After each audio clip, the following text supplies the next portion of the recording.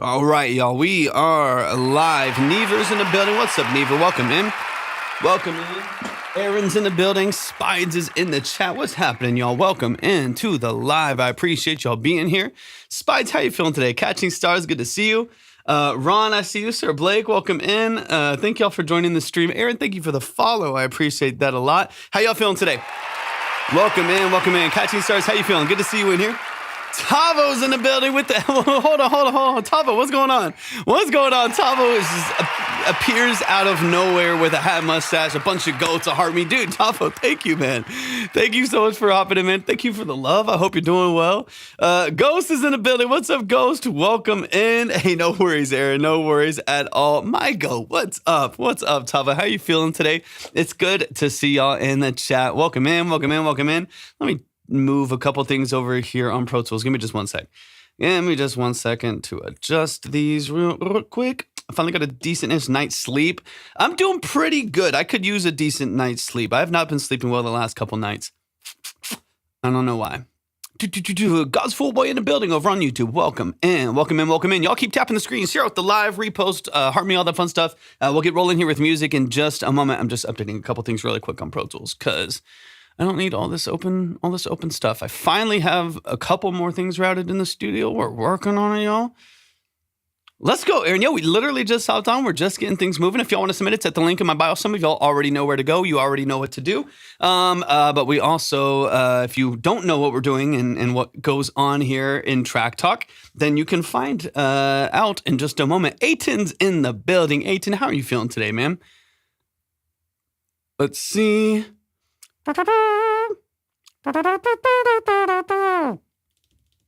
Let's see. Let's get a stereo track and an audio track just in case we have fun. Just in case we have fun today. Let's go. Sen's in the building. Welcome in, Sen. On the YouTubes. Welcome in over on the YouTube. Appreciate you being here and the live. Do I submit it free if I pay 10? What's the name? Do I just submit it free if I pay 10? A few days ago and I get heard it? Yeah, 100%. Submit in free and then let me know. What was the name that you submitted under? I do remember you submitting, so just let me know. And submit it for free and then I'll boost you out. Let's say, let me get a couple things opened here real quick. Sam, I see you. Ronnier, I see you as well. Thank you so much for tapping in. This is not for popular artists. All this is for y'all's music. So if you are a producer, you're an artist, you're a musician, you're an engineer, you're a vocalist, you're a songwriter, you're a session worker, then that's what this live stream is all.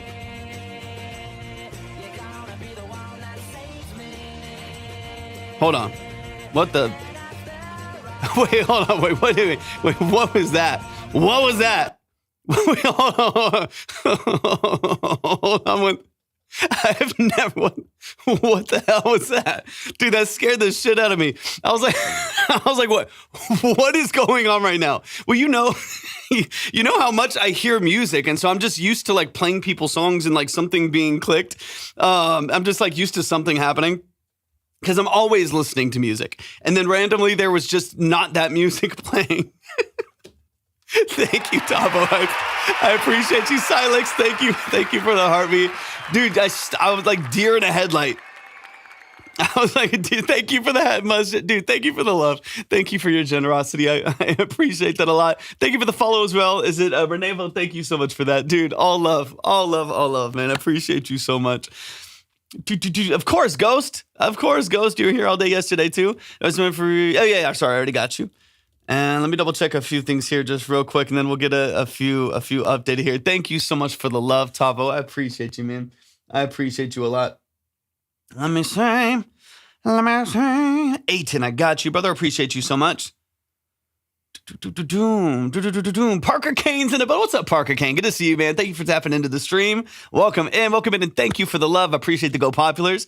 If you want to submit, it's at the link in my bio. We're getting things rolling here in just a moment here. Let me just see. I want to make sure. I've been trying to make sure I've been working in the studio all day today, so I don't know how long we'll be live today. I've been trying to get a few more things organized and a few more things set up as far as like routing the stuff here in the studio. Still waiting on my console, god damn it.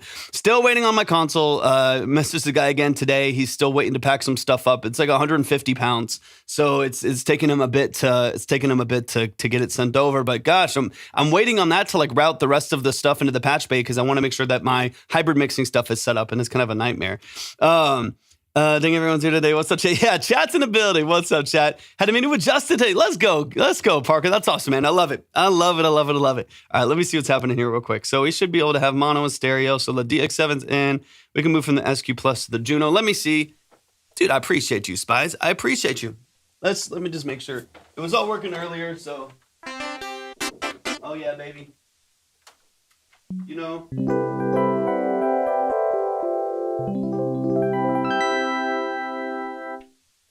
Let's see. Dude, I love it. It's working. Is Twitch bugging?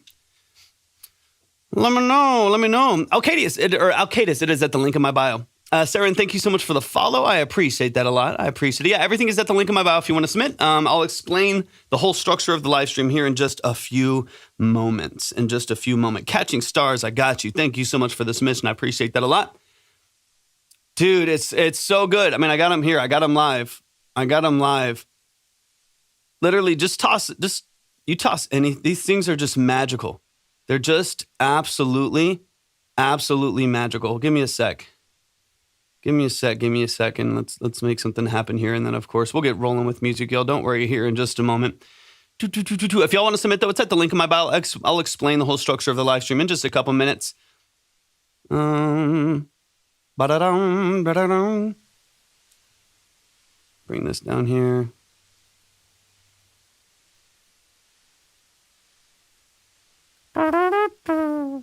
Let's get a little modular.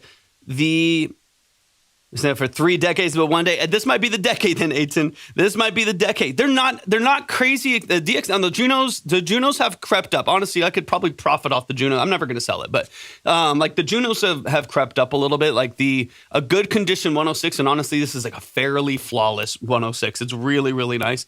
They're going for just a little bit more.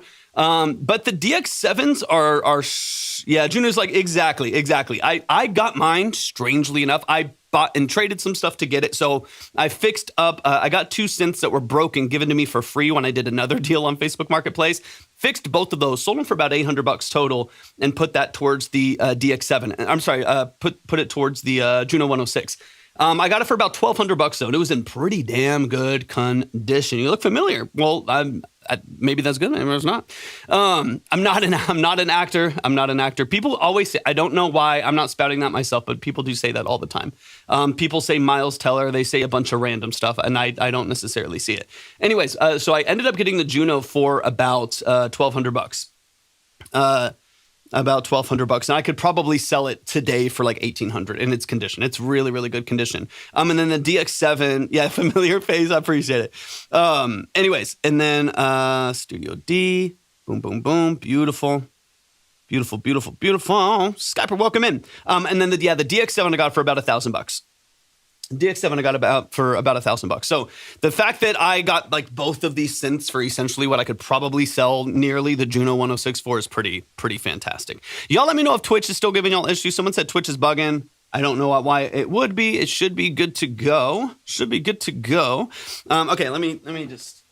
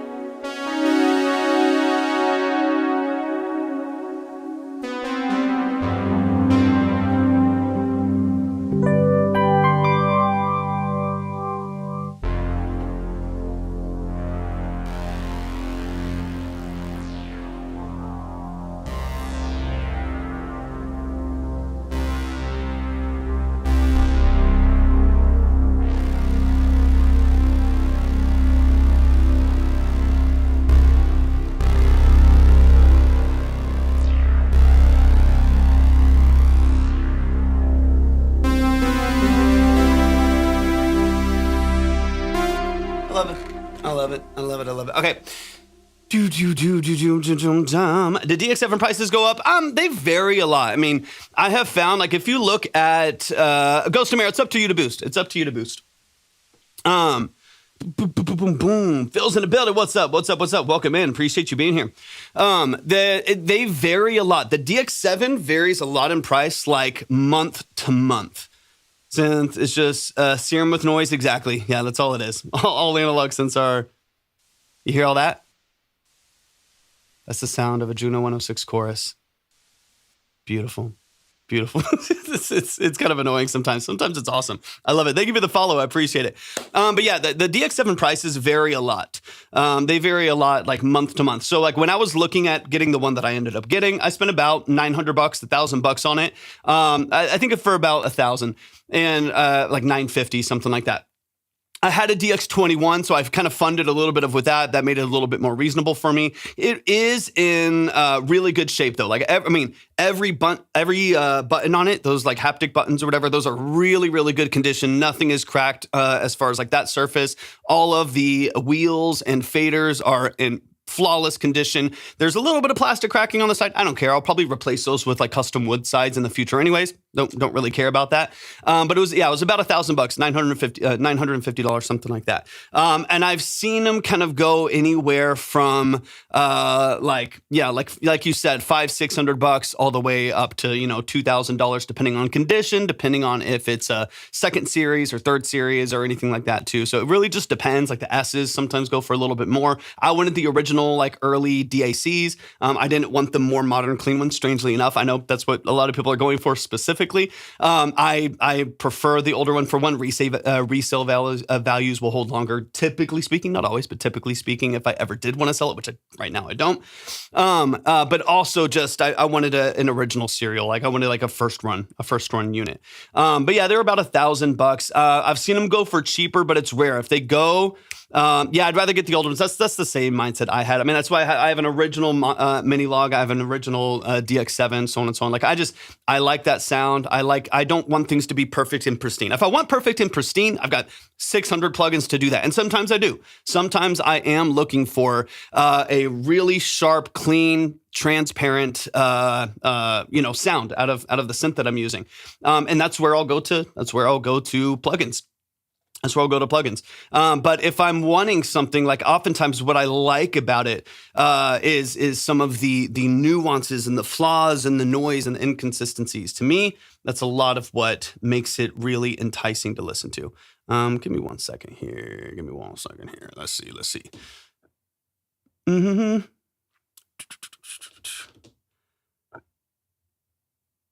All right, and then we're gonna get moving with music here in a second. Right, how to get the old ones, many hits written on the. Like half the eight, like nearly every single record in the 80s and 90s, and half of the ones today have that synth on it. So it's worthwhile to have, and I love it. Like it's something that I quite literally use almost every single day. Right, I think a lot of people, and why people like make fun of them sometimes, or make fun of just the use case of having analog gear and like whatever is like and the people that are just kind of LARPing. You know what I mean? They're just like buying Neves and stuff like that just so they can say they have a need, and because they say they have a need, they get clients or something like that. Like I don't really take clients in the studio. This is my production studio. This is where all of my stuff is sourced out of. So all of my session work, all of the productions and stuff that I do, that's all just from my space in here. I'm not like bringing people into the studio.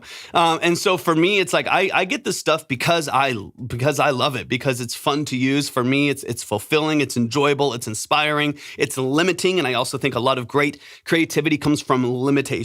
When you have just unlimited complete options, oftentimes that can lead to sometimes just a paralysis of decisions, but also just a lack of being able to kind of hone in your ideas because there's too many things that you could possibly do.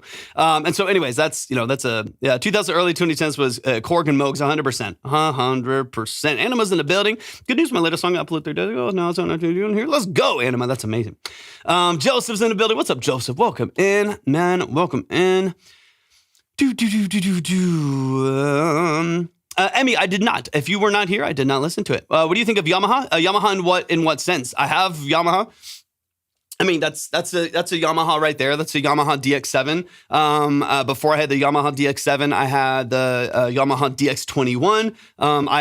In my B room on the other different part of the house. It's becoming a Studio B kind of. That is, I have a Yamaha PSS 170 over there. Like I've had tons of different Yamahas. I had another Yamaha. Was it what was it called? An MX 40 or something like that. I've had a bunch of different Yamahas. But yeah, Yamaha's great. I mean, pretty much all of the brands have strong synths. You know, like if you name any of them, there's probably something really, really strong within their lineup. Retrac's in the building. What's up, Retrack? Welcome in. I do not know that who you mean. I do not know how that is or who that is. Okay, let me double check a couple things real quick here, and then we're gonna dive into the music, y'all. We're not gonna wait around. And I'll explain the whole live stream. Just give me one moment. I'm trying to catch up on just a few things. Let me just see. I actually want my Ensoniq ESQ1 back. Yeah, I've had this thing for sale. This is an SQ1 Plus, kind of like a 1991 unit probably. And I've had that for a couple, like maybe a year or so now that I've had that. And I like it. I think it's like sometimes doesn't give me exactly what I want out of it. The sequencing is really rough on it. It's just a very complex, like frustrating, unquantized sequence algorithm there that's just annoying to use. And some of the sounds are like fine. You know, I use that as like my rompler. Like if I want to design like subtractive synthesis stuff, then I have the Poly D, I have the Minilog, I have the Juno, I have the K2, I have the Pro 1, I have the Pro 800 to do all that stuff, right? Like I look like, I'm able to get that with those things. If I want like rompler stuff, that's kind of what I have the SQ1 Plus for, is that like late 80s, early 90s, classic sampling, like M1 stuff. So I would, I want to sell it. I had it listed to sale for a while, just no one really wants them that much. But I would love to replace that with a D50 or maybe even an M1. The D50, those are two very different things, so just have them for a different reason. But I would love to, maybe get a D50 in here, and then if I'm not able to get that because those are twice the price of an M1 sometimes, get an M1 as kind of like my 80s rompler, kind of classic sample piano down there. I think that would be fun. I'm not in LA. I'm in San Antonio. Your background looks so aesthetic. It looks AI. I mean, well, I don't know. Hopefully not. Wait, I turned them off. They're not. They're real.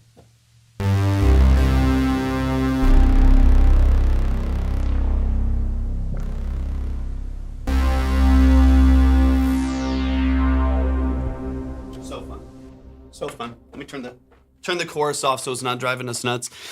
Doom, doom, doom, doom. There's a free line and there's a paid consultation line. The paid consultation line is up to you how much you want to spend and how much you want to skip and stuff like that. Starts at 10 on the consultation side, which I'll get into here in a second.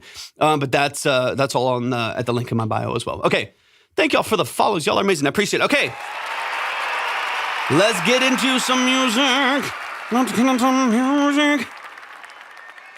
Okay, let's see. In just a moment, Moda. Just a moment. I'm just getting a couple things organized here real quick. Hop Count's in the building. What's up, Hop Count? Okay. So it's here for 3 months. Joseph, that's crazy. At least we got FaceTime, man. At least we got FaceTime. 3 months is crazy. 3 months is crazy, man. Crazy. Okay. Perfect. All right, let's get into it, y'all. Let's get into some music. Let me give my spiel for the live stream. My spiel, Manifest in the building. What's up, man? Let me give my spiel, and then let's dive into the music. For those of you who have never been here before, welcome to Track Talk. Welcome to the stream. Welcome to the family. I'm glad y'all are here. Thank you for spending some time with us on this beautiful, what for me is a Thursday afternoon. I hope y'all are having an amazing day, and if you aren't, hopefully this makes it a little bit better. That'd be awesome. That'd be fantastic. If you've never been here before, we do have 2 lines that you can submit into. There is a free line. That free line will play up to 2 minutes of your song, and then we will skip out of it. Silex, thanks for tapping in, man. We'll play up to 2 minutes of your song. And then give a quick note. Sorry, I missed that. Yeah, we're on YouTube. 2 minutes of the song, quick note, mix, song structure, whatever it may be. And then we have the bulk of what we do, which is the consultation line. The consultation line is a 20 to 30 minute, multiple listen, deep dive consultation on the structure of your music, Aiton. A deep dive on the structure of your music. So that's going to be digging into the mix and master, production elements, sound design choices, lyric and song formatting. It is a deep dive to get into the nuances and details of what you're doing both creatively and practically within the structure of your music. Those are not quick reviews. There's no trash or pass, ratings or polls attributed to the song. Those are strictly to get into the details of what you're doing and hopefully offer some specific, professional, and actionable feedback on the structure of your music. For those of you who don't know, my name is Torvik. I'm a full-time audio engineer, producer, and session musician. That is what I do for a living. I've done it for the last 14 plus years. I'm also a classically trained musician, pianist specifically. So that is kind of the perspective and the structure and where this live is going and where it's pointed. If you would like to submit your music, we are live on 3 platforms. Thank you for the follow. We're live on 3 platforms. We are on Twitch, YouTube, and TikTok. If you are on TikTok and you would like to submit, it is all at the link in my bio. Go to my profile, click on the link tree. You'll see the submit/see the queue tab right there. Click on that. You'll see everything that you need. You can submit for the free line or the paid consultation line.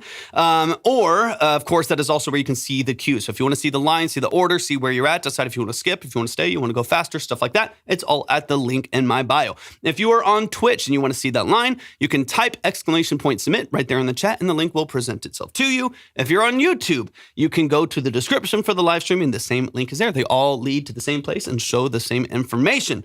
All right, let's get into some music. This is Torvik. He owns a DX7. That's all you need to imagine. Those are the bullet points. Sounds good, Mona. Sounds good. Those are the bullet points. My name's Torvik. I own a DX7. It's like, I feel like that's like my AA intro or something like that. Sergey, what's up? My name's Torvik. I have an addiction to synthesizers, and it's a problem, and it has made me completely financial bound. Okay, let's financially bound. All right, let's get into a couple things. We got Manifesta in the building. Let's go, man. Let's go. Okay, let's dive into some music. Let's get into it. Boom by Manifesta. We're diving in. Let's run it. Understand system and that all 6 operators you are not like. Yeah, I wish, dude. FM synthesis is so annoying. It's like, although I do have an understanding of the operators and how it functions and how you utilize them, it's still just like, it's so incredibly frustrating sometimes. Like, that is a different animal. I've started programming on the DX7 again after having gone a while after not programming on the DX21 for a long time. The DX7 is a wild world. It's a wild world, but I love it so much. I'm obsessed with that thing. I do not plan on ever selling it. All right, let's dive in. This is Boom by Manifesta. Been holding this on in the vault for a while now, waiting for the right time to drop it on my record label I own. Any mixed feedback would be appreciated. Let's get it, man. Let's get it. Link in my bio if you want to submit. All right, this is featuring Frank Bentley. This is a production by Manifesta. And Manifesta, this just yours, this Eris.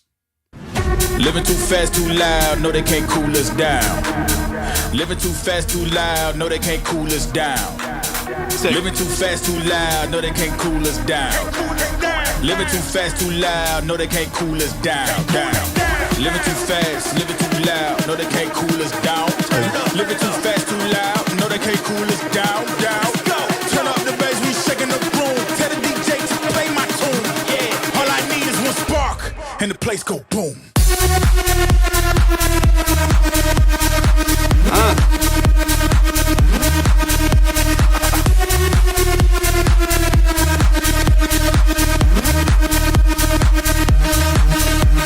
Wake up.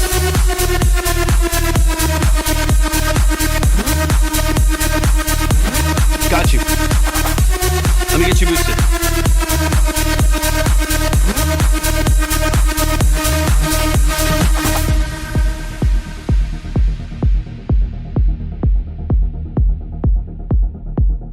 Whoa.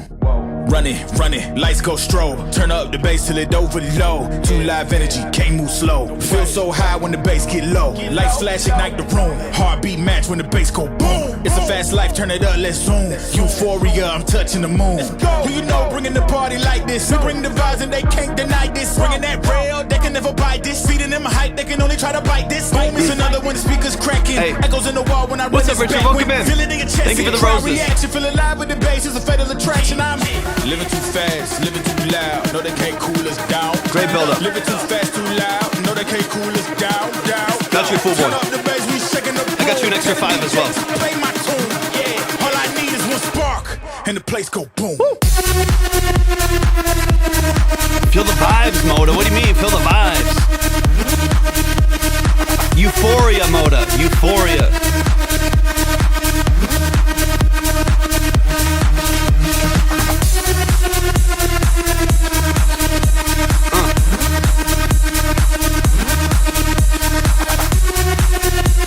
Absolutely, Jason. We just started. First song.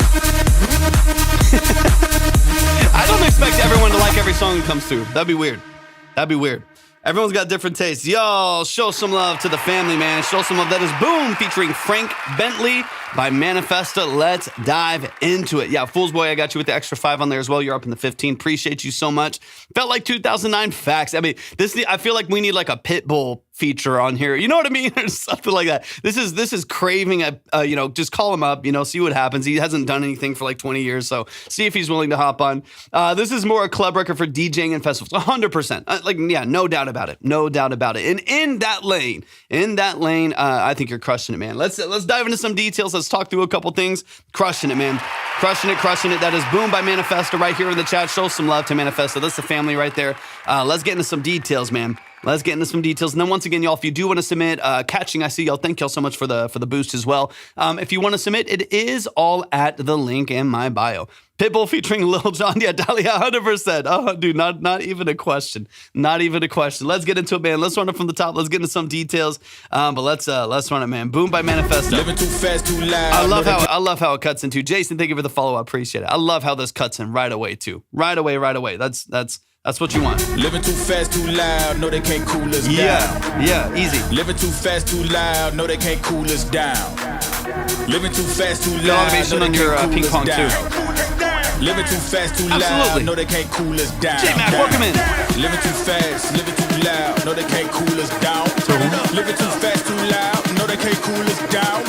There's a really, really small introduction. It's very, very subtle in the background, but there's a tiny little formant, I think like a low formant shift octave underneath the vocal mixing in right here. I think it could be nice vocally when we're getting into this as well, is just to make sure that we're building enough tension in the vocal as much as we are in the production. The vocal itself dynamically is really consistent. It helps having the low formant shift. So that low formant shift, it's kind of picking up right underneath. It's very subtle. Right underneath there is nice. Halfway through this build-up, if you got an 8-bar build-up, like 4 bars into the build-up, you might want to have like another tier of maybe a higher formant that kicks in, or some way that we can start to build more tension in the vocal layer itself. Just because the music itself, the production structure itself, obviously has a ton of energy behind it, and it's your risers are great. You already have the portamento bends and the synths. You have all this texture and energy that is doing some fantastic stuff. The vocal itself stays pretty rigid in just its processing, so I think it could be nice to beef that up a little bit. Living, no, they can't cool us down. Ad-libs help, the ad-libs and stuff help, but on the actual, no, we're not playing Dax. For one, just because we're not listening to any music that's not your music, but also just now. All right. No, they can't cool us down. Living too fast, too loud. No, they can't cool us down. That low format is helpful, though. though. Living too fast, living too loud. No, they can't cool us down. Living too fast, too loud. No, they can't cool us down. Register change is helpful. The bass, we shaking the room. So like here, this is kind of like when again, maybe that's a little bit of what I'm missing is when we start to push a little bit higher. So it comes up into that register vocally. We lose any support that's underneath it. So that is probably where I would maybe introduce stronger formants or introduce a higher formant to like layer something in right there. Because this is where like the bottom falls out a little bit. Some of that intentionally of losing some of the low end, right? Because you want to filter up, you want the risers to kick in, you want to, thin out some of the energy before we drop into the craziness that happens right after that. But I think something right in here. Yeah, easy. Everything that I'm talking about with your music is always like, spend 5 minutes doing this. Don't spend like 3 days reworking something. Like the structure itself is like, it's solid. Like this is doing exactly what it's supposed to do. As far as like the structure goes, as far as like the balancing goes, it's really solid as well. Jason, thanks for the heart, man. I appreciate it a lot. Okay, let me get into this build up here a little bit too. Layering format vocals. Yeah, there's already one in there. There's already one underneath, I believe, occasionally, but I think it drops here. No, they can't cool us down. I hear it. I can hear like the rumbling of it underneath there, but maybe even just pushing that forward, a little bit of automation. Living too fast, too loud. No, they can't cool us down. Yeah, still there. Turn up the bass, we shaking the room. Tell the DJ to play my tune. Yeah, all I need is one spark. and the place go boom. And then here, I need is one spark, and the place go boom. I would, again, these are all personal preferences. You can feel free to ignore absolutely everything that I'm saying. You know the deal. You know how this goes. I would love to dry, because I might be slamming. Maybe it is kind of limit. Like maybe we are really crunching at the top, and it's just kind of it's trying to break past that barrier a little bit, and it's a little bit more limited. Might be part of the issue there, but it's still again sounds really clean. It's very transparent. It's very clean. I don't mind that one bit. When it comes to this breakdown here, the only change that I would make, again, these are little 2-minute things. You spend 30 seconds on some of these revisions. Personally speaking, I would dry up. I can't talk. Personally speaking, say the whole word. I would dry up the effects in some of your ambiance here going into the breakdown just to sharpen it. Because right now you still have, I think, like a ping pong delay and some reverb going in the background that's kind of shooting back and forth on the place goes boom part right there. So there's still some noise in the background.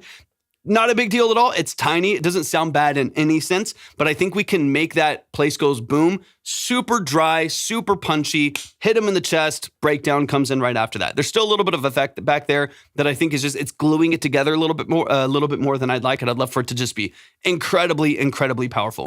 Yeah, all I need is one spark, and the place go boom. Boom. It's nothing but that vocal and then hit it. Woo.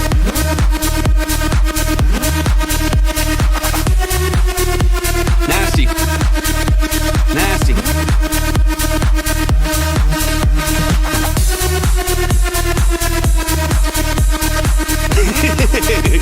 That's true, Magic. That's true. Yeah.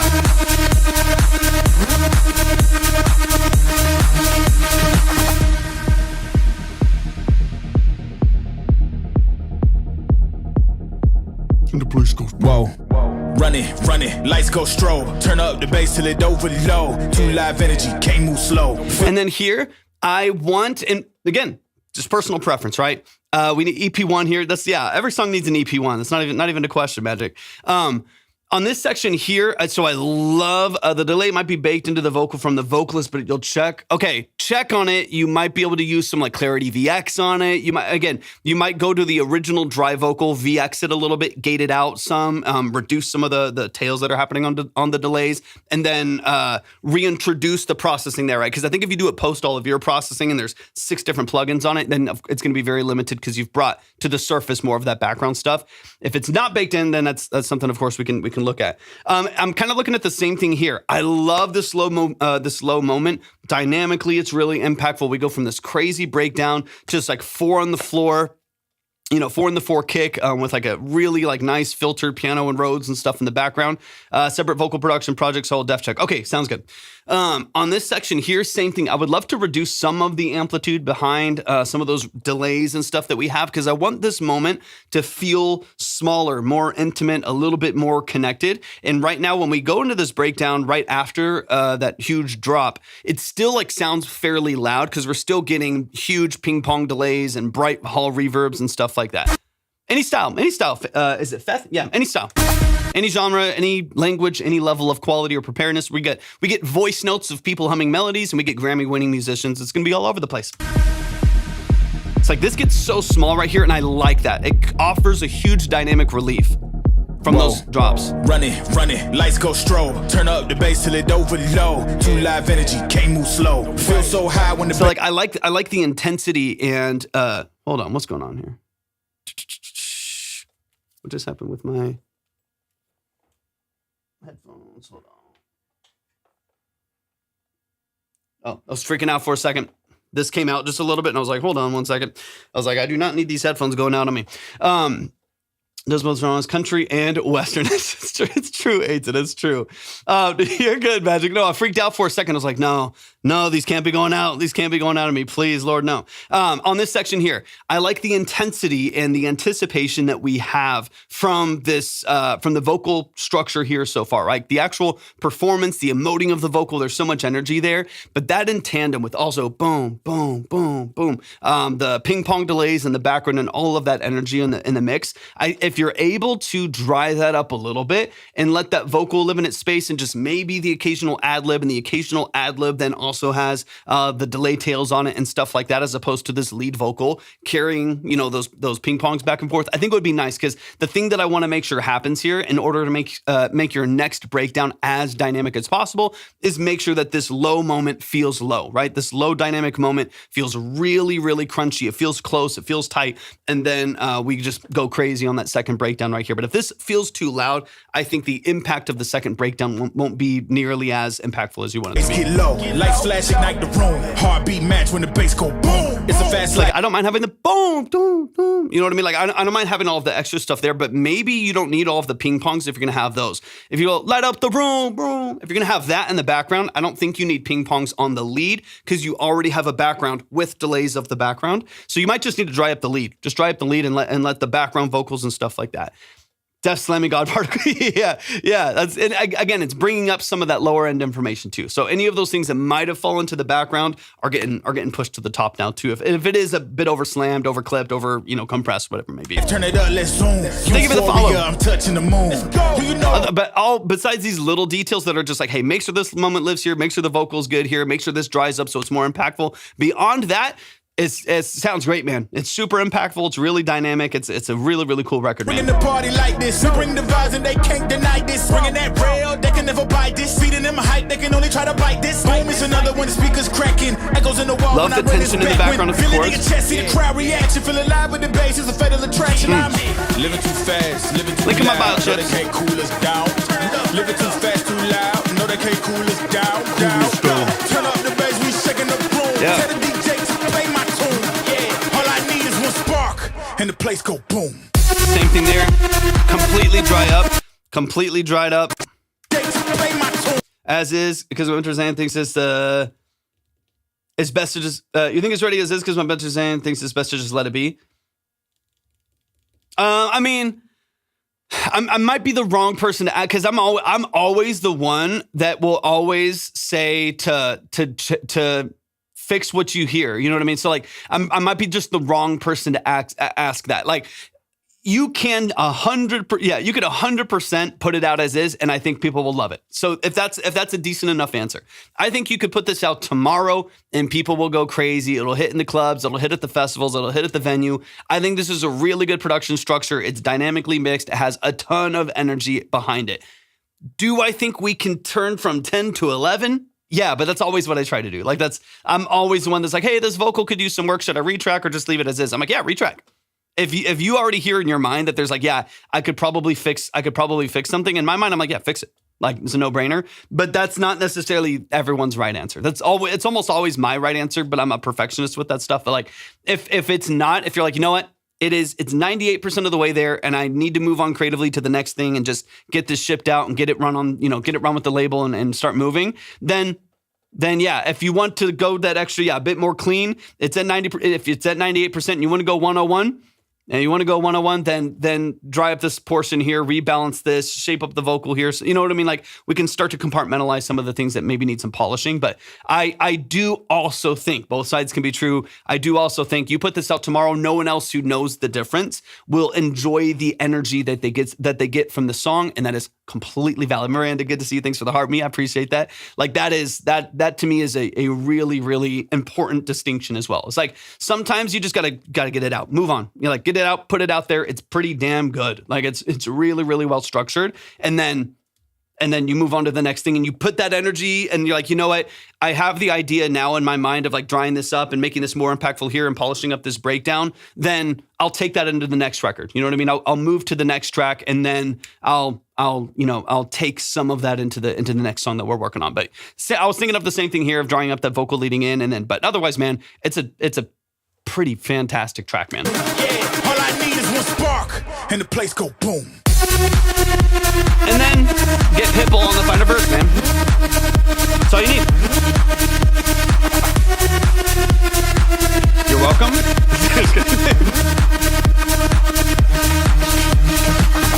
I'm just playing. You have some of the best freaking humans in tonight. It's amazing. You're kind of you're welcome, I guess. I'm playing, man.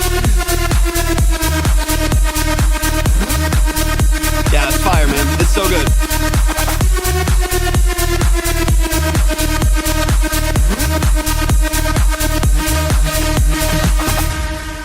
killer, man. Y'all show some love, man. Boom featuring Frank Bentley in the building. That is Manifesta. That's the family in the chat. Go check out Manifesta. Go check out Eris as well. That's a duo that he's a part of. Just phenomenally talented producers, composers, musicians. Really, really, really well done, man. Y'all show some love. Get it out there, man. Get it out there. Take some of that stuff to the next track, but like it's if it's doing what you want it to do, get it out there, go crazy, and I think people are going to really, really enjoy what they're listening to. Let's keep the music going, y'all. If you want to submit your music, again, we're on 3 platforms. If you're on TikTok and you want to submit, is at the link in my bio. You can see the free line. You can see the consultation line as well. If you want a 20 to 30-minute multiple listen, deep dive consultation on your music, that's on that side of it. You can see the queue there, et cetera, et cetera. If you're on YouTube, go to the description of the live stream. If you're on Twitch, type !submit right there in the chat, and the link will present itself to you. We got Aiton in the building. Aiton, let's go. This has undergone 10 revisions. That is light work. That is light work for Aiton. This is number 10 out of what is potentially going to be about 70 revisions. So we're only 10 deep. We're doing all right. Is it just for electronic music? Not at all. Any genre, any style, any language, any region doesn't matter to me. Any level of quality. Any level of quality. It's going to be all over the place. We're going to hear a lot of different styles. We get a lot of producers. We get a lot of musicians. We get a lot of different stylistic approaches here. So you never have to worry about like this is all, it's going to be like nothing but like EDM or nothing but trap beats or country songs or something like that. It's going to be a pretty broad variety as far as what people submit. All right. Exactly. All right, let's get into it. 10 revisions, but I feel like we're getting somewhere. Did you say session worker? Sounds like the world's oldest profession. Hey, times are tough, man. Times are tough. All right, this is done by Aiton. I'll take whatever session I can get these days, man. How do you choose the regular submissions? It all goes top to bottom. So whatever the order is, whatever the order is in the line, that is always the order that we'll go in. It does it automatically by time, and then on the consultation side by payment. We'll love you for SM57s. I know, man. I hope I'm worth more than an SM57 on the market. All right, what are we talking about? I'm gonna get bananaed on TikTok. All right, this is Dawn by Aiton. Let's get into it. I think I've heard this once before, if I'm not mistaken. But let's dive in, man. Let's dive in. I love Aiton's work. It's so good.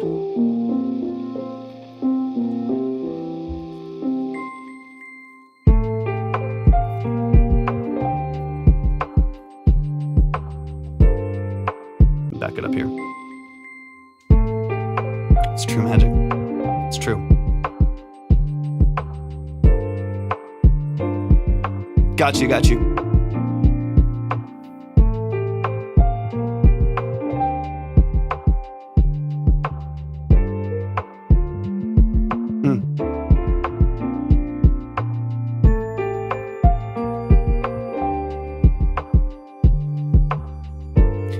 I know one of the big things that we talked about was sound design choices for percussion.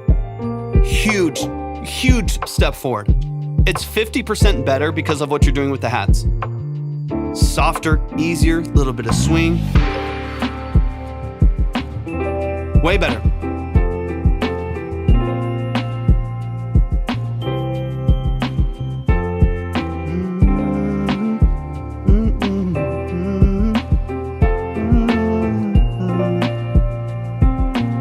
Magic, this one actually might.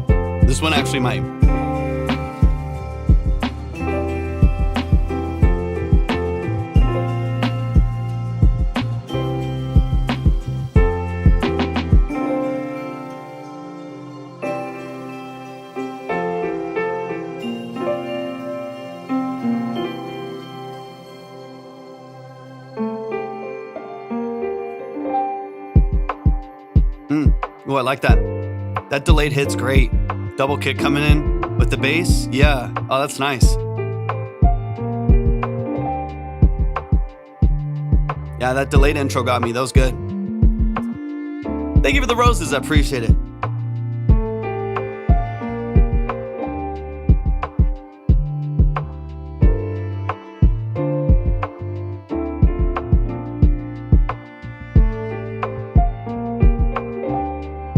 Thank you, Jay. Appreciate the follow. Link in my bio if you want to submit, y'all. Not here in the chat.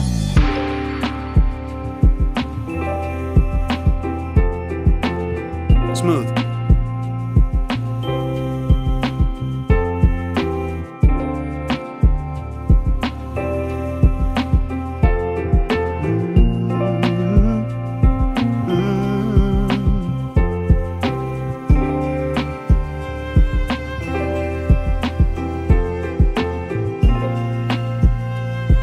yeah, super chill, man. I like this.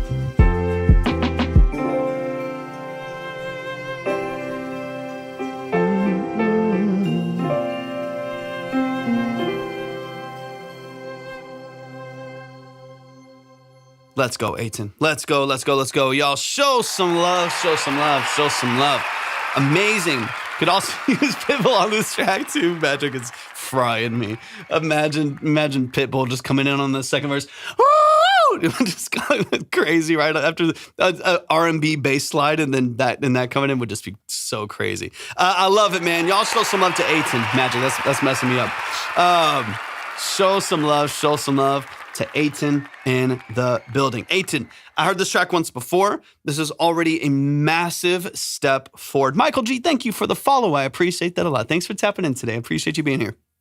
That is already a huge step forward. I know and honestly, I think my perspective this time, now my second time hearing this track after 10 revisions of it, is a similar perspective directed at different elements, right? So one of the things that we talked about, Amy, thanks for the follow.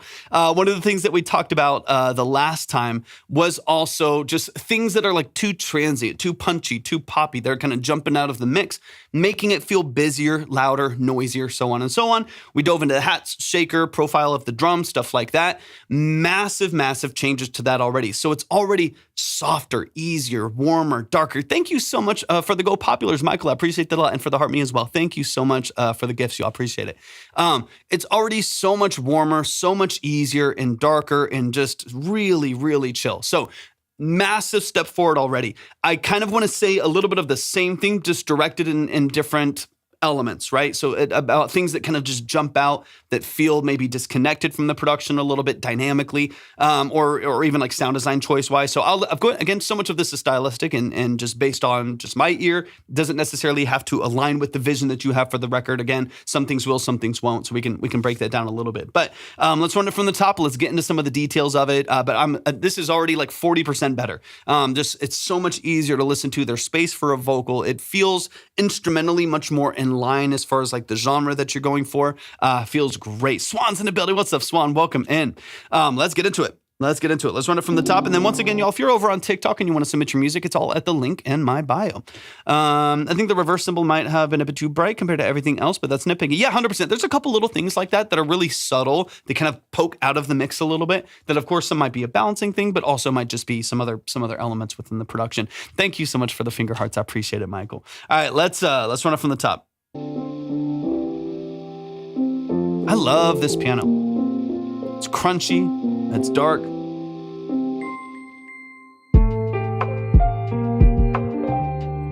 Appreciate it. Appreciate it so much. Like all of this, it's a few pianos. Is the chorusing actually more a couple pianos doing the same MIDI profile, or do you also have some chorusing on there, like actual choruses on there? It's nice, man. I like it a lot. Nice, man. That's cool. Cool idea.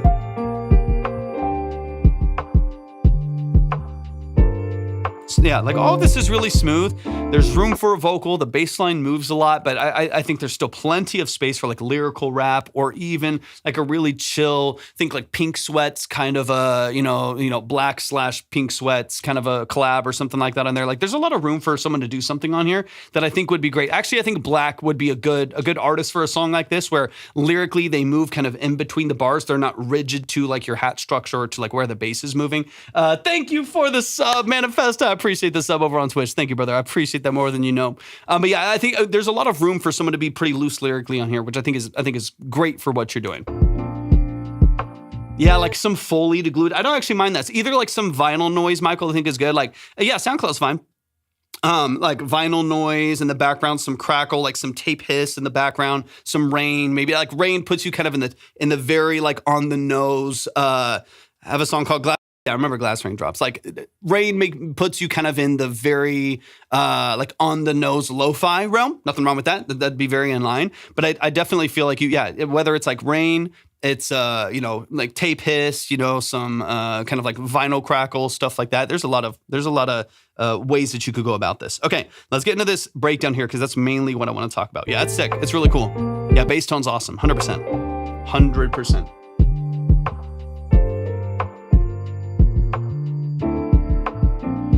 we can rephrase we can rephrase that, Magic. But I get your point. I get your point. But I think we could go about it a different way. Okay, so here let's back it up here a little bit. Manifesto with the gifted subs, dude. Dude, thank you so much. Thank you so much, man. Thank you so much. I appreciate that, brother. Thank you so much for the gifteds, man. Amazing. Yeah, Magic. Magic, I think, yeah, Magic said it's America, baby. I think we can go about it a different way. What's up, Time Mine? Good to see you, brother. Thanks for tapping in. I think we can, I think we can rephrase. But that is a popular choice for people nowadays, unfortunately. Okay. That's a prerequisite to becoming a politician here. Okay, let's back this up here a little bit. All right.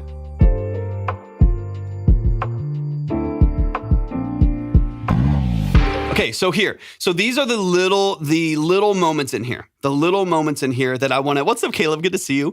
One of the few moments in here where I feel like things jump out a little bit, right? Everything's chill, it's dark, it's vibey, and then it's like picked, bright string, woo, right? And then a little bit of a harder transient hit getting straight into the next section. Thank you for the follow. Those little moments right there, to me, are part of what jump out of the mix a little bit. Thank you so much for the hand heart and for the heart means, y'all. I appreciate y'all so much, man. Y'all have been amazing. Thank you for your generosity. Those little moments right here, they jump out of the mix a little bit to me. I don't know if that's within the plugin that does it or if it is like a splice sample of a bass slide coming in or whatever that may be presented as in your production. I would love to have a softer approach to that. I still like the idea of like a classic, like, it's a Logic sample. Okay, if you can go to, I don't know if you have Splice or anything like, something similar, or just do it yourself, find a bass, whatever it may be, right? Or use an acoustic guitar and then filter it down, lower it an octave, drop, low pass everything. Like, okay, perfect. So like, if you can maybe do it yourself, dark it, filter it, get mainly a lot of the like subharmonics in there and get a little bit more of that like really like smooth 90s, early 2000s R&B feel on that bass as opposed to now. That feels like we're about to go into like a rock breakdown, right? It's so transient, it's so bright, it's so open at the top in there that I do think if we have a softer approach there, again, same thing like we were talking about, like the hats on the last time that we heard the song. I love where your hats and shakers and everything are at now. Right now, this is kind of that thing where it just kind of jumps out. It leaps out of the mix a little bit just because of how much energy there is behind it. Yeah, it's very, very bright. Pokemon has special badges to earn on Twitch for a limited time. Let's go, Manifesto. Let's go. Dude, I appreciate you so much. So like these little things, these are small details, but to me, they have a fairly big impact in like the transitions of this track. Because if you take what you have here and instead of, you know what I mean? It has this like a real almost lawnmower pole big feel right here. And you do like a chime swipe, right? You just a chime swipe and a woo, and it's like a little bit smoother right there. Completely different, transition on this like A section to B section here.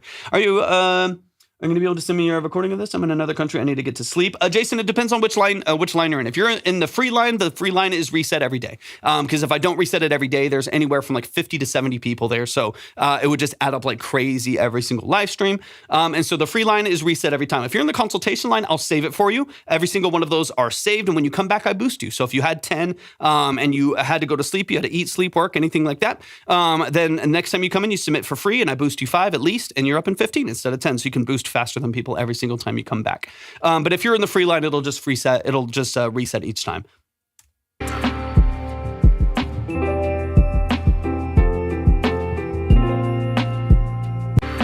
Okay.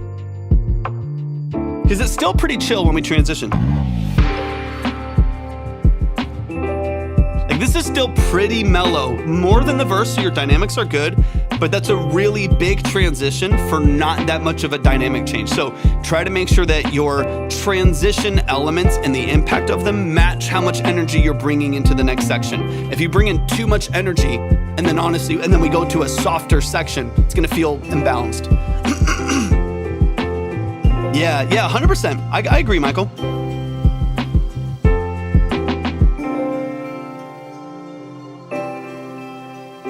Yeah, I can absolutely hear a vocal line here.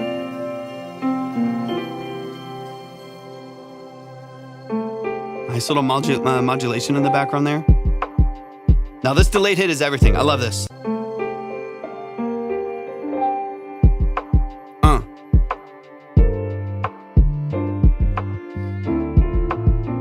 It would be cool to have a little bass lead in right there as well. So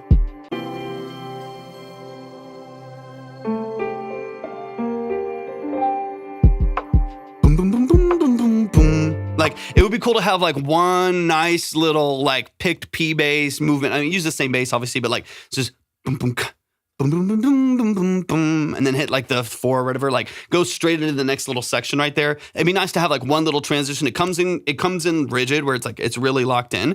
Yeah. Or repeat the lawnmower. I think we'll just do lawnmowers every 4 bars. I think that's the move. Same thing should go to sleep, but just got to end the skip line. Would be nice. Yeah, it's always in order, top to bottom, so you can move yourself forward if you want to. There's no pressure to at all. I will always save it for you. I'll always boost you the next time, no matter what. So you go 10, 15, 20 every single time that you come in. If you don't get hurt, I'll always make sure you have more the next time you come in. You'll submit for free, so you never have to boost yourself unless you feel like it. But yeah, it's up to you if you want to go faster now. That's how people are skipping and moving forward. They're just adding to their tiers or adding tiers to their tiers, so on and so on. But there's no pressure to do that at all. If you need a rest up. I got you. We'll boost you farther next time. That way you have a higher chance of getting heard earlier, or if you're able to hang on for a little bit longer, hopefully we get to in that time. But keep in mind the consultation line is long breakdowns, right? They are about 20 to 30 minutes per song in order to really get into those details for every single person that submits in the line. All right.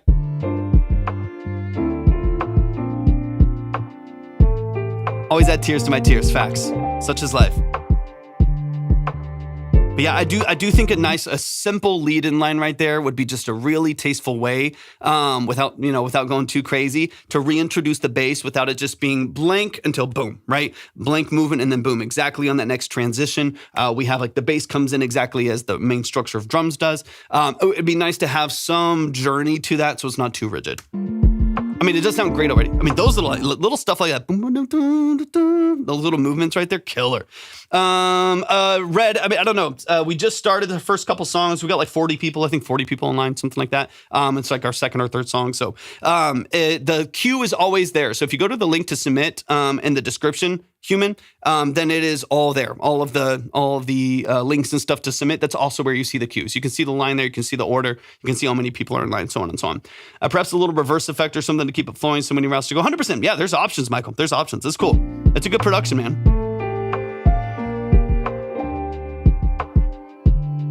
All right, let's get into the next transition here. I don't think you're far off though, Aiton. I think the main structure of this is great. I think this is one of those songs where I would polish transition points. I would make sure that, I'd make sure that, each little element in here is not interrupting each other, right? Like, I think you've done a good job of balancing that. Your introductions are great. Maybe polish the bass introduction. Cool, right? Those are easy things. Most of this, I think, sounds fantastic. It's really, really nice.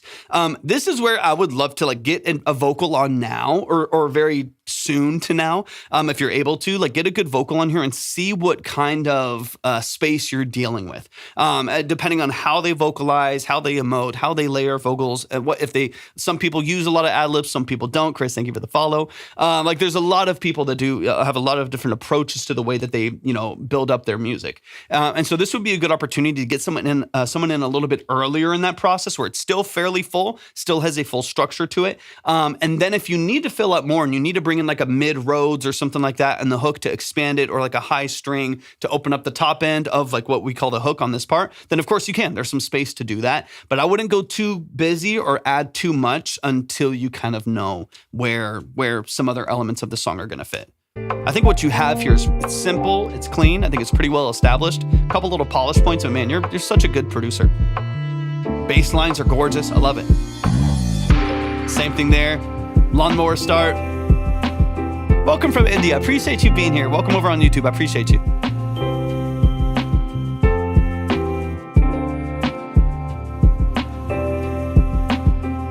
I love the introduction of some noise in the background too. Little flutter. That's great.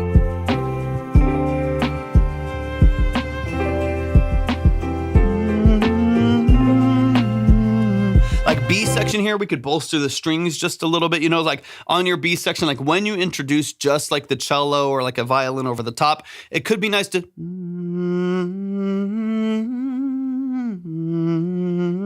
Like it could be nice to like bolster that a little bit with like lower cello or lower string and then kind of harmonize with it over the top, right? A little bit more like weight and support in the hook I think could be beneficial. Like I said, I don't think you should do too much until you kind of know where where a vocal might potentially lie, and then maybe build it out a little bit more.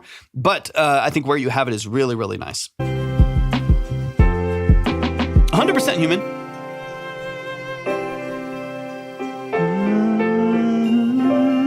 Michael, I got you. Michael, thank you so much for your submission, man. I appreciate that. I appreciate that so much. Man, y'all show some love to the family. Show some love to the family. Michael, appreciate that, brother. Thank you so much for that.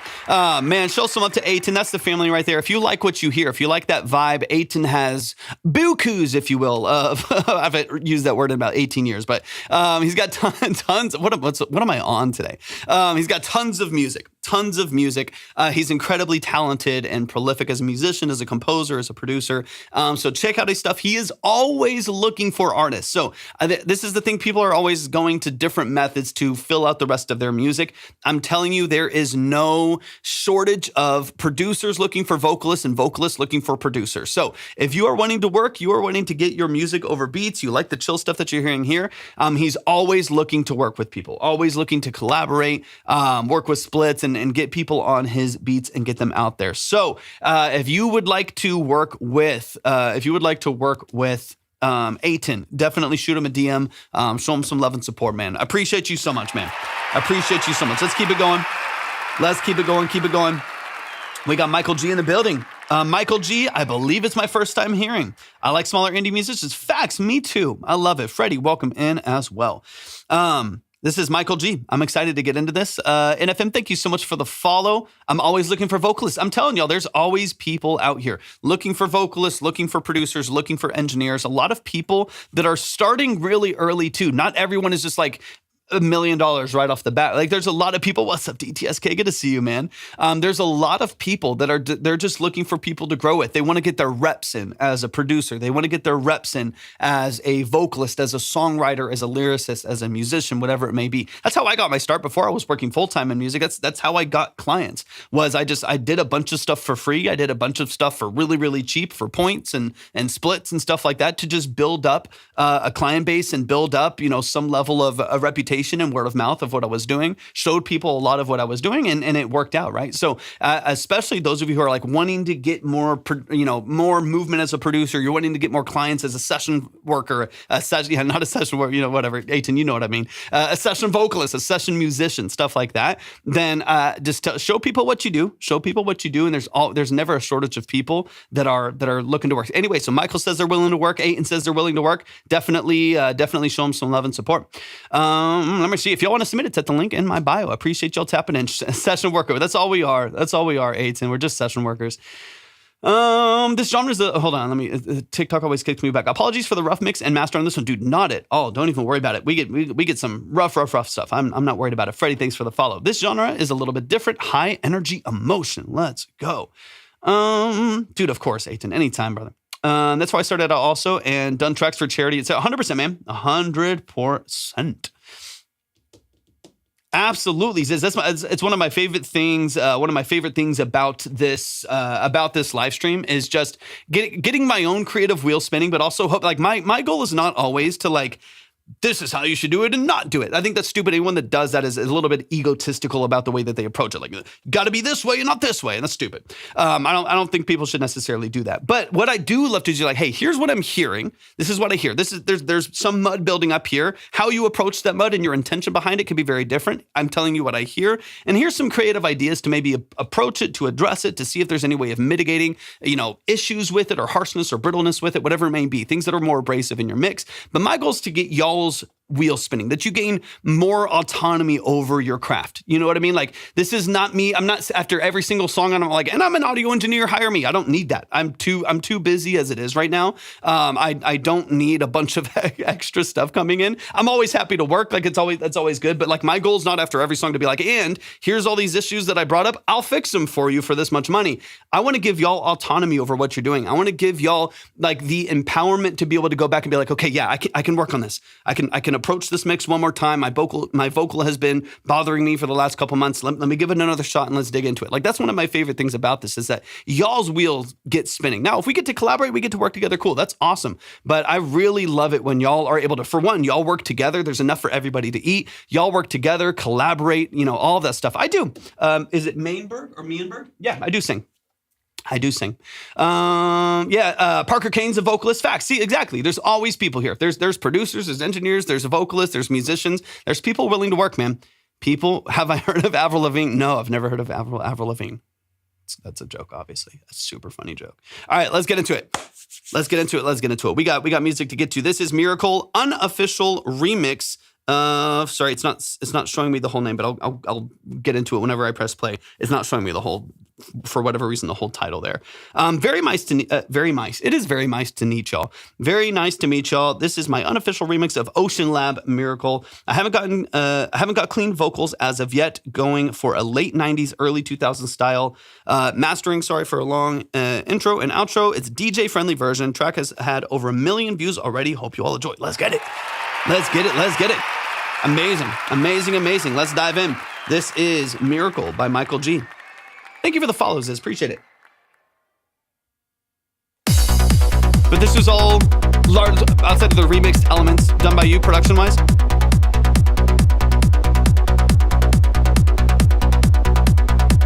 Nice tight decay there.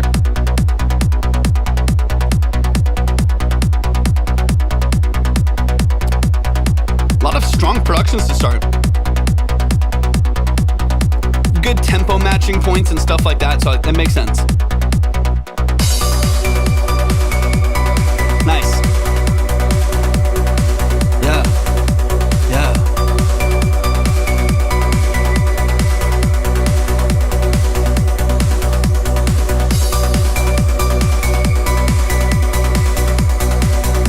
Let's go, man. Are you doing shows and stuff? I'm assuming you are.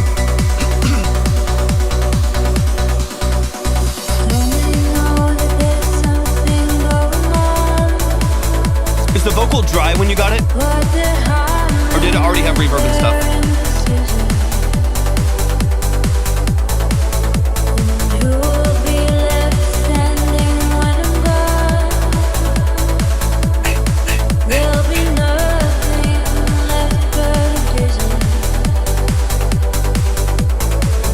Okay, got you. No worries. Let's go, Michael. Awesome.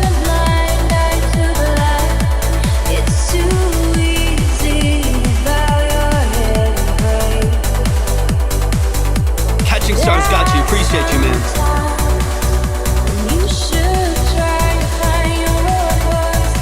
And Stu Kid, I got you as well. Thank you. Link in my bio for the queue. Okay.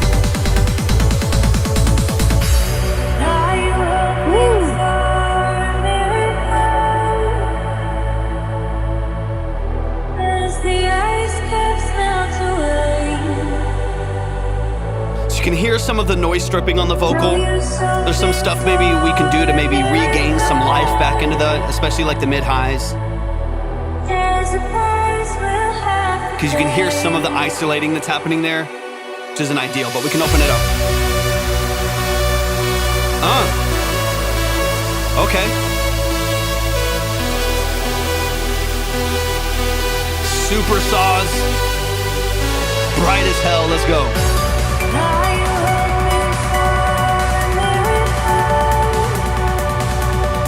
I love that moment right there. I kind of wanted, I like the false hit. I kind of wanted that to go, but yeah, this is cool. That was a great moment.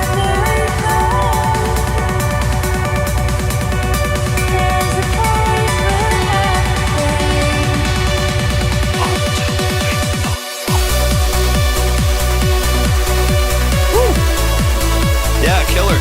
Awesome.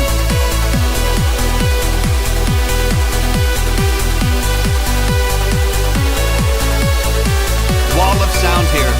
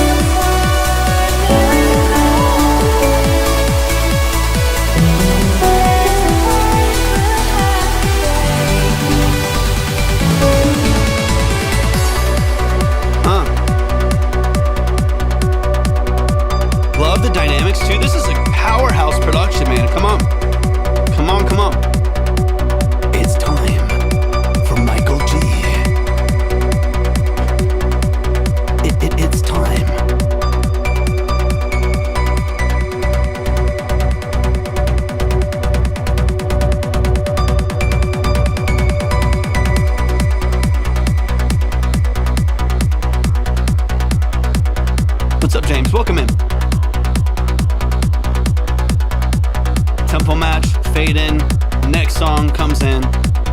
Crowd goes wild. Let's go. I'll play it through. You deserve it. You deserve it. We'll play it through.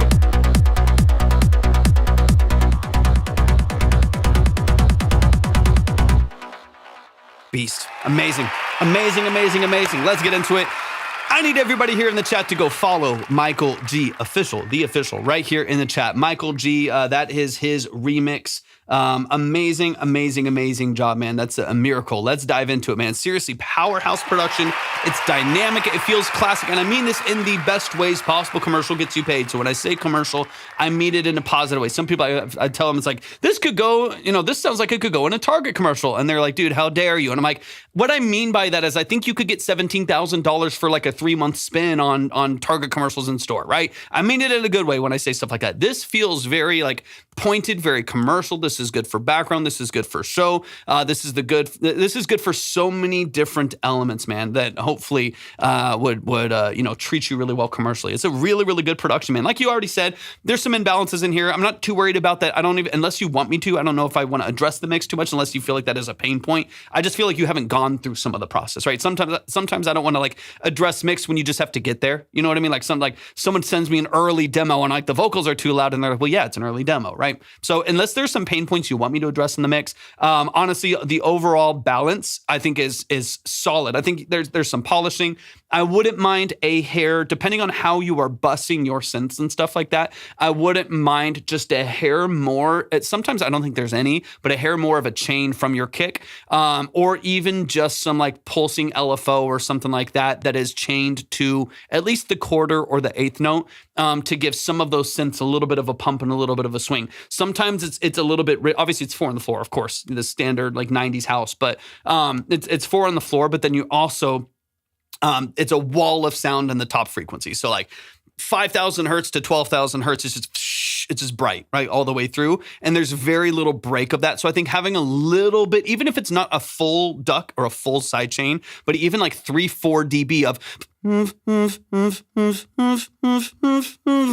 and on just like a few of those elements to give it just a bit of pump, as opposed to right now it being a little bit more rigid on those top frequencies. Very subtle LFO in it at the moment, so maybe a bit more additive if you have like a main stack of like super sawtooth or maybe a couple other elements. Like the bass obviously has it, you get pumping out of the bass, which works beautifully. But I think some of the top elements, I think even just a couple more dB of pump would be helpful to break up. For me, it's not even necessarily that this sounds bad.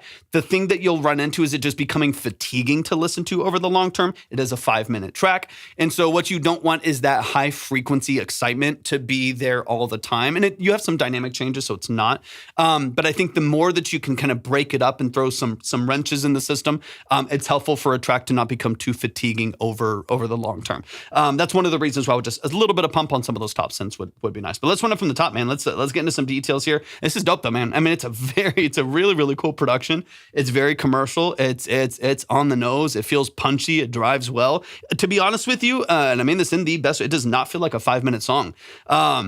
Everything is buzz has to be, and I appreciate your input. Honestly, nice to get for you. 100%, dude, 100%. And again, like I say with every single song, spit out the bones a little bit. You know what I mean? Like take in some of this, and if some of it doesn't align with what you're feeling, then 100% valid. You're the creative. You are the you're the owner of the track. So if something's like, oh, yeah, I get what he's saying, but nah, literally throw it out. I have no ego in this. Just take what might be useful, what might get your own creative wheel spinning, and then throw out the rest. I'm not worried about it. Okay, let's run it from the top. Let's get into a couple details here, but yeah, beautiful job, man. Punchy track. Really, really nicely done. I mean, right off the bat, I'm like, oh, that's a good structure on those synths and that low bass.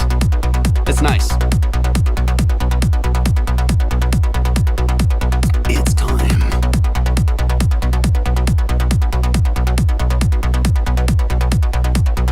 Yep, facts.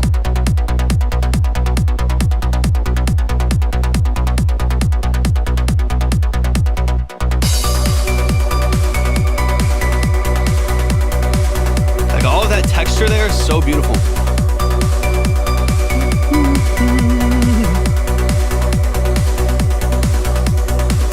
Yeah, perfect.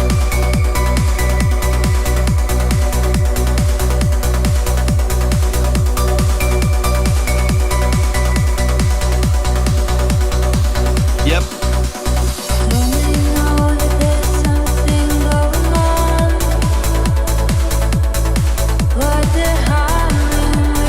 Okay, so I think honestly, let's mainly talk vocal because I think that is probably your biggest pain point on this, just because it came already a little muddy, already with some reverb on it, that it's hard to kind of dictate what's happening after that. Thank you for the follows, y'all. Appreciate it.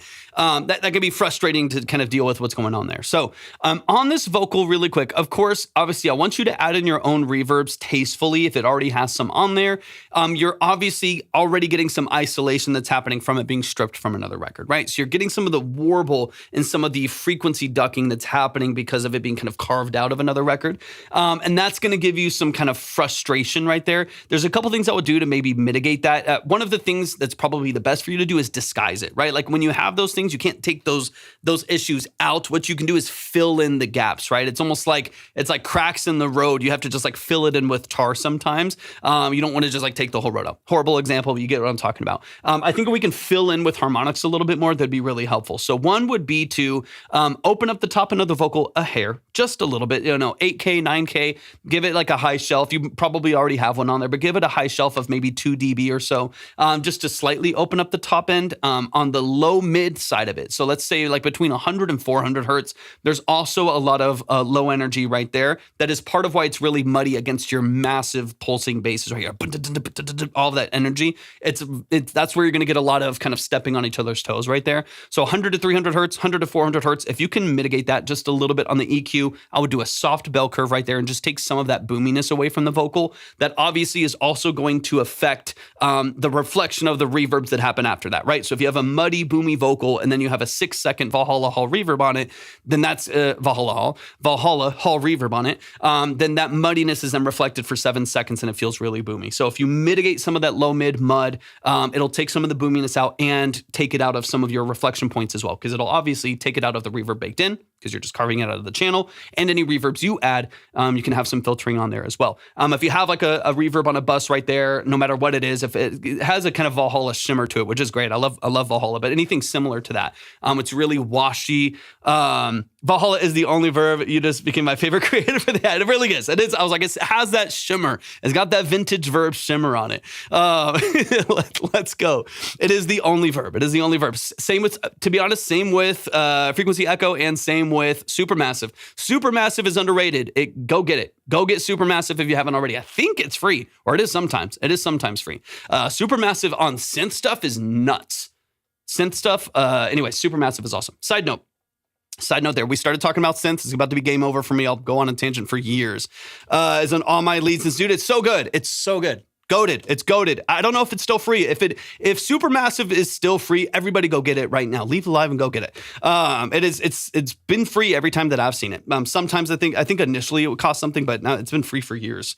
Anyways, that's a side. Yeah, still free. Go get it. It's so good. It's one of the best delay reverb modulation units out there. It's so good.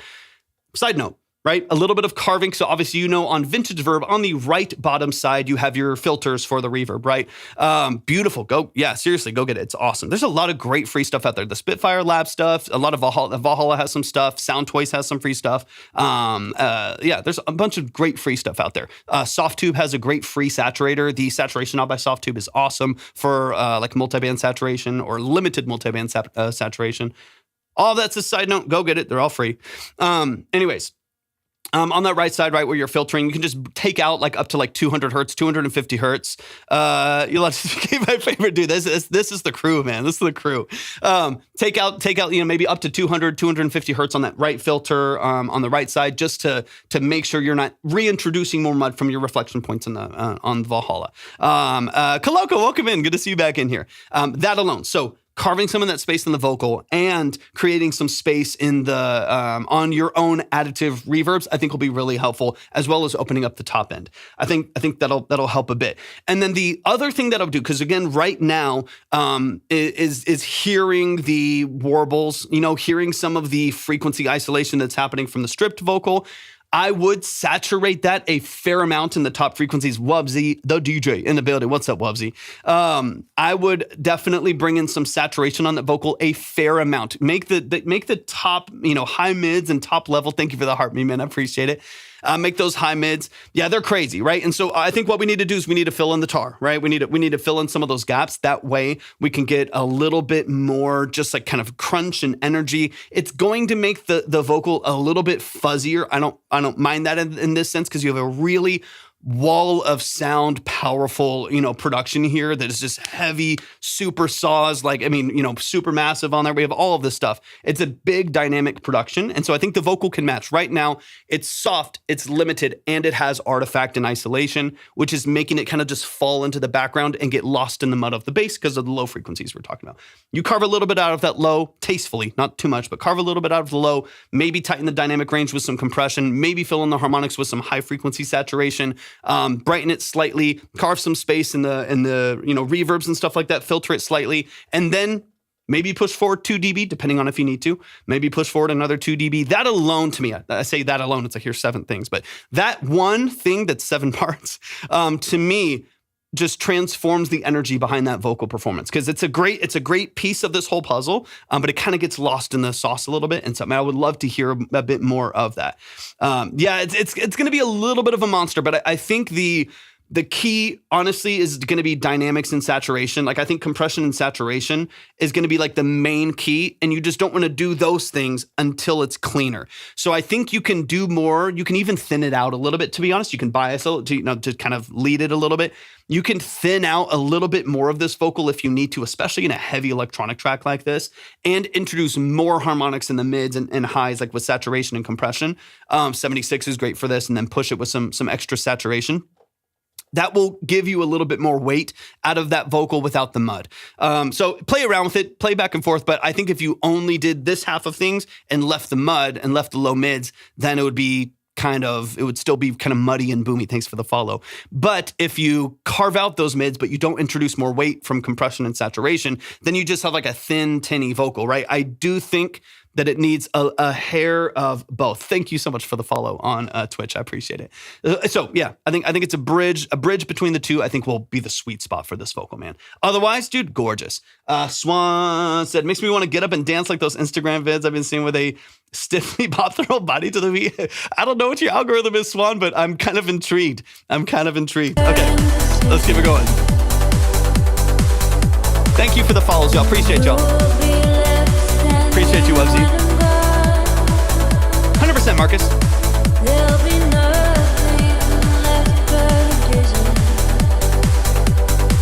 I know. You want it to, Wubsy?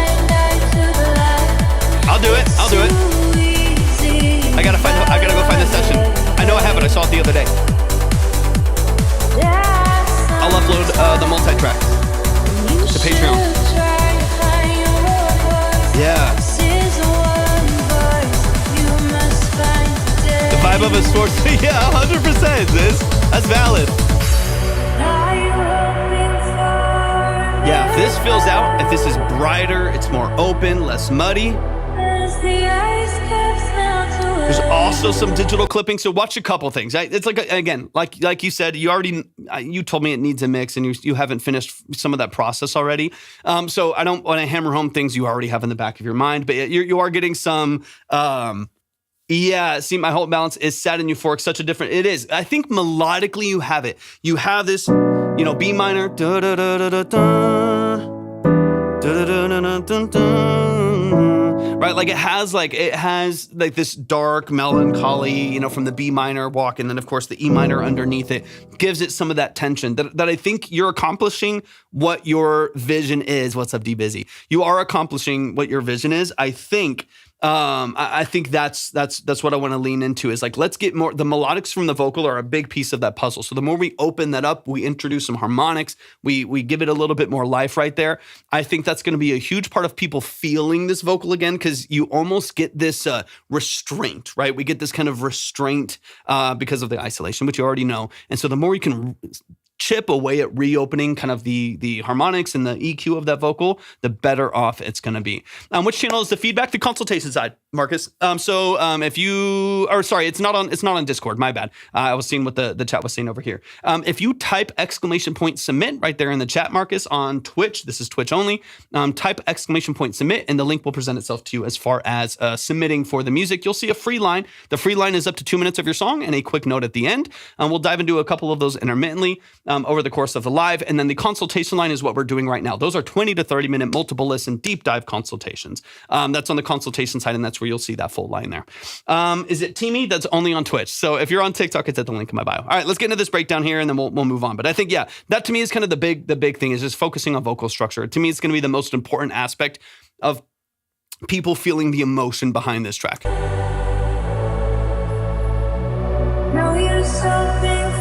And then, yeah, watch the digital clipping. It's a little bit there. Nothing too crazy. But yeah, watch the digital clipping. It is just at the peak of that vocal with the reverb right there. You're getting a little. It might also be happening with the filtering of your bass. So just watch that. See if there's anything that's hitting the red or is over affected by some of your processing, right? Like it maybe just because of some like phase peaks and stuff like that are happening as you're rolling off. So you're filtering down the bass to go into this low section, but there's a peak at the filter point that's causing it to clip again. So just watch some little things like that. Just because you're starting to get that the crackling in the back of the mix from the digital clipping. That's easy. It's fairly easy. Just watch levels. Might want to bring everything down before mastering. But yeah, that's pretty easy for you to mitigate. Let's get into the meat of this right now, and then we'll move on.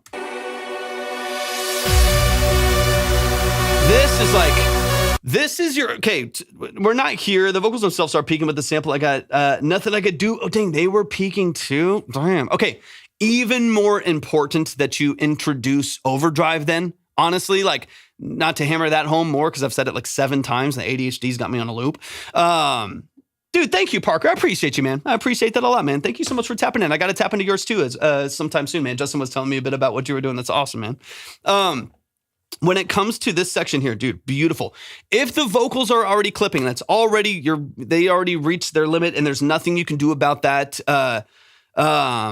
If there's nothing you can do about it, it's even more important that you saturate to disguise, right? Because if you have like clean vocal and then digital clipping, it just sounds unprofessional, it sounds stripped, it's so on and so on, right? If it's already giving you issues, then it's baked into the file, it's printed to the file, it's not something you can mitigate just by levels and by hitting it softer. Then disguise it, right? Clip it yourself would be kind of the way that I approach it. There's an artist that I did a track for probably 3 or 4 years ago that I was mixing, and they were recording on BandLab at the time, and I had them send me all the multi-track, so I had the multi-track from the production, and then they sent me their vocals, and their vocals, like every other word was just clipping like crazy. And I said, hey, you need to if you want to, you're paying me for a good mix, so if you want to get this mixed well, I need you to re-record all of these vocals, every single one. Like every single one was like clean vocal, clipping like crazy. They're trying to be a rocker, and they were know, going nuts. Had no clue on gain staging. And they basically said, dude, I don't know. I think I dropped my mic in water after this. And I don't know. I know something. Like, he's like, I can't re-record anything. And I said, okay, so what I'm going to do, I was like, give me something to work with. No, the whole thing was just buzzy digital clipping, and they just printed to the file. And so I told them, I was like, here's what I'm going to do. I didn't want to just randomly send it to them. What's up, Jenna? I was like, here's what I'm going to do. Are you cool with this? Because this is the way it's going to sound the best. I was like, I'm going to distort all. What's up, baby blue? It's good to see. It's been a while. I'm gonna distort all of your vocals. This might get into the sud facts. Like, I'm going to distort all of your vocals in order to disguise the issues that you had before. Are you cool with that? And they said, yeah, 100%. And so that's what we ended up doing. Was the whole entire vocal structure, I saturated, I introduced a ton of harmonics, I slightly overcompressed, and made the whole song just feel like yelling into a megaphone rock song. You know what I mean? And that to me is kind of, you don't have to do that. You don't have to go this far on this particular track, of course. But if there's a little bit of clipping in there, try to disguise it with some high frequency saturation, try to, disguise it. Again, the more that you bake out some of that low energy right there, as well as the more that you're able to support it with saturation and compression at the top end, I think the better off you'll be. So if it's baked in, you've got to disguise it somehow. Otherwise, you hear it the most. You hear it the most here in the most intimate parts of the song, which is the unfortunate part, right? So I think if you can give it some tension right there, you can give it some life, you'll be solid, man. Okay, let's get into this heavenly and do it without clipping and distortion, so I do appreciate it. 100%, dude, just find something that also has a mix down. Like, again, saturation knob, like, I'll show you real quick. Not to dive into this too much. I don't know if you already have saturation knob, but honestly, for free, it's pretty damn good, dude, for free. I'll link in my bio if y'all want to submit. For those of y'all that are asking, I appreciate y'all so much, man. Y'all have been so awesome today, so generous. I really appreciate y'all hanging out, spending some time with us. Boom. Okay, here's saturation knob. I have it up. Obviously, you can't see it, but there's a really easy output that you can bring down as well. So the thing that I like about saturation knob is you can choose to maintain your profile on your low full spectrum wave products and fab filter saturation. Yeah, there's a ton of great ones. So I would just do this really strategically multi-band. Honestly, this is good, but like I'll do it where I keep low end. So I'm really only going to saturate top frequency, right? Now this sounds crazy, right? Although this is nuts and this needs to be EQ'd and I'm going to exaggerate it for effect, this is a little bit of what I need to hear on this vocal in order for it to make sense. Now, I'm going to bring the output down, so now I'm not clipping. So I have the effect outputs down. That would be the fix for you, where you introduce this, reviewing as the strokes. What's up, Tep? Reviewing as the strokes is hilarious. Melrose, thank you for the rose. I appreciate it. Right, so it's like I'm getting the saturation, so this top end is crunchy, and I'm disguising any digital clipping by just slamming it myself. Now, this is more exaggerated than I would do. And then just bring down the output, so your levels are balanced. You're not digitally clipping within your DAW, you're just going to kind of, have that effect on there. Okay, let's get out of here. Let's get out of here. And remove. All right, let's get into this breakdown right here, and then we got to move on.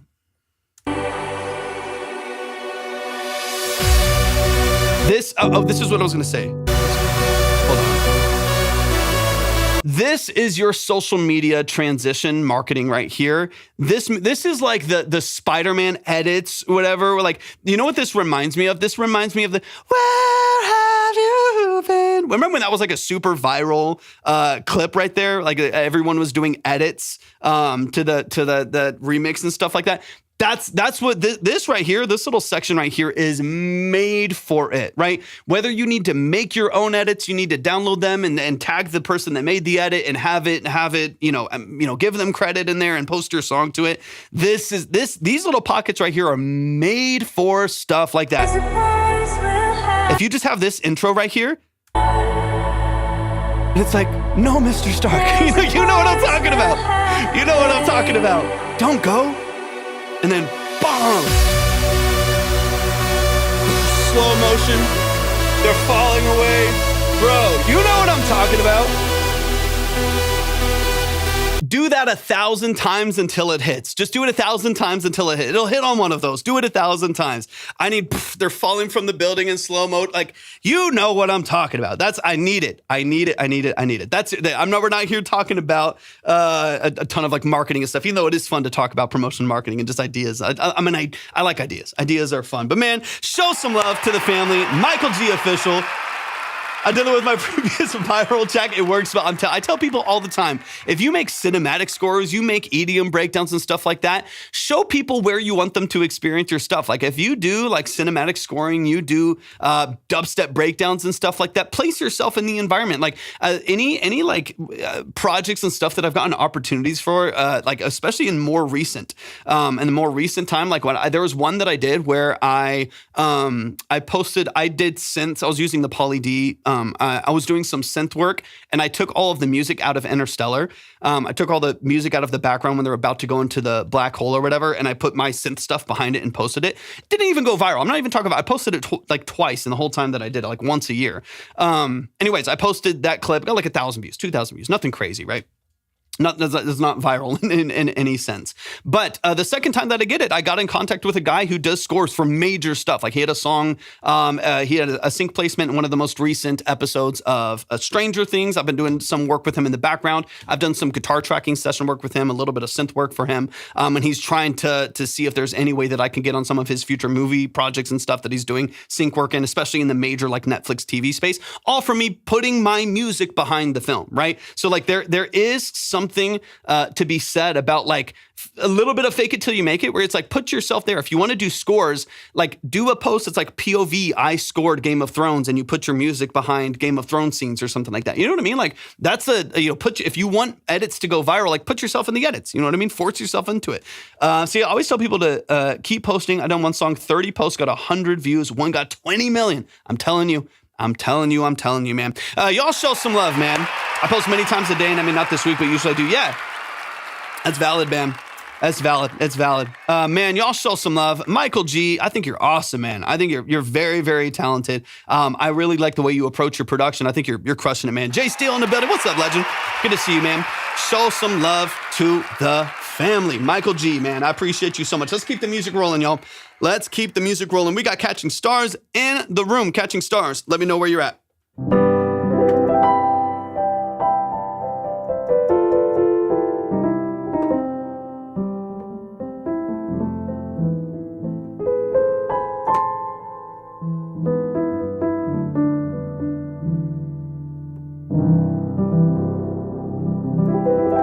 Beautiful.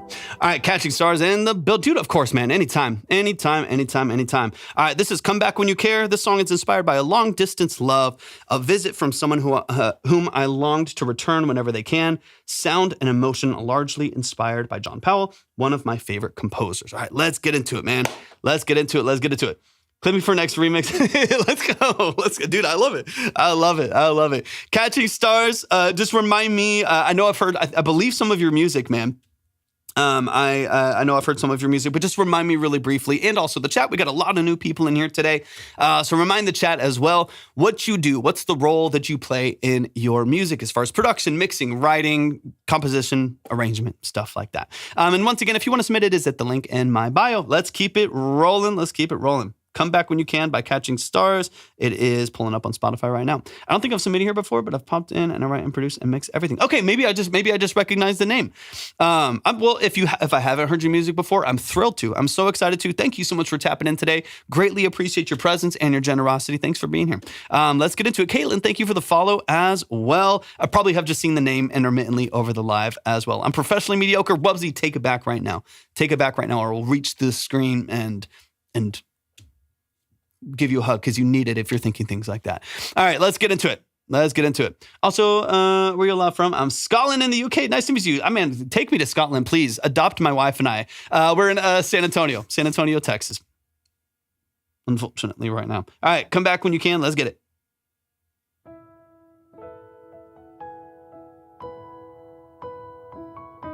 So everything I'm hearing is you, right? I think you said composition, mix, so on and so on.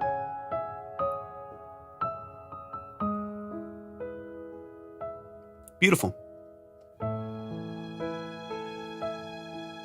100%. Absolutely. Like it already.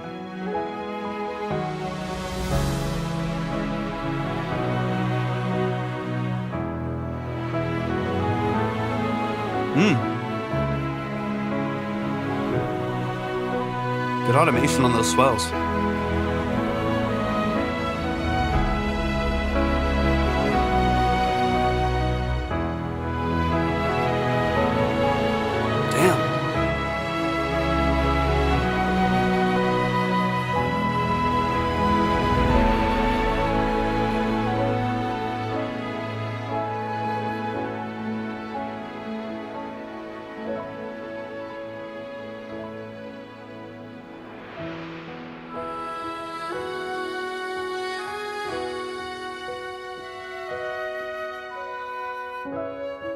Don't even worry about it, sis. That's not what it's about.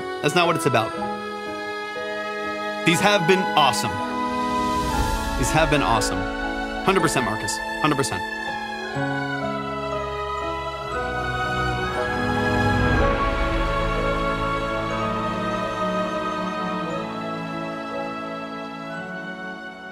Beautiful. Let's go, buddy.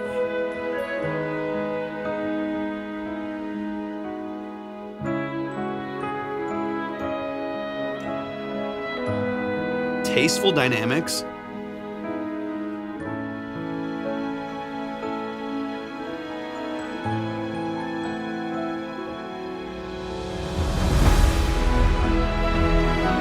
mix too.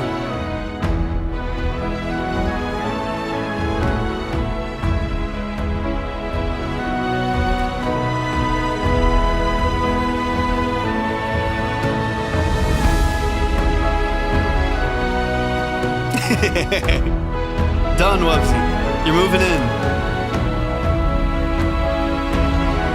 Tep, I got you as well. Appreciate you.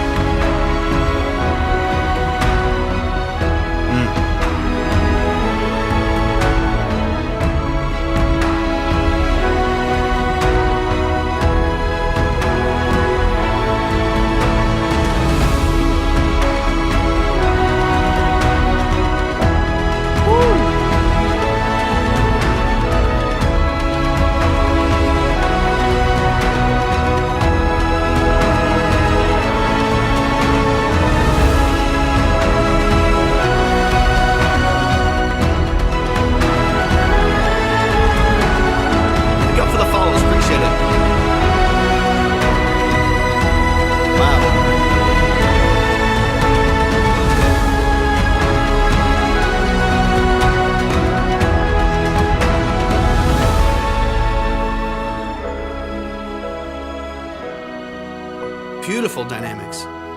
Beautiful, beautiful dynamics.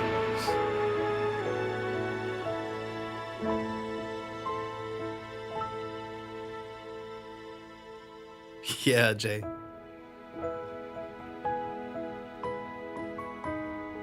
Magic, Tep. Fairies.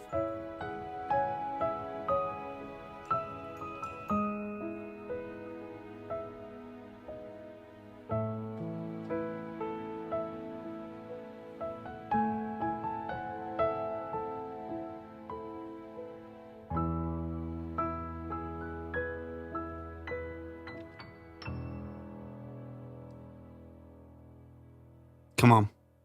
Come on, come on. Y'all show some love. You pray to God if the song appears. Yeah, spiritual prompting, Tep. Amazing, amazing, amazing, amazing. Y'all, please show some love to Catching Stars. The song is called Come Back When You Can. I'm going to put on my NPR classic music voice.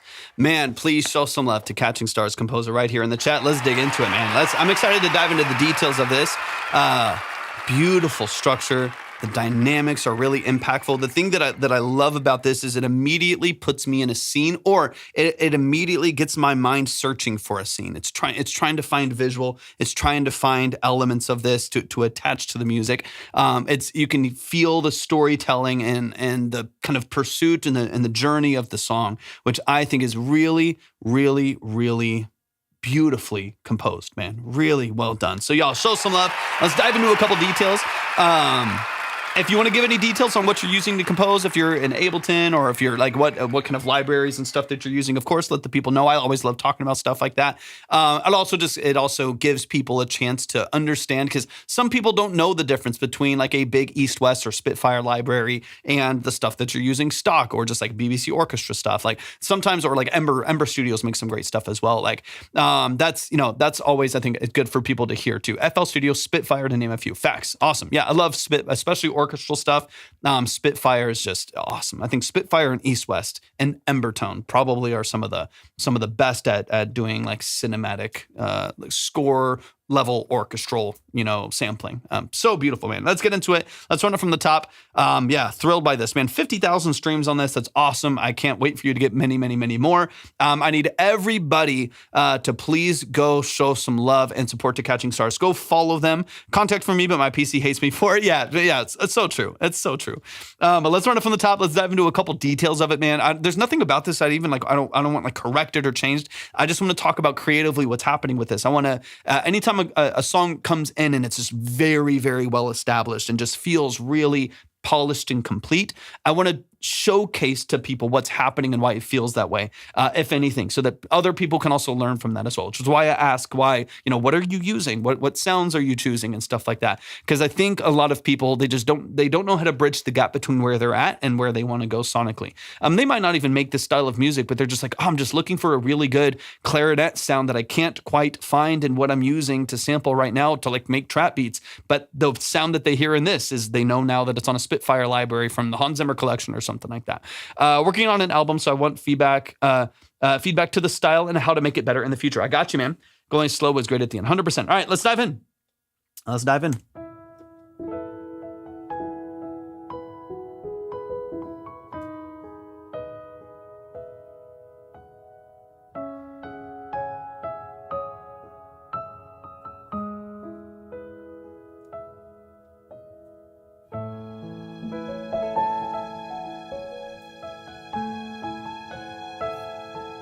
I also love to the minor push going from the key, it's key of E major, right? When you go to the bottom, and then once you hit that A major, the C for the A minor right there. Again, talking through just kind of what you're doing, right? I mean, our last couple tracks, Thompson, were like electronic tracks. They were like, we had one that was like 90s house, like 90s electronic house stuff. Like there's a huge variety here. That little minor push right there is just tasteful. Chef's kiss. I love it. A little bit of tension in the background as you introduce more of the strings is such a great movement right there. It's like for me, someone said, but I love meeting you all and have a great day and night. Thank you so much, Michael. You as well. It's all love from this end. I appreciate you a lot.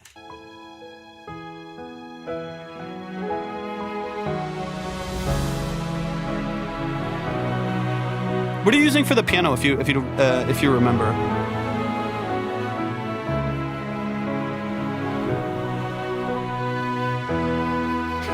It's always there. It's always there.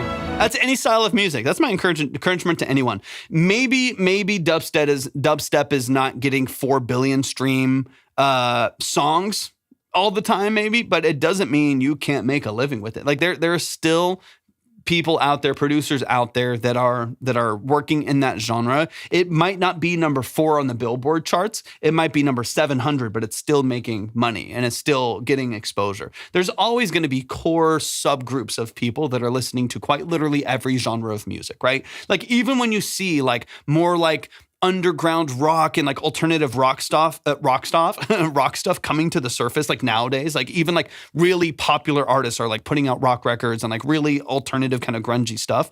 Like that stuff has been there all along. It just took Olivia Rodrigo doing a song for people like, oh, I guess it's back or something, even though that's like, it's been there. It's been there this whole time, right?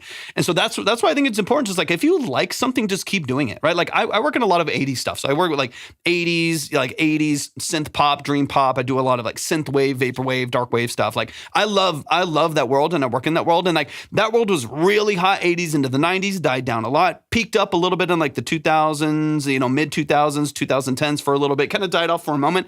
And now it's back really strong again. And half the modern charts are like 80s style songs, like on the pop and R&B charts, right? And so like I think it's just important to just keep doing what you like. And there might be stronger seasons and slower seasons, sync wise and placement wise and playlist wise. But like there is music out there for everyone at all times, because there's still an aging population in all different spaces. You know what I mean? Like there's 10-year-olds that are finding music that they like, and there's 80-year-olds that still like the music they used to like. So there is music out there for someone. There's music out there for someone. Just keep making music you like. Don't try to follow the trend too much. Just keep making stuff that you like. Pivot a little bit if you feel like it's beneficial to you business-wise and stuff. But you're chasing a wave, and that's okay depending on the goals. Yeah, 100%. Thank you for the follow. Appreciate it, y'all. All right, let's keep it rolling here. Originals cinematic soft piano. Okay, got you. Thompson, thank you for the follow. Hans Zimmer piano lover. Okay.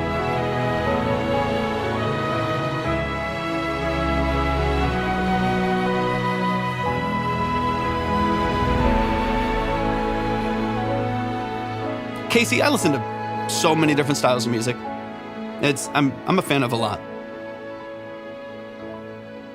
beautiful. I think your strong suit, I mean, great sound selection and great formatting here. Your strong suit for me is automation. Again, these being string libraries and VSTs and samples, your automation to push and pull these dynamics and re-articulate what's happening within those strings. Because as you know, especially with the higher end, I love Spitfire stuff, like especially with the higher end Spitfire stuff, or even the lower end stuff, like even the lab stuff, based on how you push the dynamic automations and stuff like that, you're changing oftentimes the actual place or the actual like placement of the bow on the strings. You're changing articulations and dynamics and impacts and stuff like that. There's so much beautiful movement here dynamically. Your automation is awesome. It's really, really well done.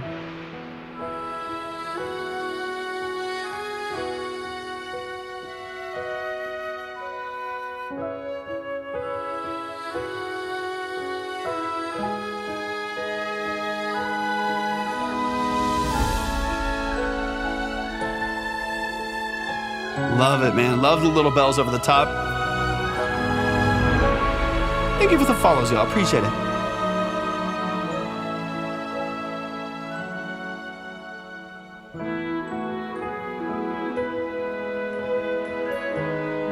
Beautiful. Me or the artist that we're listening to? Thanks for the follow, Jimmer. I want to get into this and then... I use Pro Tools. Yeah, so beautiful.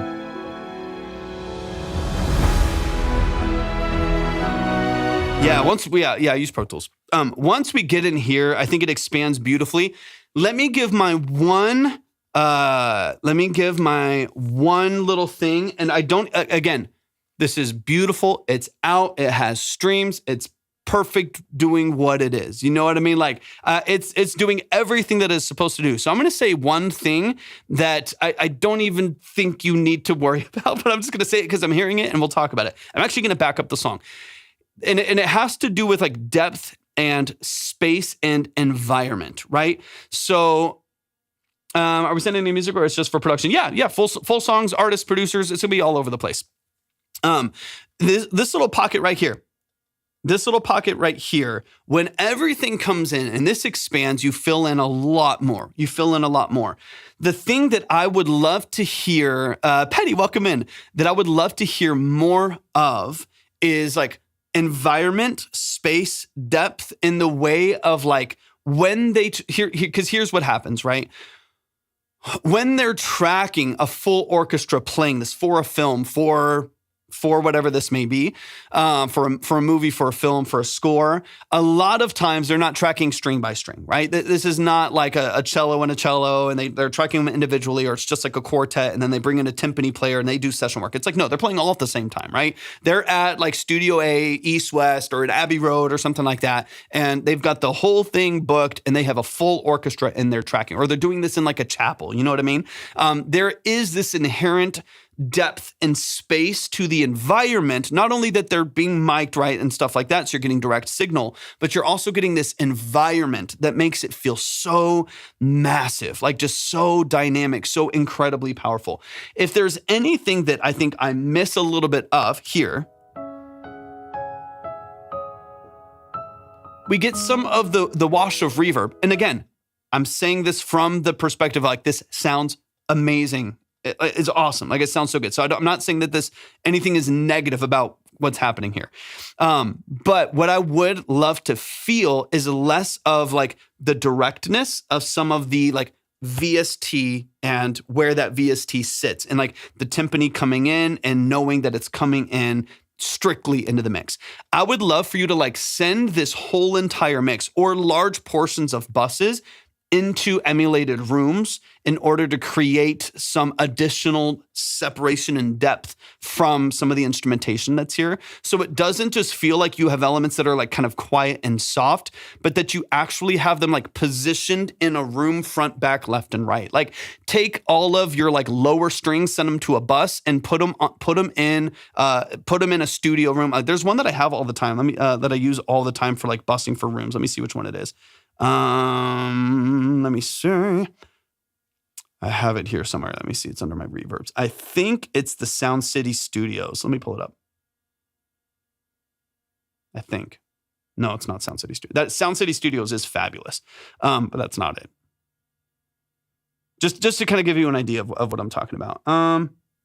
Hitsville, Reverb Chambers, maybe. Both of those are great. Sound City's great. Sound City's awesome. I would definitely use those. Hitsville is also great as well. They have a couple different chambers you can send stuff into. I would probably do Sound City. Sound City's great. Anyways, just as a side note. And then what I would do is like you're sending them into a huge room. You're sending into a huge room and then you position them over there on this one, right? So you send them into a room, but bias some of those low strings over to the side where they would be positioned in that room. Send the, your higher strings and violas and violins and, high VSTs over to this side, and you put them in this part of the room, right? And actually work on, and again, this is coming from the place that this is fabulous sounding, but just to, again, take it from 10 to 11 if you want to, and recreate the room, not just having reverb on there, right? Like not just having a Valhalla or not just having a D-verb or something, but like actually having them set into space. So you take portions of your orchestra and you place them around another room, you pipe them all into a big space, and you start to mix in 10, 15, 20% of that space. And you start to create this like depth in your mix where things aren't just loud and quiet. They're not just left and right, but they feel front to back. They feel positioned. They feel set into space and into a room. And I think that can give you this air of it being less direct, less digital. Like the sample is like perfectly recorded and super clean. Now within that sample individually for all of these different sounds, you can like pipe in a room, right? Like most of these Spitfires, you can like add a reverb, you can add some of the room that particular sample was placed in, but putting the whole mix or putting whole sections of the mix under an umbrella of a room makes it so just like you would with like bus compression. It puts you under this really, really beautiful space that everything lives underneath. That's like one of the things I think would be interesting to hear. Again, this is fantastic. It's so beautiful. I'm not saying to necessarily change. It's something to kind of think about that to me would be a cool texture in taking some of your more direct signals, like your earlier high strings and your earlier like drier pianos. There's some reverb on there, but drier pianos there, and set it into some space.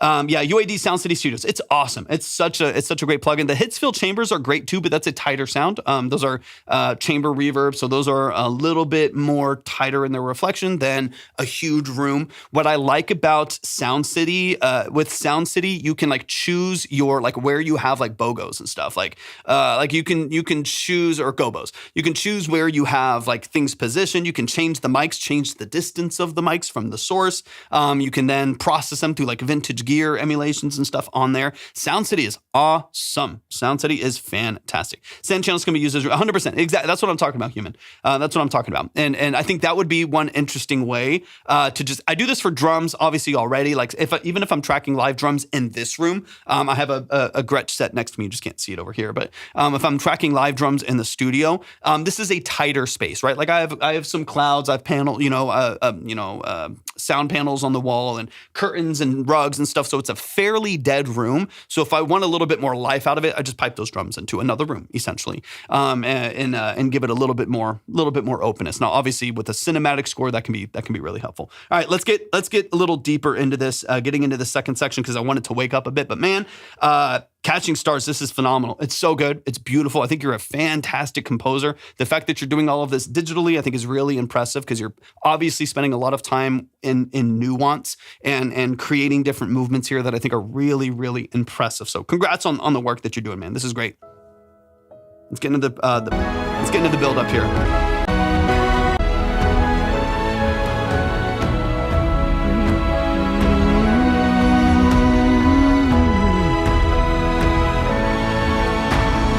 Yeah, you're crushing it, man. It's so good.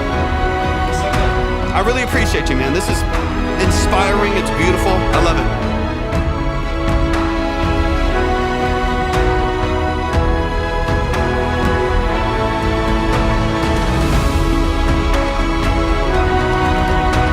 Hours of active work. That's sick. Yeah, they are. They are.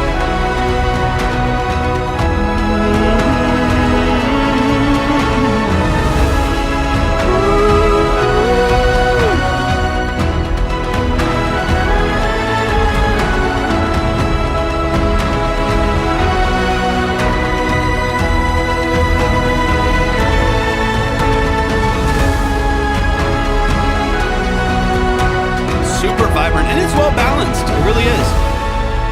It is well balanced. A ton of energy without it feeling harsh. Yeah, fantastic, man. Great dynamics. All of that push and pull, awesome.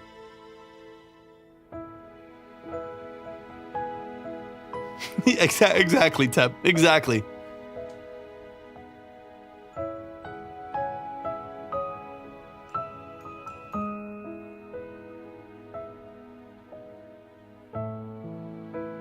I really like the bookend of this. Minor again? Yeah, exactly, the circle.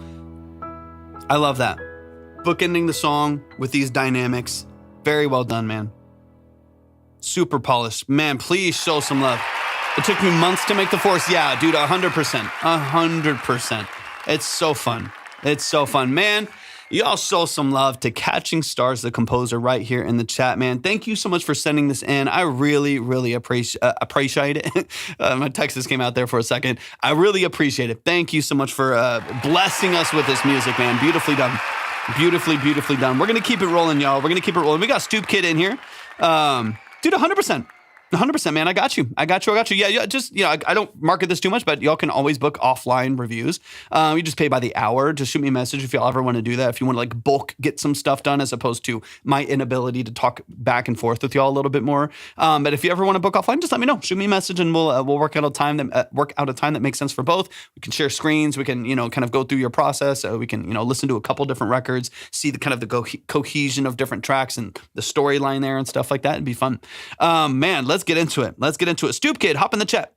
Oh, Jay is Stoop Kid. Got you. All right. Let's dive in, man. Let's dive in. Let me double check something real quick. I want to see how many I've got on here. Okay, I do need to go ahead and close the line. So I'm going to go ahead and close the line on here, y'all, just because I don't want it to get too crazy. Keep in mind that when I close the line, you can still skip, right? So if you're in the consultation line already, you can still move yourself. If you want to go faster, again, there's never any pressure to just letting you know it's still available when it's locked. You can still skip. You can still go faster and move yourself around. Just new submissions won't be able to come into the line. So I'm going to go ahead and close it so it doesn't get too crazy. I can still try to get into as many of these as possible. Uncle, welcome in. I appreciate you being here. Thanks for tapping in. All right, Jay's in the building. This is Maneater by Stoop Kid. Now, Stoop Kid, the name seems super familiar. I think I've heard a song from you, but let me know. Let me know. You're going to listen to everybody already sent. We prioritize consultation line. I'll try to get through a couple of the other ones if I can. It is just because we get so many submissions in here, we do tend to sometimes have to save a couple of them. Now, keep in mind, I mentioned this earlier, if we ever have to save your track, like if you have to leave, you have to eat, sleep, work, or go anywhere, or I have to end at the end of the night and you have not been heard before, I will always save yours and skip it for you the next time. So if you sent in 10 today and you come back in Saturday or Monday or something like that for the review, then you submit for free and I'll boost you to 15. Every single time you'll boost another 5 if you don't get heard. That way, every time you come back in, you have a higher chance of getting heard, hopefully. Okay. The next live will be maybe Saturday. I'm not going to be live tomorrow for sure. I know I'm not going to be live tomorrow, but it'll probably be one of the weekend days, Saturday or Sunday, potentially. Saturday or Sunday, if not for sure Monday. I know I'm not going to be live. I got way too much work tomorrow. I've got to prioritize that. So I won't be live tomorrow, but either way, I'll be live for sure most of the days next week. All right, Stoop Kid, let's get it. All right, Jay, talk to me. Let me know if I've heard your music before. The name seems familiar, but maybe I've just seen it around TikTok. But talk to me about your record. Talk to me about the role that you play in your music, and let's dive into it.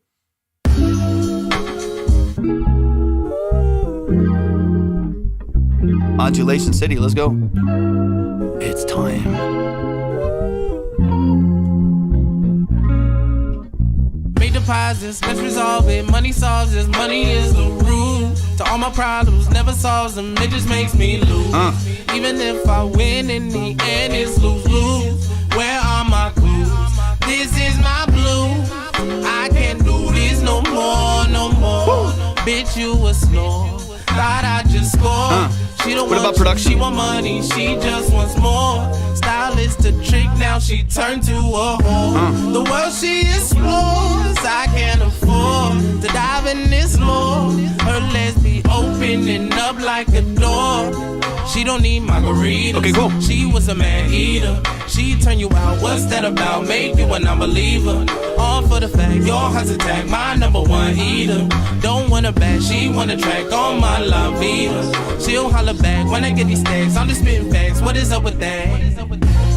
Baby, can we just let go? Or let it go? Took it too far. I had to deal with it, but no more. Wasn't in store. Oh, sounds good, Retrack. Appreciate you, man. Baby, can same time. We let go? Oh, took it too far. I had to deal with it, but no more. Wasn't in store. The ship is overboard. Water is rising, of course. Sherlock, I need some solving. Oh, my dear Watson. Baby, please, we're not meant to be. Respectfully, all of our exchange of energy. Maybe we let it rest in peace. That's enough for me, but productively carry Let me on know if this there's way anything like you want me to Hercules. focus on, I too. need to Any leave, pain need points some you have or release. anything Roll like up on that. my trees, hide my relief. Who the irony? Irish, I resign. They'll know the dime. I've been doing things this will define. Feeling multiplying. Pick a I love the feel, dandelion, man. make a wish for me. Do she love me? Do she love me not?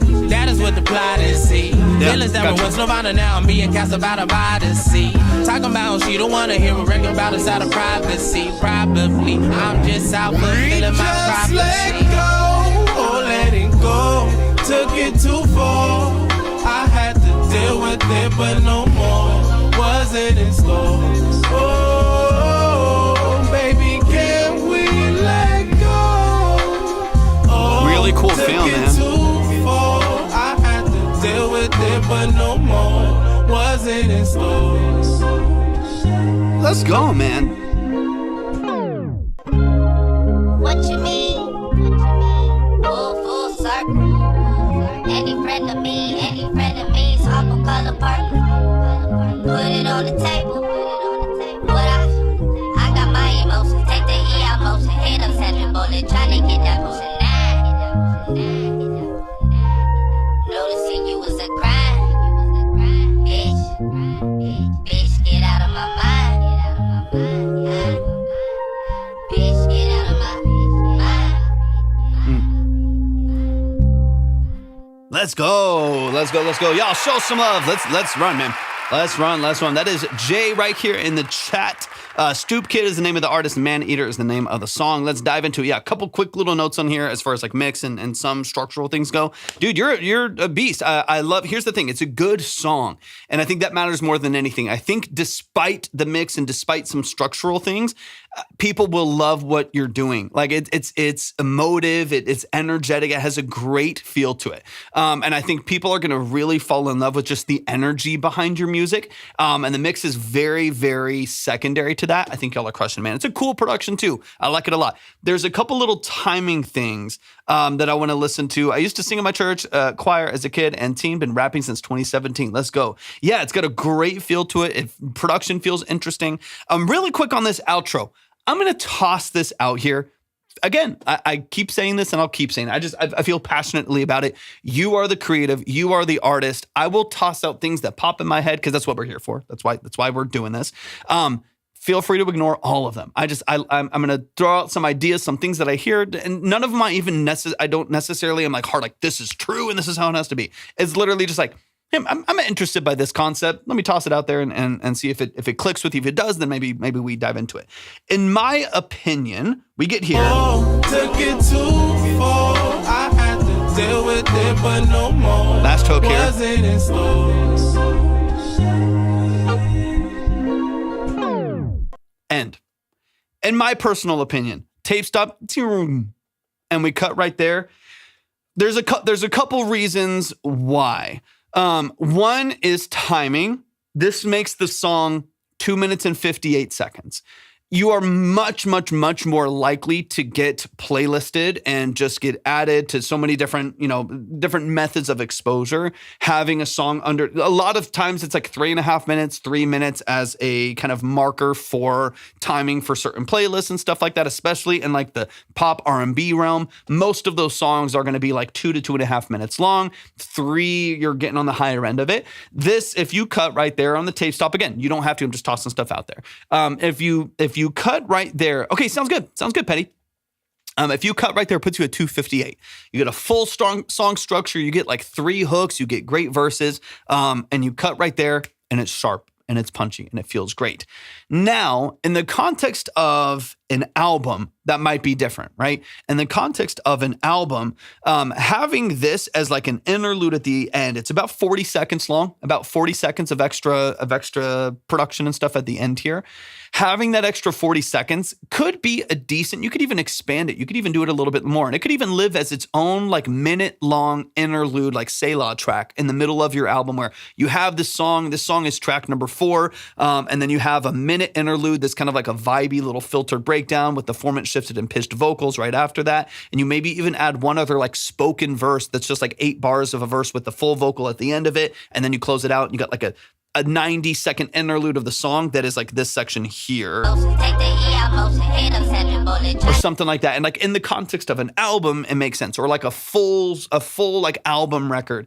It makes sense having the interlude or having a 4-minute song where you expand it, you go a little bit deeper. But as far as like this song standing on its own, I think it would be nice to have it a little bit more concise because there's not a lot of like new valuable information that's added after that. You've had punchy hooks, great verses, interesting, production choices and stuff. And then we get here, obviously the profile of the vocal changes, but as far as like lyrical information and like new energy or like new dynamics, it kind of hits after that tape stop. So personal preference, I would like cut it at the 258 mark.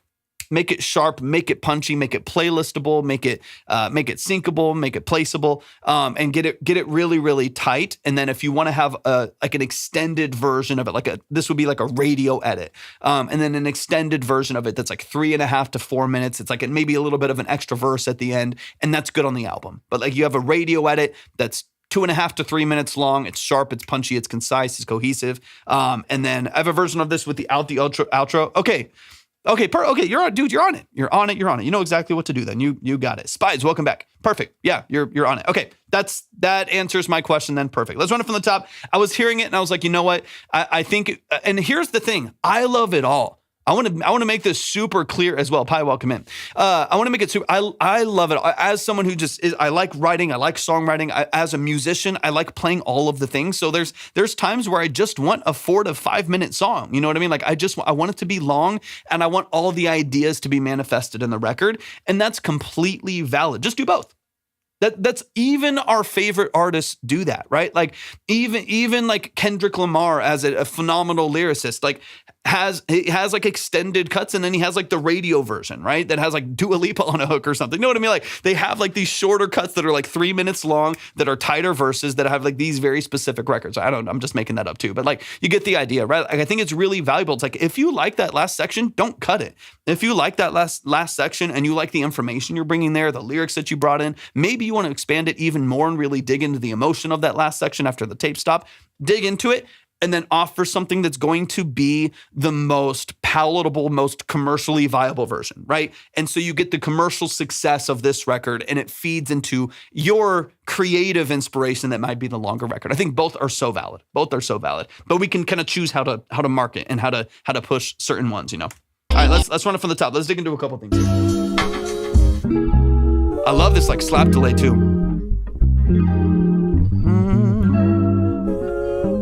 Love these chords too. This is great, man. That's really cool. I like it a lot.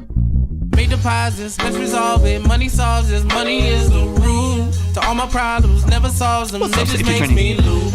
Even if I win in the end, it's lose. Bass is nice. I like it. Following the 7, like that's a really nice movement on the production. Killer. This is my blue.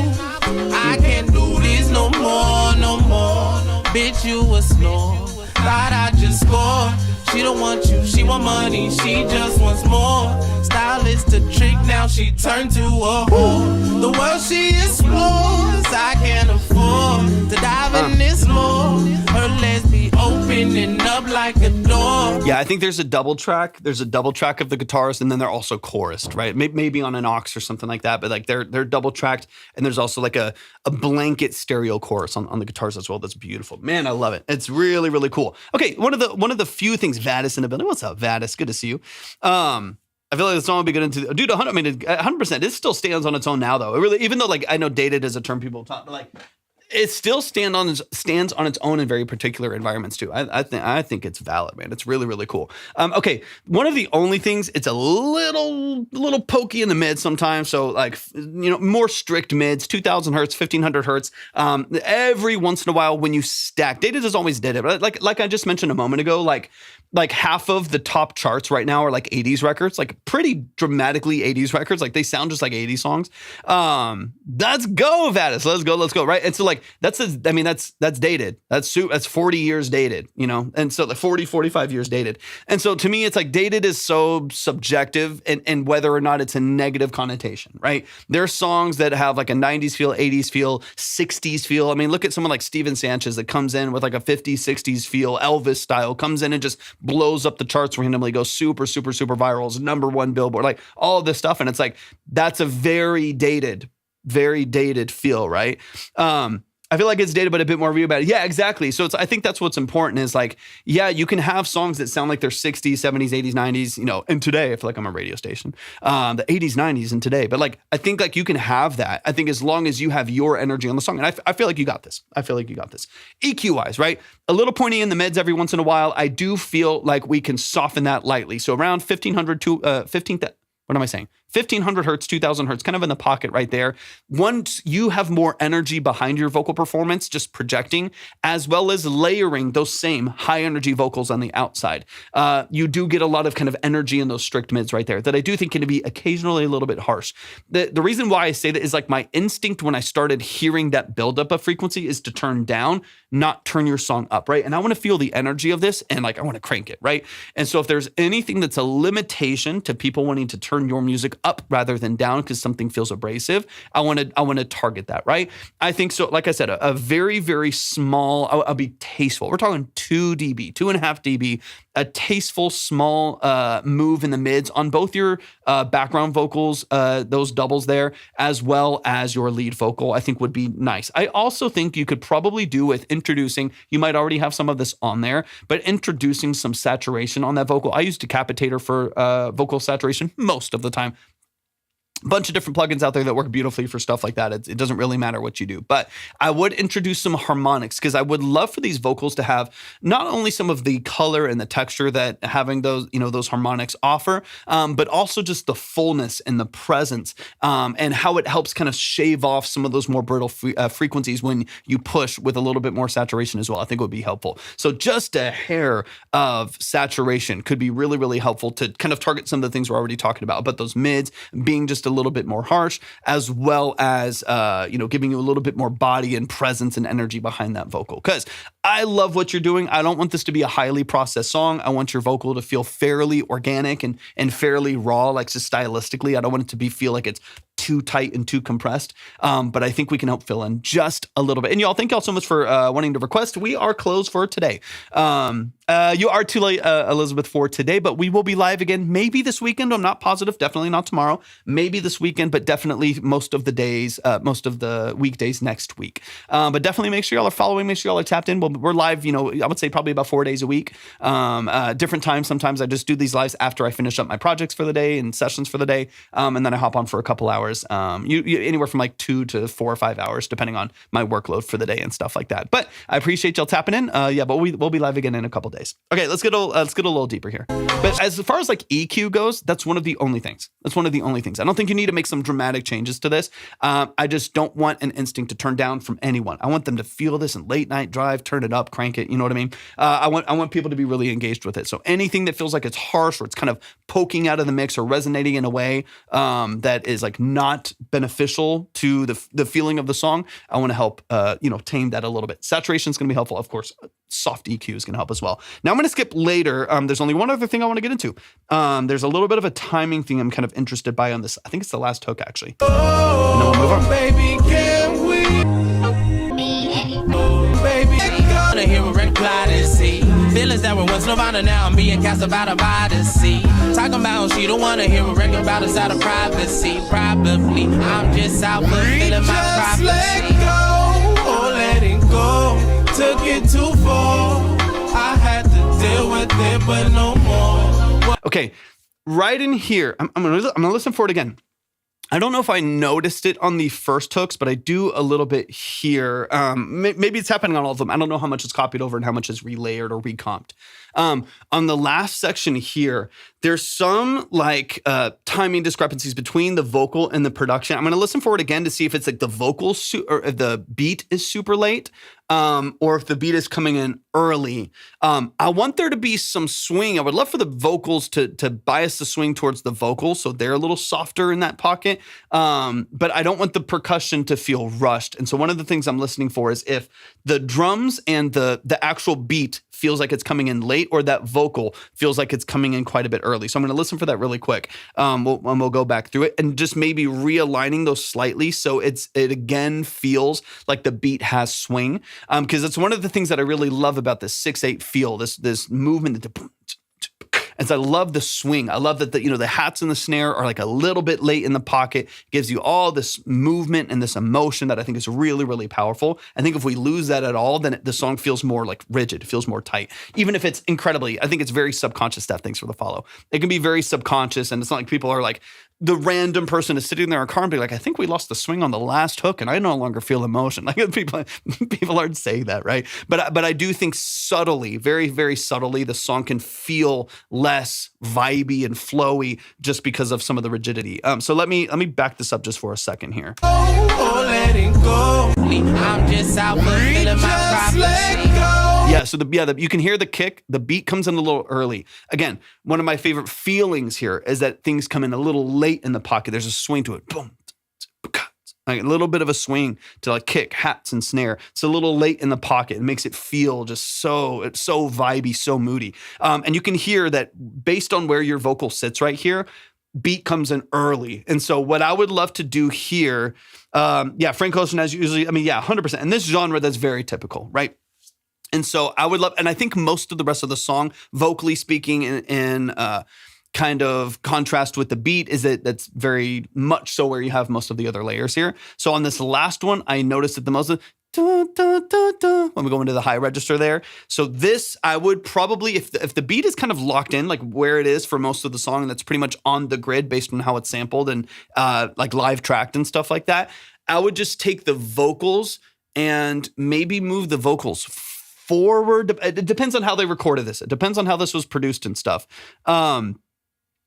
Sounds good, Locust. Sounds good. Either take vocals and move them forward 5 milliseconds, 10 you know what I mean? Like a notch, 5 milliseconds, 10 milliseconds. Move the vocals forward / or move the production, the whole instrumentation of the production back 5-10 milliseconds until it feels like we've regained a later kick drum, a later swing for the hats and snares, so on and so on. I'll play it again one more time and then we'll move on to the next song. But that to me is like structurally in the mix. One of the only other things is I don't want to lose feeling. I don't want to lose like just the vibe and the energy that swing offers in the production. And I think if it comes in too fast or the vocal comes in too late, then we'll lose a little bit of it. All right, so let me back it up. Privacy, probably. I'm just out fulfilling my prophecy. Let go, oh let it go. Took it too far.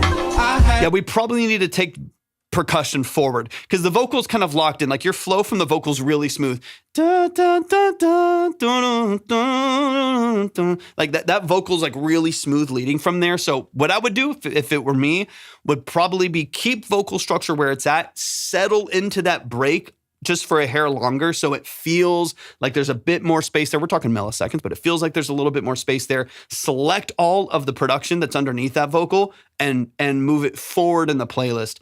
Give it a little bit more swing by Couple milliseconds, 5, 10 milliseconds, more if it feels like it needs it. But that's where I would look. That's where I would look in that little section right there and just give it an edge again. And I think it'll settle that vocal back into the production just a hair. It could be some latency compensation, could just be some misalignment. It could just be that vocal came in a little bit late because you're swinging into it a little bit. Doesn't really matter why, but I think if you can resettle the production there, dude, you're going to be golden, man. This is such a good song. Y'all show some love. Show some love. Show some love. That is The Family, Man-Eater in the chat. Man-Eater is the name of the song. Stoop Kid is the name of the artist.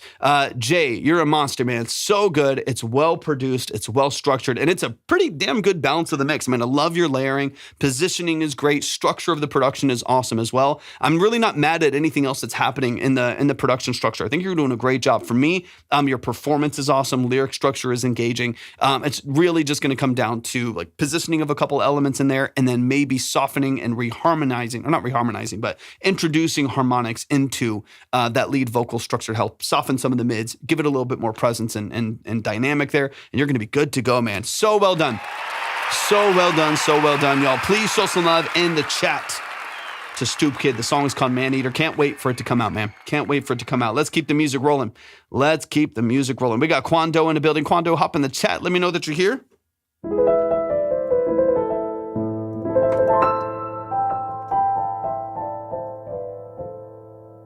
Thank you for the follow. Appreciate you.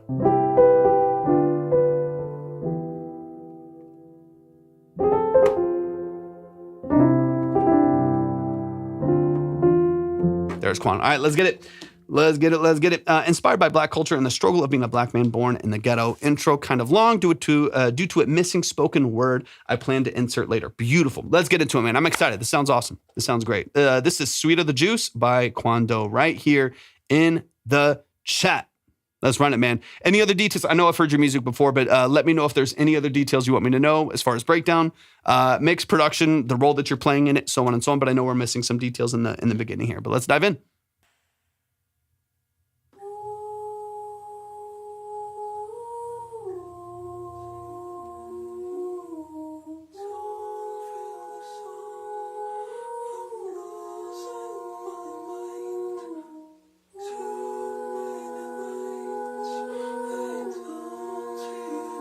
So this is going to be a spoken word over this.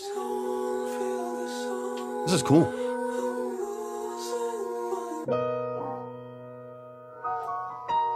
Probably over here. Makes more sense.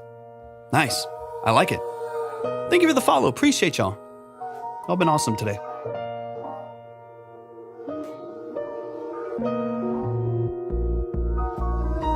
It's a good like album intro.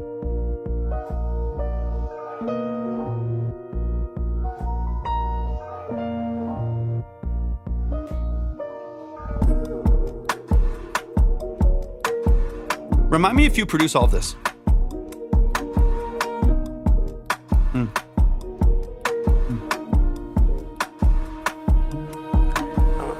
Call it in, double homicide, another man down, I fall again. Boy, up in my head, but I can't stand down on more hole. Devil on my phone, he said, Quan, where you going, bro? I can't be alone, can't tell who's who. Racists doing jutsu.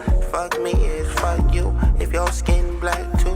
Another black kid killed, oh I wonder who did it. Another black girl hung, oh I wonder who did it. Another black man shot, oh I wonder who did it. Ain't no weapon in this car, sir, just me and my people. Got like black East Atlanta Love Letters vibes. One of my favorite albums. Tell me what's your sins. East Atlanta Love Letters, such a fire album.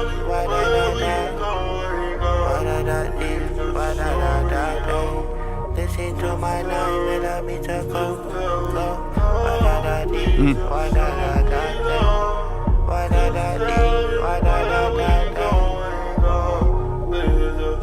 Cool, man. It's eerie. It's got a really, really deep feel.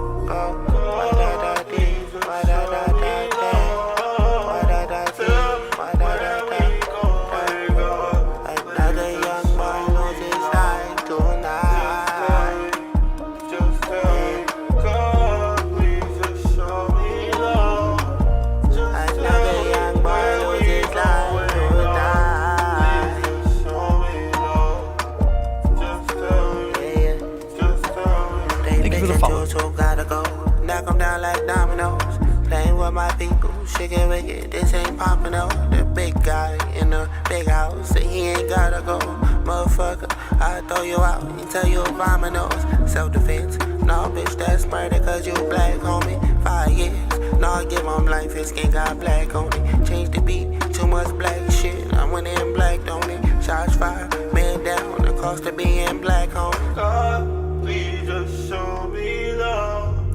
Just tell me where we go. Who produced it? Do you have access to the production, or is it like a BeatStars lease or something like that? Just tell me, God, please just show me love. Just tell me where we going, God. Please just show me love. Just Okay, cool. Stems or no? Please just show me love. Tell me where we going, God. Please just show me love. Just tell me where we going. Let's go, man. I really, really like the feel of this. Really like the feel of it. That's Sweet of the Juice by Quando right here in the chat. What platform are you playing from? This is unreleased. This is unreleased. I'm just playing their file. But man, y'all show some love. Show some love. Swan, 100%. That is Sweet of the Juice by Quando. Let's run it from the top end. Really, one of the main things I want to talk about. Yeah, let me know. I know you said you got it off of BeatStars, but let me know if you have the stems from there or if you're only working off of the 2-track. Top fan visuals. I make lyric videos. If anyone interested, let's work. Let's go, y'all. Tap in with top fan visuals. Let's go. That's dope. Let me know, and then we'll get into it, man. I'm excited to dive into the details here. We got Melrose coming up next. Currently speaking.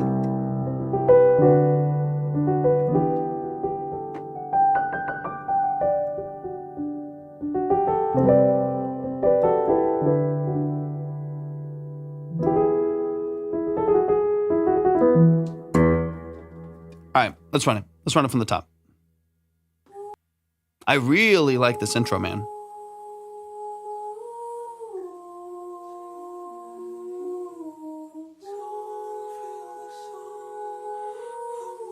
It's a really cool intro. This would be a great album intro.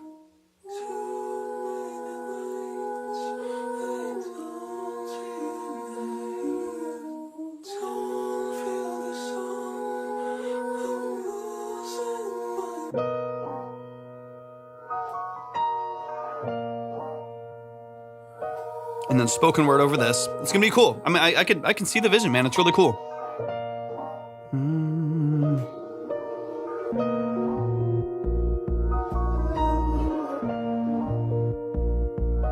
One of the reasons why I was asking, and hopefully, I don't know if the chat's blocking it or maybe not, I'm not positive, but one of the reasons why I was asking if you had, thank you for the follow, if you had the multi-track to this or if you were just mixing this off of the 2-track, so on and so on, is because I would, y'all were closed for today. Line is closed for today, but we're going to be live again probably later this weekend, if not Monday. But the reason why I was asking about the multi-track is if you had access to the individual tracks here to be able to make edits to any of the different portions of this intro. One of the reasons why, again, this is just personal taste, right? This is just my, my preference here. I love this intro. I think this intro is like, it's eerie and it's moody, and I really, really like the structure of it. But when this 808 comes in, it comes in so clean. It's re-triggered. Okay, no worries. That's not a major issue.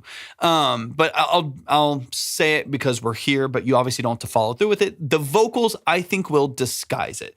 Okay, line is closed. Like I just said, line is closed. We'll be live later in a couple days. I'll say it because we're here. I think the vocal will disguise some of it. So when you're doing a vocal, like a spoken word over the top of this, I do think that it's going to disguise some of the things that we're talking about, and that will probably make this sound okay. So don't think that because this is here, it's gonna like sound bad or something like. I think it'll be fine. I don't really love the way that this 808 re-triggers. Right? It's very like snappy, right? It's got a little bit of like a click at the top of it, right? So there's a lot of other elements in here that I think sound really, really beautiful. Raphael, thank you so much for the follow. Is going to bed. Okay, sounds good, man. I appreciate you. Yeah, 100%, man. Absolutely. If you're in the consultation line, you'll get boosted. So whatever you paid today, you'll get at least 5 more the next time to help you get a bigger boost the next time you come in. I appreciate you being here. Thanks for tapping in. Okay, so on this pocket here. when the 808 comes in. You hear it re-trigger, and so it re-clicks, right? So you get this snap, you get this click kind of at the start of every single one of the 808s. It just sounds, again, as opposed to this sounding like really like dark and moody and really, I don't know, just really vibey. I just hear the like digital like dun, dun, dun, the digital click of this really dry 808 coming in every time. And I kind of wish that it didn't feel so quantized and rigid and like right over it. You know what I mean? Like I wish that there was a little bit more of a natural feel to it, maybe filled in with saturation a little bit, maybe some small chorusing or modulation, maybe even like a transient shaper to actually take out that click at the beginning and just have this beautiful chord and then a boom, boom, boom, just get like the thud of the 808 without as much of that like transient response right at the beginning that's making it kind of dry and clicky. Again, you don't have access to that, so this largely doesn't matter. I do think that having a little bit more of the vocal structure over there, the spoken word, will help disguise some of that as well. Locust, thank you for the follow. Like that right there. It's like, I like that idea. Boom, boom, boom, boom, boom, boom, boom. Like, I like that idea. I like that feel. I think the GCF of 6/15 is 3. I like that idea and I like that movement, but I don't love how like dry and cheap that little portion feels. I would love for that to feel like fuller and thuddier and not feel so pointed and transient right there. But anyways, that's a very, very subtle thing. Blake, welcome in. Good to see you. Okay, let's get into it though. Main thing I want to address is vocals because that's obviously the thing you have the most control over. Diebox, welcome in.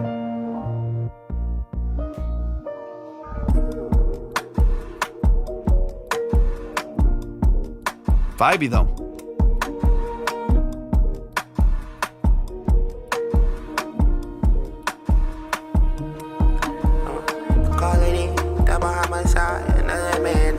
And then with your vocal, this is going to go over the whole song because it's the same, largely same vocal chain and stuff over the whole song.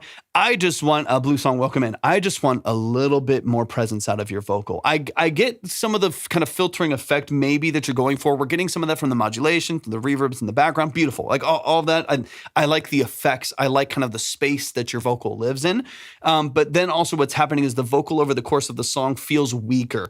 And it doesn't have nearly as much just like life and presence and emotion to it because of it's kind of thinned out the whole time.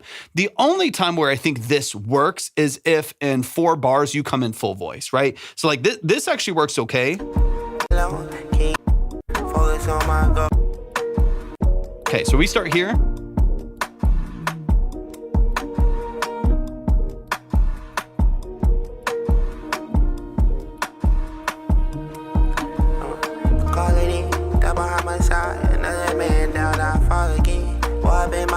Like maybe we start here. And then cut.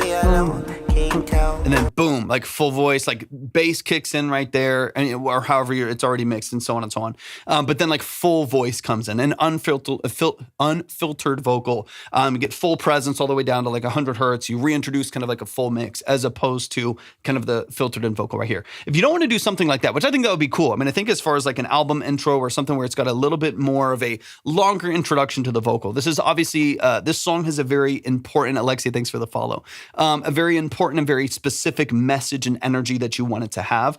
Spoken word at the beginning is going to be filled in. It's a long intro. And then of course your start here that has a lower, it's got kind of a slower bleed getting into the rest of the song. And so I do feel like this is not necessarily like, this is not a radio song. This is not a tight, polished edit. This is a song that you want people to feel the emotion behind it, hear the story, get the messaging, and I think that should be your priority. So that being said, I feel like you can manipulate these vocals a little bit. I think you can either go full voice straight from the start. So as soon as that vocal comes in, it's a full. Again, listen to records from Black if you don't already. I don't know if you're super familiar with his work, but if you aren't, definitely check out like the East Atlanta Love Letter album. And you'll get a lot of what I'm talking about as far as like the vocal's still this kind of fry, chorused, modulated, reverberated vocal, but it still has a lot of energy to it. Now, sometimes it filters out, but then we go full voice and the beat hits and it feels like it has a lot of weight and a lot of energy to it. I would mirror a lot of that style of processing in a song like this. If you stay the whole song filtered, I just think the voice sounds too weak and you don't get your message across. You don't get the emotion out of it. But if you start a little bit weaker, you start with a kind of like high pass vocal, it's filtered down a little bit, and then, maybe 4 bars in, 8 bars in, we introduce a full present vocal, then I do think you get a lot more emotion out of this record. You're kind of squeezing it for everything that it has, right? So I do want you to try to get as much of that in there as you can. Races doing juice. Fuck me is fuck you. If your skin black too, another black kid killed. Oh, I wonder who did it. Another black girl hung. Oh, I wonder who did it. Because like there's so much feeling in this, right? Like I'm gonna show you references like really quick because I love these. Loaded Gun by Black. I'll show you kind of what I'm talking about, right? So the main thing I'm listening for is just kind of weight of the vocal in a similar style, right? Obviously not the same song, but you'll get kind of the idea of what I'm talking about. Again, filter. So listen for vocal. You have a lighter vocal filtered in the background, modulated reverbs, whatever. I got women calling my phone like I owe Super saturated, a lot more weight. Kind of my fault, I guess I showed them some. No shit, I treat my dick like it's And the biggest difference between this, again, pretty similar style and pretty similar approach to like production and vocal modulation and chorusing and stuff like that. One of the biggest differences is there's just a lot more of like 200 to 600 hertz on this, not a lot even, but like 200 to 600 hertz on this vocal is just a couple dB louder than on your vocal, giving it just a bit more presence, especially once we get in here. I don't wanna, I'm just giving your man a clone, quick, come down the zone, 6th Street. Right, it's just a little bit, it's very saturated, it's very affected, similar to what we have in here. Very similar texture, it's just a lot thinner. So if you can introduce, again, great saturation, good modulation and reverbs and delays. Like I love all of that background processing, but then just give it a little more heaviness. Give it a little bit more weight, a little bit more oomph underneath it. Just that alone, the song has more feel. It's got more emotion. It's got more texture. I think that's a good parallel for you. Black's a good reference as far as like stylistic choices and vocal processing, stuff like that. Because I love what you're doing. The last thing I want to happen is for anything in your processing to restrict your ability to portray the emotion and the message that you're talking about. I think that's the reason why I'm bringing this stuff up. Ain't no weapon in this car, sir. Just me and my payment. A little more weight in that vocal, dude. Really cool song structure, like really cool. Let's go forward a little bit.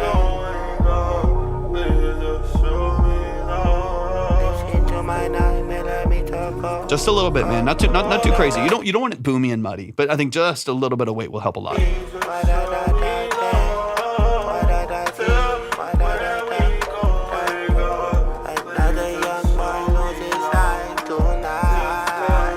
And like I wish, again, perfect world, you have the track outs for this. Like I wish we could take that vocal sample and I wish we could like double it and like, offset it a little bit and put it out in stereo, mid-side, the middle, get it out of the middle, put it wider, so that we get this like really open vocal structure there and then your vocal sits in the middle. Right now they step on each other's a little bit. Not a ton you can do, with that outside of moving your vocal out of the way, but your vocal's kind of the main event here. So anyways, there's some things that they're just going to be like the 808, like that, little parts like that I wish that we could maybe mitigate some of those issues, but I'm not too worried about it. That's why if there's things that are not going to be perfect about the way the production is built out because it's a 2-track, then you got to do everything in your power to make sure what you do vocally and the processing of what you do vocally is really, really polished and feels like you're checking all of the boxes that you can to get as much out of that lead vocal as possible.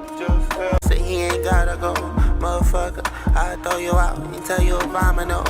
Self-defense, no bitch, that's murder cause you black, homie. 5 years, no I give my life, his skin got black on it. I love this feel, man. Come on. Black shit, I went in black, don't it? I'll be back live maybe in a couple days, Turk. Is this your vocal or is that a baked in hook? I think it's your vocal, right? Yeah, I'll be. I won't be live tomorrow, but maybe Saturday or Sunday. If not, definitely Monday. And then same thing. This 808's out of tune. So there's like little things in the production. I'm like, dude, That is you, dude. I love that. That's a great. So that I don't mind thinning out, right? That I don't mind filtering, tight plate reverb, like room reverb, set it in the back of the mix. Like I love stuff like that. I love things like that. So if you can offset those when your vocal's stepping on it, to kind of get it outside, that'd be nice. That way your lead vocal carries a little bit more space. Did you hear that 808 hits 2 notes? You get some bleed from both of those notes. That's out of tune. Like little things like that would be nice if you had the track outs. Hear it right there. Ding. It's hitting 2 notes. Back in good.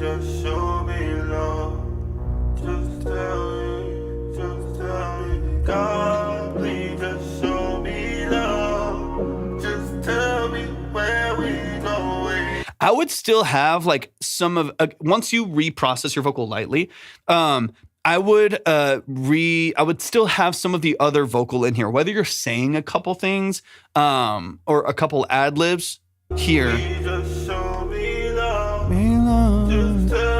where we going. Where we going? Just show me love. We're going. Just tell me, God, please just show me love. Just tell me where we going. Like I'd need some other vocal texture in there. No, just little things in the background to like, and again, it could be that same vocal. That's where you can maybe filter out and pull it back in the mix a little bit more. So it's not just the sample looping, or it's not like just that vocal moving right there, but we have some of your input from the main lead vocal in the outro here. I think would be really nice as well. I think outside of like little things like that, man, little support systems of processing of the vocal, getting your spoken word on the intro, getting, little things on the outro here. I think this is a really cool feel for a song, man.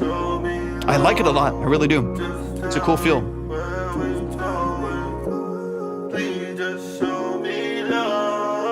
And to be honest, I would maybe, personal preference, I think we can probably cut it before it cuts all the way to the bottom right here.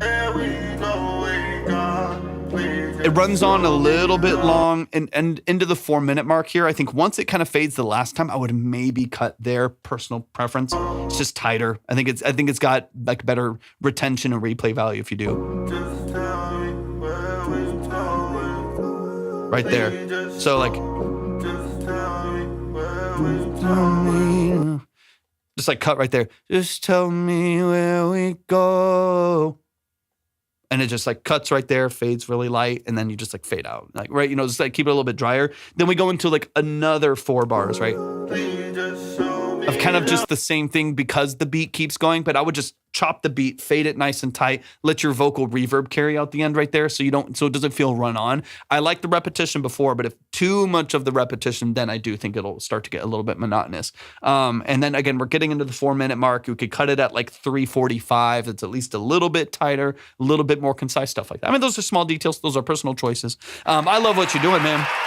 That's Quando, Sweet of the Juice.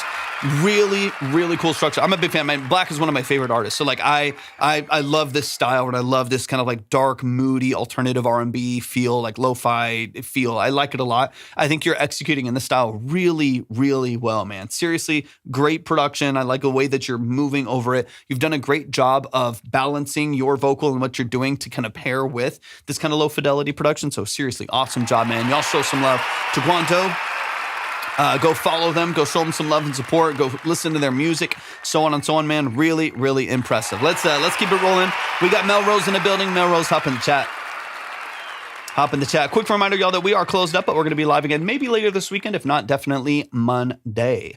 So thank y'all so much for tapping in. Make sure that y'all are following here, of course, on TikTok, and also subscribed or followed on YouTube and Twitch, wherever it makes sense. I appreciate y'all so much. So thank y'all for tapping in today. It's been an amazing stream. We're going to keep going through a handful more tracks. I'm going to try to get through as many as I can. Quick reminder that if I don't get to any songs, they will always be saved and boosted the next time, just in case you don't get heard. I am coming up on about 3 hours of live stream, and I'm getting hungry as hell.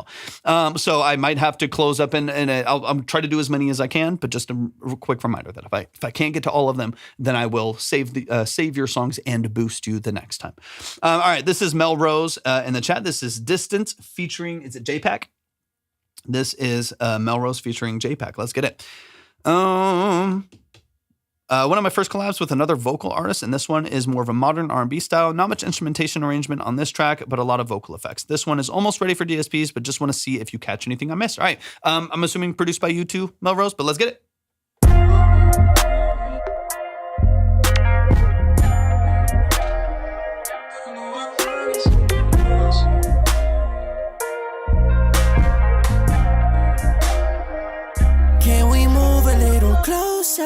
Chip on my shoulder, but let's work it out.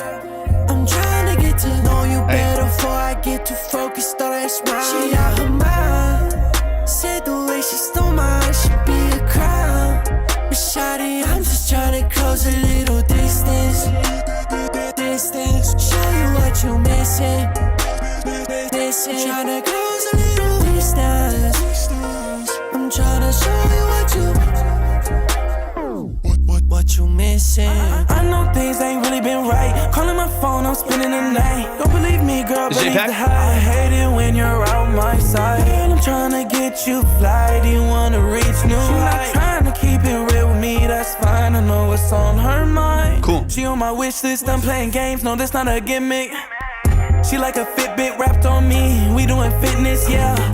It's like a gift when I see her eyes. It's like Christmas, yeah. Could you open up to me so we can close this distance? No, you keep that love for me real deep inside. Don't know why you playing Appreciate hard you, to Spides. get. Thanks for tapping in. Thank you for your help, I wanna too. get closer. I don't wanna leave you hurt. I promise to put you first. When you're gone, it's the worst. Shawty, I'm just trying to close a little distance. Smooth. Show you what you missing. Trying to close a little distance. I'm trying to show you what you. That's cool. What you missing.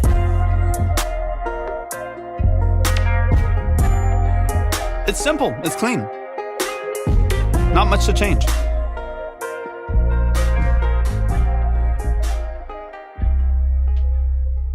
Let's go. All right, y'all, show some love. Melrose in the building. Let's move it. I'm gonna try to go at a good pace. I'm gonna do a handful more songs, y'all. Like I said, I'm gonna have to save a couple. I'm starting to feel so hungry. So I'm gonna have to save a couple songs for over the weekend, but I will make sure to boost y'all next time, just so y'all know. I'm gonna try to get through a few more here. Tep, I got you up next if you're still in here. Excuse me. I've got mixed opinions about the Formant automations. I mean, that's just a taste thing. To me, that's less of an objective. Is that a good or a bad idea? I think it just if you like the way it feels, then that's your taste, and that's what you'll be doing, right? So I think you like. I don't mind the effect. I do want to talk about some of the things that happened because of them and some small balancing things with those. But I think that to me, I mean, it just reminds me of like 2010's Chris Brown or something. So if that's what you're going for, then you're nailing it, you know? So I think some people would be like, I don't know if that works now. It feels dated, or I don't know what the opinions would be. I just think you have to do it really tastefully, right? So if you're going for like a 2010's, you know, Chris Brown, what's the other artist that I'm thinking of? Not Jay Sean. I can't think of the other, maybe Jay Sean. I don't know. There's another artist that I'm thinking of too that I think of right now. But yeah, I mean, there's a couple, I feel like one more, Don Toliver. Yeah, sure. Yeah. Usher's not who I was thinking of. It doesn't matter. It's irrelevant. Anyways, 2010's R&B. You get the idea. So if that's kind of what you're looking for, then I think that's kind of how it feels. But let's dive into it. I can definitely hear Don Human. I can definitely hear that influence on just like vocal articulation. But stylistically, the stutters themselves are kind of what I'm looking at. Kind of going for a bedrock, but yeah, exactly, right? So this is 2010's pop R&B, right? So if that's the vibe, then that's perfect, right? Like that's exact the stutter leading up to the vocal, the formant shift, the I can make you bedrock, right? Like that's very in line. So again, this all comes down to vision and execution of that vision, right? If someone were to come in and be like, you should do it more like this, like Artemis song or something like that, then it's like, I guess that's a cool idea for the person saying it, but that's not what you're doing. It's not like, that's a different song, right? What people are asking as a correction to your music is just different music. I think if your goal is 2010s, bedrock, early Young Money stuff, then you are doing that really well. Other people can not like it and wish it were a more modern record, but it's not, right? People talk, I talk with people about that all the time because this just comes down to your ability to execute your creative vision for your music, right? Like I make 80s stuff all the time, synth wave, dark wave. I make a lot of synth pop and dream pop, like 70s, 80s, early 90s sound design stuff, right? And for that reason, people at any point could be like, this feels dated. You know what I mean? Like this feel, and it's like, well, yeah, because if I were to modernize what I was doing and have a different structure, more quantized, more rigid, more bright, whatever, I would just be making a different thing. That's not the thing that I'm making. And so I think it's also important for you to kind of stick by your guns, right? And stick with what you are going for. What's up, Charlie?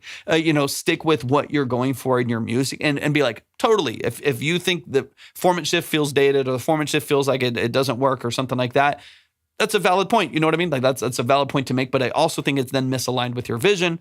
So it doesn't matter. You know what I mean? You gotta stick with kind of the vision that you're going for. We're talking about music, Charlie. So we got Melrose, a couple chats above you. Melrose, this is their song "Distance" featuring JPack, and we're breaking down their song. We're talking through mix structure, talking about production elements and stuff like that, and breaking it down. All right, let's get into it. Let's get into it. Let's run it from the top.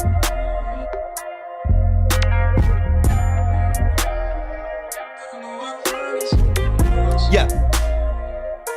In some fashion, session musician, producer, engineer, songwriter, vocalist, whatever it may be. So we're talking about y'all's music that y'all have played a part in making. That's different for everybody. Some people are producers, some people are artists and musicians, some people are vocalists, some people just wrote it, stuff like that. But that's what we're breaking down.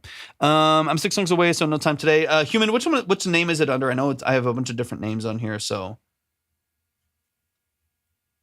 remind me which name that is, Human, real quick, just so I can see. Because I know some people aren't here. We'll see what I have time for. Ooh, do, do, do, yeah.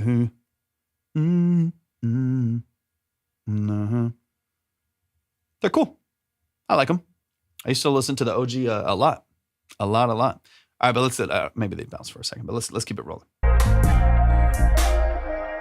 Can we move a little closer? Okay, so real quick, one of the main things is I just want a better EQ balance between y'all's two vocals. Their vocal, when it comes in, is a bit darker and a bit warmer, and I like that better. It's easier to listen to. It's a little bit less harsh. It's a little bit less abrasive, as we've talked about with your songs before, so it's not a shock necessarily, but your vocal's a little bit, in my opinion, over brightened. I'm really getting some high excitement, like fresh air in there that's on there. Dial it back to like 5 if it exists on there, or just bypass it and just use brightness. It is a little bit overexcited in the top frequency, so soften that a fair amount. And then if you do have a de-esser on there as well, lower your threshold just a hair or retarget your frequency, just because we're still getting, I'll tone the fresh air down. Yeah, it's still just, you just get that hiss at the top of the mix. You get a little bit less of that with the other vocal, so it's warmer, it's easier, still bright. Like their vocal is still very bright, tightly compressed. It's really saturated. Like you're still getting a lot of it. Just tone it down. Whatever you have it on, cut it in half. So if it's and de-esser and soothe. Yeah. Cause what's happening is I feel like you're doing multiple things and having to band-aid them, right? So you're like over brightening, but then you're having to like over de-ess, and then you're like over fresh airing, but then you're having to soothe. And so like you're adding more things that are largely just like band-aids to previous process decisions, instead of just trying, obviously, it's like, of course we're trying to, but like trying to get it right earlier on, right? So if you're just finding that like there's too much happening in that, just don't brighten your EQ so much, right? So if you got, I'm throwing out numbers, right? But without having seen the session, if you have 10K up 7 dB, right? You got 10K up 7 dB, and then you're feeling like you have to de-ess like crazy, then soften that de-ess, right? And then you're fresh airing, and then you're doing soothe and whatever. Bypass soothe, take soothe off for a second. Take your high frequency down to like 3 dB, right? Bring it down to like 3 dB, let's say maybe 4 dB tops or something like that, right? De-ess lightly to control the sibilance. If you want the fresh air excitement, you just like it. Take it from, I don't know, whatever you're at, 40%, 30%, take it down to 5 to 10. That's pushing it in my opinion, but take it down to 5%, you know what I mean? And then if you still feel like there's harshness and you want to use soothe, sure, right? What I'm hearing is like boosting that's happening, and then forced control of it boosting, and then forced control boosting, and forced control, and it's just making the vocal feel hissy and a little bit abrasive, right? Definitely need to work on fixing each plugin setting before trying to modify 100%. What I do in situations like this, or if I get a session from a client, they have 8 plugins on there, and I got to go back through and like rework something. Usually, I'll just delete it. To be honest with you, I'll keep a reference and I'll just delete all the plugins and start over. But oftentimes what I'll do is I'll just go back to number 1, right? Just go back to like the first things that are happening and go track by track. And oftentimes me just like readjusting their first EQ and compression tells me I can delete the last 3 plugins on there, as opposed to those first couple plugins introducing other issues. I now have to add more plugins to fix. And so, anyways, that'd be my thing. Is like, I think right now, because you have an end result you're looking for, so you're like, I know I want a bright controlled vocal later on. You're going crazy with brightness early, and then doing this kind of ping pong back and forth to control it after that. And so what I would do is like control that sibilance early, get an early de-esser on your particular vocal, get an early de-esser on there, not so much of a high push on the EQ, and then like saturate and do what you need to after that. But the less you push early on here and control EQ and your sibilance down there, the less you're going to have to band-aid later on. But that's one of the biggest things. Is it's a little bit over harsh, a little bit brittle, a little bit bright on your vocal, and then the next vocal is warmer, and there's a pretty big contrast between the two. You soften yours a little bit, it'll feel way more balanced between the two. On my shoulder, but let's work it out. I'm trying to get to know you better before I get too focused on that smile. She out her mind. Said the way I'd probably do a little bit on all of them. Now, your background vocals, like those can be brighter and thinner and airier, and they're not as prominent in the mix, so they can get away with a little bit more. Perfectly valid. If it still feels a little bit harsh, again, this is where you can kind of train your ears for it too, but if it still feels a little harsh, maybe soften some of those background vocals as well. You can hear the harsh sibilance, so you can hear those Stoll has a really harsh cut in it. It was also 2 different mics. He was on an 87. I'm on a Sony C80. Okay, so that is the other thing. Is one of the things that I'm assuming a U87 AI, like he's getting that transformer, right? Like he's getting a little bit more of that softness in the high mids and that like push right there and some of that saturation right there that's really beneficial for his vocal, right? So that's the other thing. And then the C80, although a great microphone for the price, I do like the C80 for the price. Hold on, got to do my puzzle. Gotta do a puzzle of a chicken on here real quick. Give me a sec. Or it's a cow, not a chicken. Close enough. Boom. Beautiful, fabulous.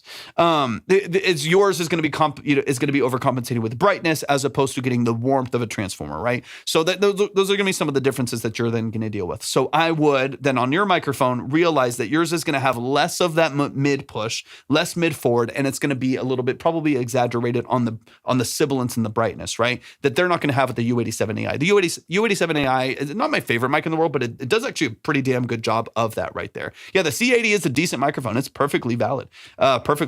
So anyways, those are the differences that you're hearing, and you're really hearing, even if you all had similar processing on your vocal, you're hearing the differences in the mic's capturing of those things and how it handles those processing, those different processes, right? Where your vocal is getting harsh and theirs still feels nice and warm and still pretty bright at the top end, right? So on your vocal, you got to overcompensate a little bit, right? Maybe introducing more of those mids, softening some of the high end and restructuring it. Easy.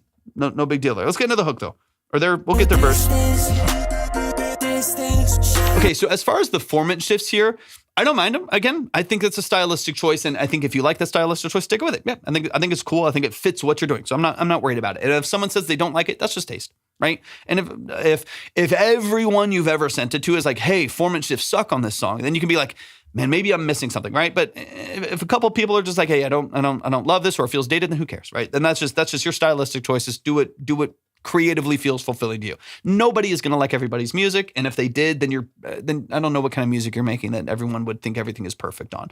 So as far as these format shifts go, I don't mind that they're there. What I would do, for one, they can be softened by the EQ we're already talking about. So all of those filters and everything, they kind of address everything. The other is I would quiet all of them, bring them all down so they're at an angle like this, right, where they go don't. They build in like that. Quiet them just a few dB, just a couple dB. I'm trying to learn about this stuff because my whole family are mixers. That's fire, Charlie. That's dope. That's amazing, man. Well, you're in a great community, man. It's a really, really good space. A lot of really, really talented. Now, when we were live, before I closed the line, there's 40, 50 people in here, and some amazing producers and engineers that come through here that are just very, very talented, always willing to help and work with people. So, man, it's a really good community, man. I'm glad you're here. Appreciate you tapping in. On those low, I would just bring them a little bit lower because right now what's happening is your ending stutter leading into that main vocal is pretty close in amplitude to that other to the next hit, right? Bum, bum, bum, bum, bum. So it just feels very consistent. I would rather them be a little bit quieter and lead in softer, dun, dun, dun, bum, and then that big hit feels like more of a big hit. But since they're all fairly loud, it just feels like kind of too much sometimes, where it's just it's too big of an effect. The effect is, maybe this is also what people are hearing they can't articulate, is the effect is like really in your face. It's whoa, whoa, whoa. Like you get this big formant shift right in the middle of the mix, as opposed to it like leading in softer, boom, boom, boom, boom, and then it hitting on the next line that you hit. I'm going to back it up here a second, but that's kind of one of the only things I'm hearing there. Try to close a little distance, show you what you missing. Try to close a little. I don't mind it. I think it's a little sharp. It's a little bright. And I think if that felt a little bit, I mean, the auto panning is interesting, right? You got some movement there. But I think if we darken this, we make it mellower and vibier and moodier, soften some of that high end push that we have, and then just like bring them all down like 2 or 3 dB. Yeah, I think the more obvious that it is doing what it's doing, the better, right? Because I think if it just feels like a slightly different version, slightly different effect and process, auto pan, but it's like not crazy, like I think the more obvious you like automate that, the better it's going to be, the more impactful of effect it's going to be, right? So if it's darker, it's moodier, it's more mellow. And then at the same time, it's maybe more dramatic change in formant. So it's supposed to like negative 20% to up 10%, go negative 40 to up 20 or whatever. Like have a little bit more movement between the different formants or octaves, right? So something like that could be valuable. Some of that's taste and style, kind of what you want to do with it. But I would like it to feel more intentional, right? Slightly better balance to it, slightly better EQing, and then more like this is the effect is here, and I'm making a bold decision. I'm not hiding behind anything. No matter what anyone says, right? Like I like this idea. I'm doing this idea, and I'm doing it all the way. I'm not trying to subdue it at all. Okay, let me get into the verse here. My side, I'm trying to get you fly. Do you want to reach new heights? Trying to keep it real with me. That's fine. I know what's on her mind. She on my wish list. I'm playing games. No, that's not a little bit of sibilant cut in there. And I'm not mad at it. Like it's not crazy harsh, but every once in a while you just get that shrillness. If there's also a hair more fresh on there, maybe dial back. If there's a little bit of sibilance, maybe slightly lower threshold.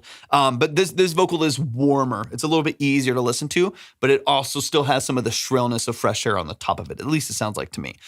So again, maybe slightly dialing back any of the effects that are exaggerating high frequency excitement and mitigate some of the harshness there. But beyond that, like performance-wise, vibe-wise, energy-wise, I like what you're doing, Melrose. This is cool. I don't want to leave you hurt. I promise to put you first. When you're gone, it's the worst. I'm just trying to close cool vibrato, too. You're a vibe, Melrose. Like, all of your songs are super vibey.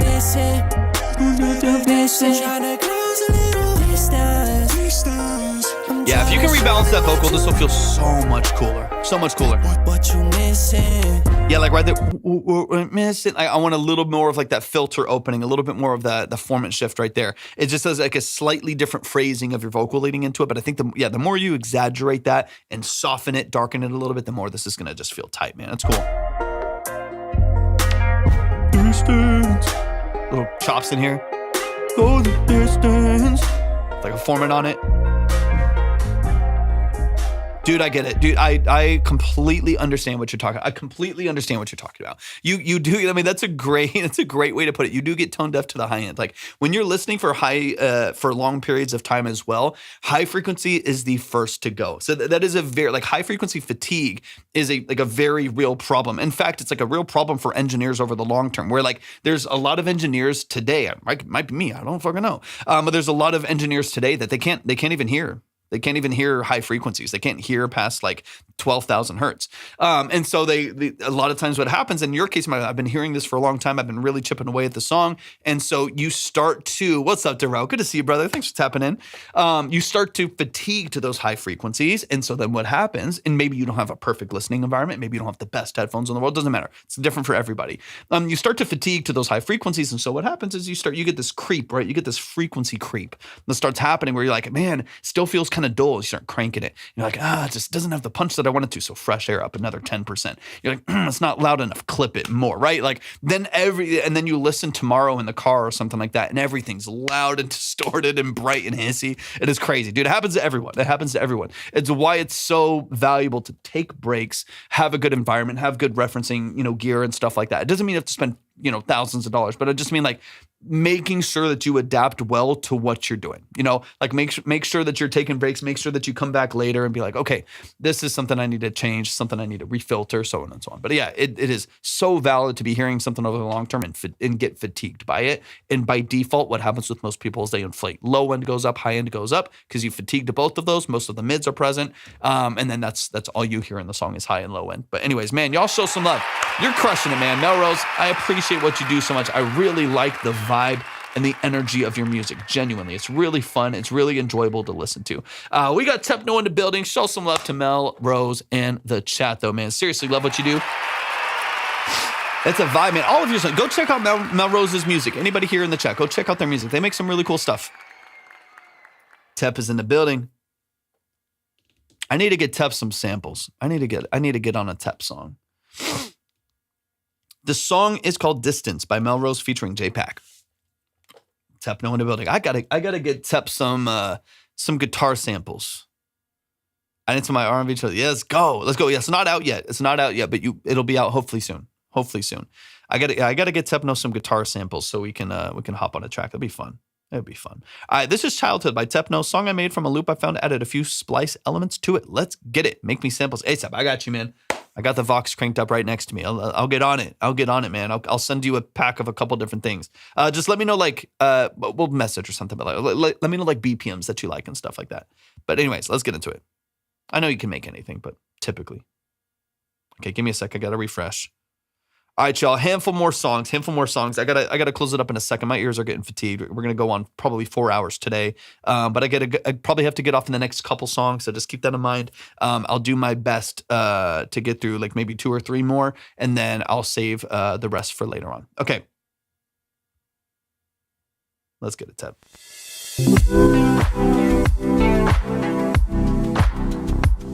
Hold on. You know my ear is good, Tep. You know my ear is good. Hold on. I was like, hold on 1 second. Back it up. You know my ear. You know I'm not missing it. You know I'm not missing anything, Tep.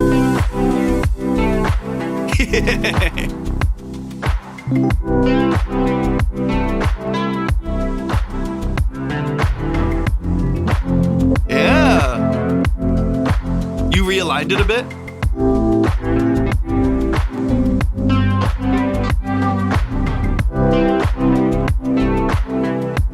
Yeah, okay, sick. It's like deja vu, and I was like, dude, I swear I know this melody.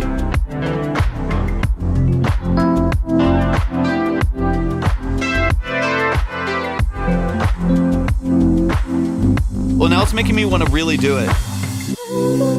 But in time. I need to send this to you in time. I'll retrack it for you. So you can get the clean files too without a shit ton of Valhalla on it. Sick. Now you got me hyped. Now you got me invested. I gotta send you. That way you can get the cleanest file.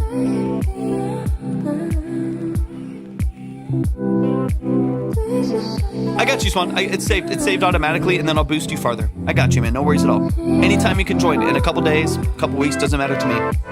I'll get you taken care of.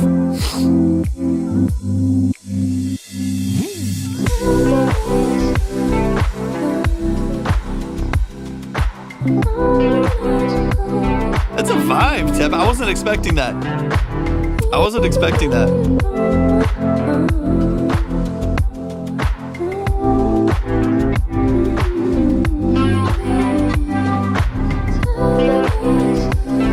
Dude, yeah, I wasn't expecting that at all.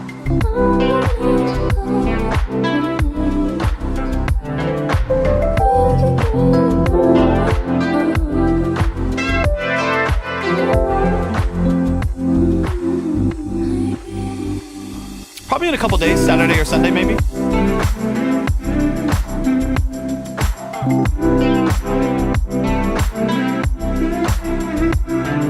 Samples are great though. It works surprisingly well. Almost has a Rhodes feel, the EP1. Dude, I like it a lot. That's why I'm like motivated now to get you a better version. That's like even tighter, even better established.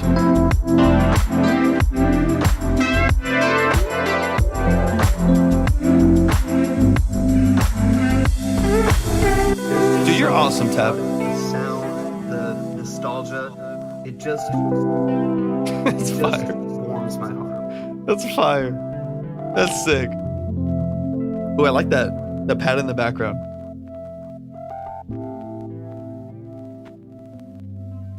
I know, dude. That's hilarious.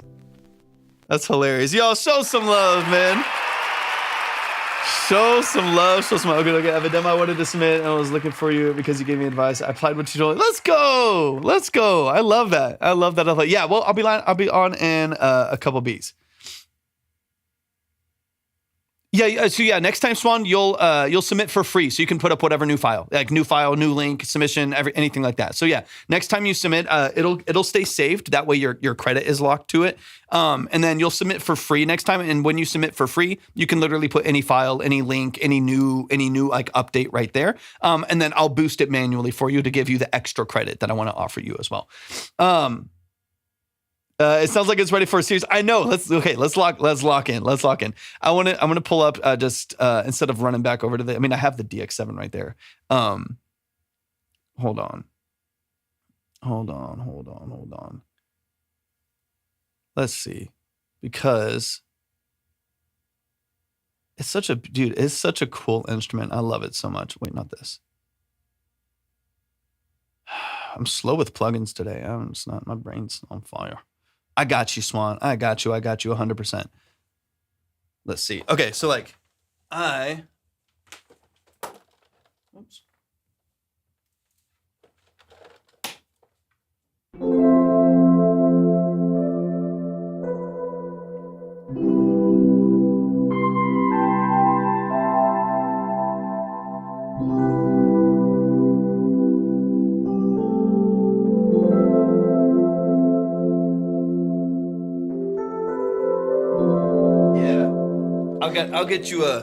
I'll get you a fresh one on there too. I'll send you some updates. That'll be fun. Did you what BP? Let me make a note really quick, because now you got me fired up. Tep. This is your fault. We're talking about this stuff now. Okay. What did you change the BPM? I didn't even record 93. Okay, perfect. 93 BPM. Tep no. Boom. C major. Let me just get some notes on here really quick. I'm going to re-record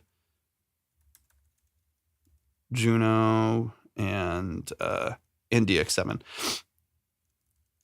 from video. Okay, perfect. I want to make some notes because I want to get you. Now you got me hyped. I was like, I want to like time it and get you a clean. Would you rather? So I'll have. I like the chorus and stuff on the Juno. Slice of perform, to try to realign it and stuff like that. Most of it sounds like really pretty damn good. And then there's a couple times where I know I'm off, and so that's my perfectionism, and I'm locked in. I get hyper focused, and I'm like, now I'm like, since you aligned something else, it took something else I did off time, and I'm like, I'll just redo it for you, and get you a clean sample. Okay, let's play it again, dude. That's sick. I was not expecting that at all. Let's run it from the top, man. Let's get into it. Dude, I'm so happy. This is the work that I love, man. This would be fun. I would love to do so much more with you and other cool producers and stuff, and just get samples and placements and just start especially when people you don't necessarily have this, but when people struggle to get stuff out there, it could be cool to have another accountability system of just someone else who's also wanting to put out more music, and then you don't have to deal with it. You don't have to search for a splice loop or anything like that. You can just lock in, just come with a pack of some stuff. Obi, thank you so much for the rose. I appreciate you. All right, let's run it from the top. This is cool. Did it last night, dude? Dude, you're quick. What did I post? Did I post this last night?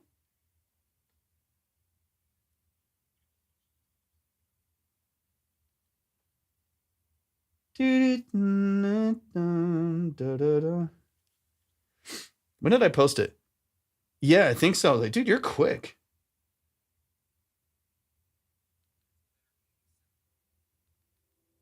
Yeah, a day ago, dude. I literally, I literally posted it yesterday afternoon, and you already did all of this, dude. You're a monster. I know it's simple, but it's cool, man. I like that bass. The synth bass is nice. Bow, bow, bow, bow. Yeah, I'll send you some clean chops of this. Do you, obviously I had a ton of stuff on there and you can add your own. Would you want me to, I'll send it with chorus because I like the chorus. But do you want me, that's Falcon UVI, dude, I've been hearing a lot about the UVI stuff. I need to get on board, I guess. I haven't used anything. I'll send them to you dry, but with chorus. So like no reverb, and you can just add Valhalla. You can just whatever, like add whatever fun stuff that you want. But I'll send it, you know, just without all the. I'll send it without all the reverb. That way you can add whatever you want that like fits and stuff like that. Send it the same. It's up to you if you really want to redo this. I don't know. It's fun. It's fun. I mean, if you want to put it out, you want to do something with it, I don't really care. I don't mind it. This is the fun stuff. Maybe send it the same. I like it like this, but I mean, it's a clap. I mean, yeah, I mean, whatever you want. I hear some timing stuff that is going to be really hard for you to fix, but that bothers my ears because I know it. But you know, so that's the only reason. It's just my annoying brain, and it's going to like hyper fixate on it, and you know what I mean. So I'll send you the same. It'll basically be like if I go here, let me see. Yeah, I can literally just do it like I have the plugin, so I can just use this too and just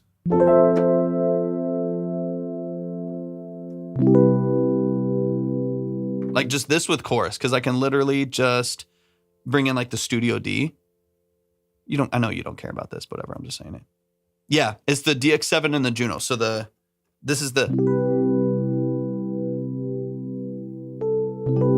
kind of does that. And that's that one down there. It's just the plugin of it. Oh, okay, nice. And so I'll just send you this on one file.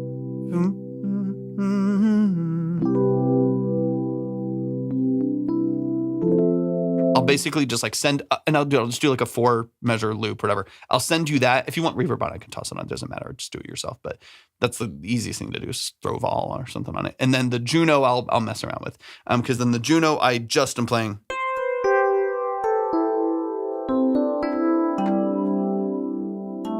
It's just like doing a couple of notes like that. So I'll just send you some fresh files. Like maybe tomorrow I won't have time, but yeah, sometime this weekend I'll just send you a couple. Yeah, I'll do it like I did it. I'll follow the same profile. I'll just make sure it's on 93, so it's all time for you. Okay, let's just play through it again. Obviously, there's no like mix to break down, but let's play through it again, dude. I appreciate it. That's fun. That's fun. It's always like a treat when I just like get like surprised by hearing like I'm like, oh, that's me. I know that. Or like there's a couple times when like someone sent in remixes of like one of my songs or something. I'm like, dude, it's such an honor. Like when someone just even loosely, even if it's a tiny thing, just feels like it's cool enough to want to do something with. It makes me really happy, man. I appreciate that a lot. Y'all show some love to Tep. That's the family right there. All right, let's run it from the top. I really like that low bass though too.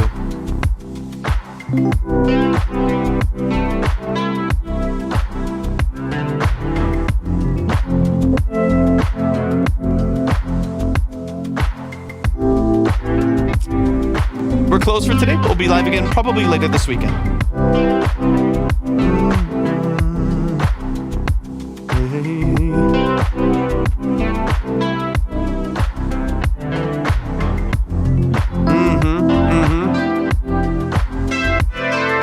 Because I like that. That little high push is really cool. So I want to keep that in there too.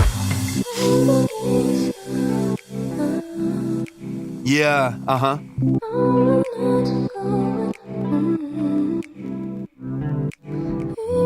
How'd the vocal fit perfect too? This could actually end up being like a really cool song. Yeah. Not actually, I mean, you're good at what you do.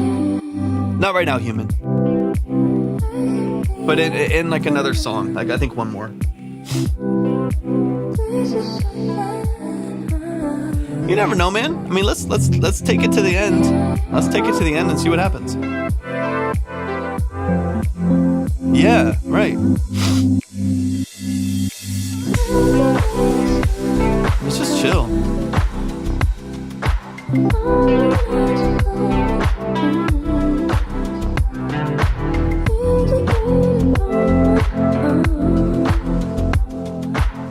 It's a vibe, man. This is Tepno. King of, dude, you're the king of chill. You're the king of chill. All praise. All hail the king of chill.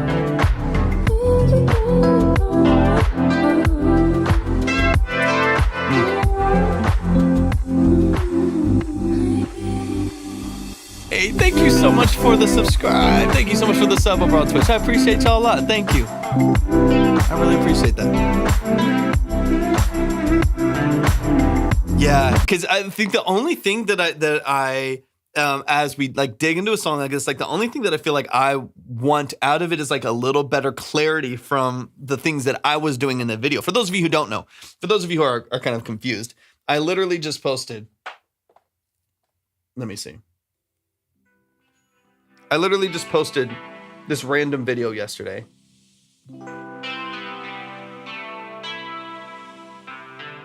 And that's just me playing the DX7 and the Juno 106 in the background. Yeah, 100%.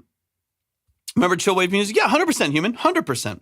And that's what this is from. I just randomly posted, like, I just like freestyled that yesterday on, just on the iPhone and on the DX7 and Juno 106.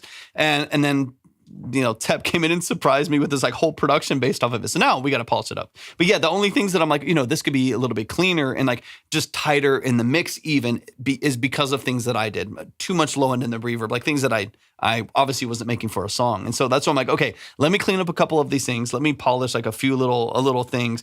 That way your job is easier and like fitting it over your bass and like under your drums and stuff like that is a little bit more polished too. That's sick, man. That's so cool.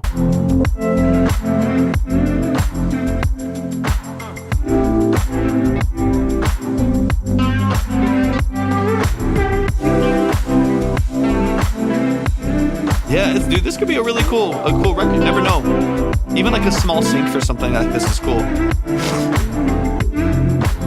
100%. Yeah, true. 100%. That's valid. Because I really like that. That's like one of my favorite parts. Like that little. It has such a good push over the top, man. It's really, really, really cool. There's something about it. The sound, the nostalgia. It just. As soon as it started playing, I was like, hold on. I love it.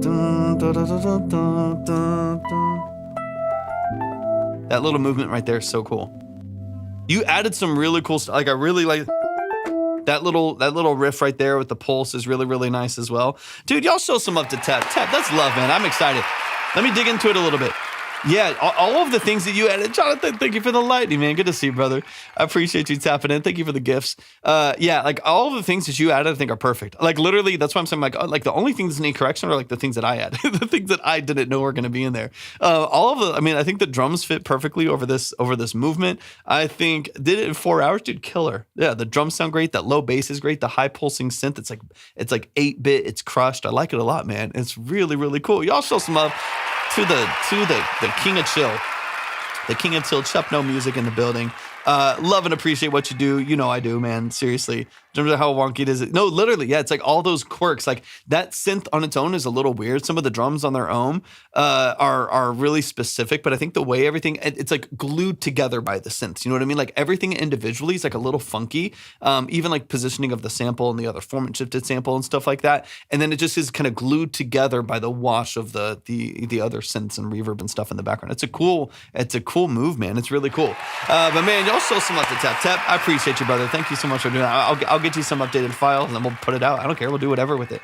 Whatever you feel up to doing. Whatever you feel up to doing with it, man. I'd be happy to make it happen.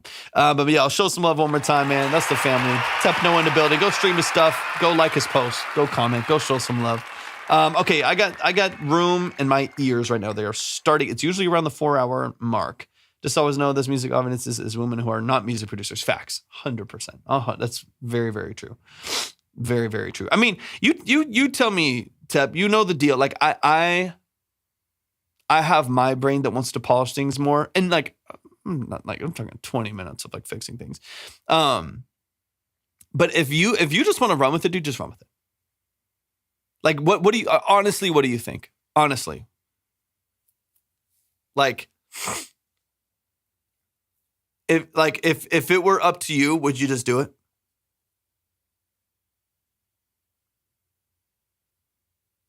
Then just run with it. I don't care. I will consciously let my ego slide right now. Yeah, just do it. Just do what you want to do with it. Yeah, and then just let me know what you need from me. But yeah, just mess around with it. Do what you need to do with it, and then I'm fine. Don't even worry about it. Don't even worry about it. Yeah, exactly. I'm trying to be better about that, right? Because like I know that I just need darts on the board. I know I just need a lot of music out there, and so I can't be too picky. So yeah, just do what Tep does. Do what Tep does, and then you're gonna be golden, man. Yeah, already closed. We're gonna be live again, Braden. We'll be live in a couple days. Human. So which one is on yours?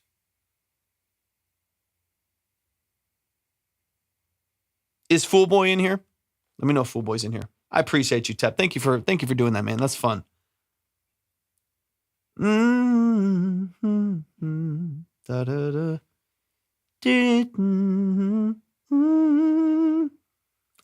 then Human, what's the name on your song?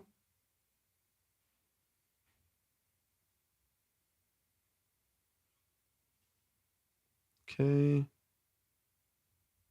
So I don't think they're here. They are here. Okay, we'll close with yours.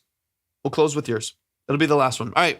This is Ronnie Air Spacey. Let's get into it. Butterfly Nights. Give me the details. Give me the details really quick. We're gonna close with yours. Yeah, give me the details. Talk to me about production. There's not anything in the description. So yeah, just talk to me about production, mix, the role that you play in your music. This will be our last one.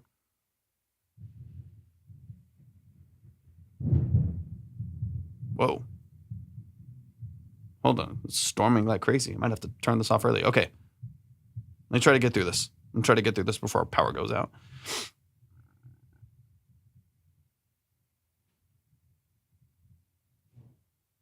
Okay, last song, y'all. Last song.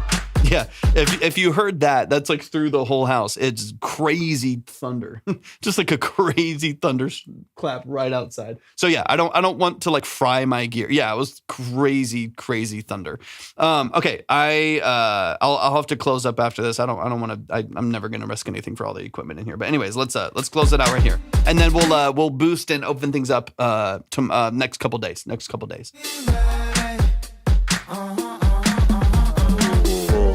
GTO, candy apple, red bottom, supermodel, pushing narcos like Griselda Blanco. Oh, Fool Boy, you just came in. Late. I got you. I'll have you boosted. Next time. Horizontal, ain't no question, she's a problem. Police tried to take her out the streets, but getting is it your voice as well? From an independent businesswoman, she do what she wants. Or just your production and mix? The Alpine engine, she just had to try, had to see how it ride. Maxing and relaxing like it's 1989.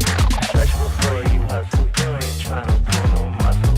Stretch before you hustle, stretch before you hustle. Stretch before you hustle, stretch before you hustle. Stretch before you hustle, stretch before you hustle. Oh, my shot is so bad when she moving like that. She stand on business, she ain't the one to play by her back. She's a hustling queen, you look good with them racks. Okay, got you. My shawty knows that's the fact. Sorry. I had already started playing. I got you though, man. I'll make sure that you're boosted up next time. Sounds good. My girl so fine and dangerous. She a Lauren, I might have to stay with her. We like Bonnie and Clyde, but we keep it on the down low. Cause chicks be watching us. So we hopped in the whip with the butterfly doors and we went back to the future. And on the dash. We're closing up, y'all, but we'll be live again maybe later this weekend. Hey, no worries, man. Sorry, hey, I tried to wait a little bit, but didn't want to wait too long. I got you. I'll make sure you're taken care of, man. Sometimes it's delayed on YouTube.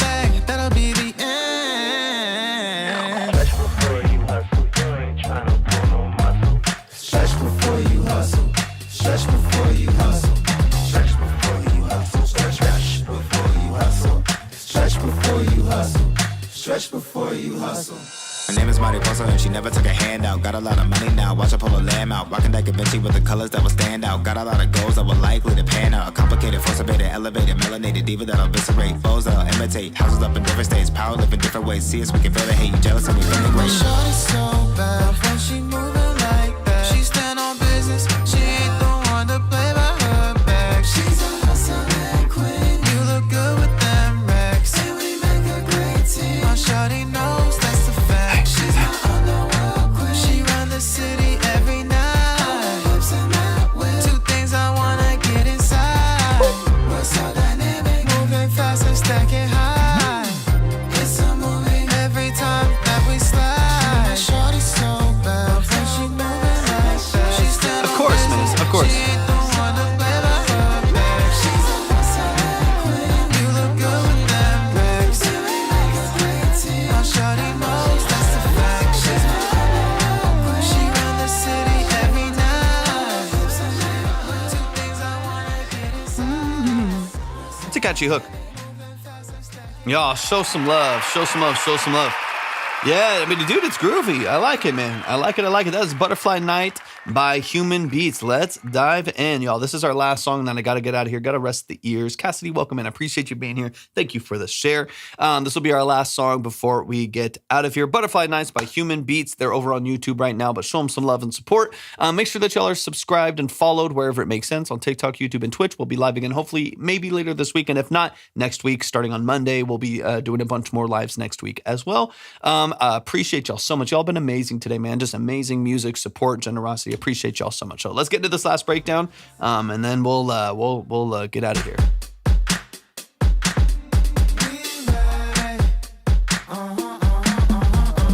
Full throttle GTO, candy apple, red bottoms. I like my honest reaction to the holistic project here is I like the production, I think, more than I like some of the vocal performances. I think a lot of the, and you did mix it. Okay, nice. You have the percussion structure I love. I mean, it feels funky, it feels interesting, it's engaging, it's fun, it's dancey. So like percussion structure, bass movement, like classic percussion movements are awesome. All those are great. Stabs, like bright, soft strings and stuff like that, fantastic.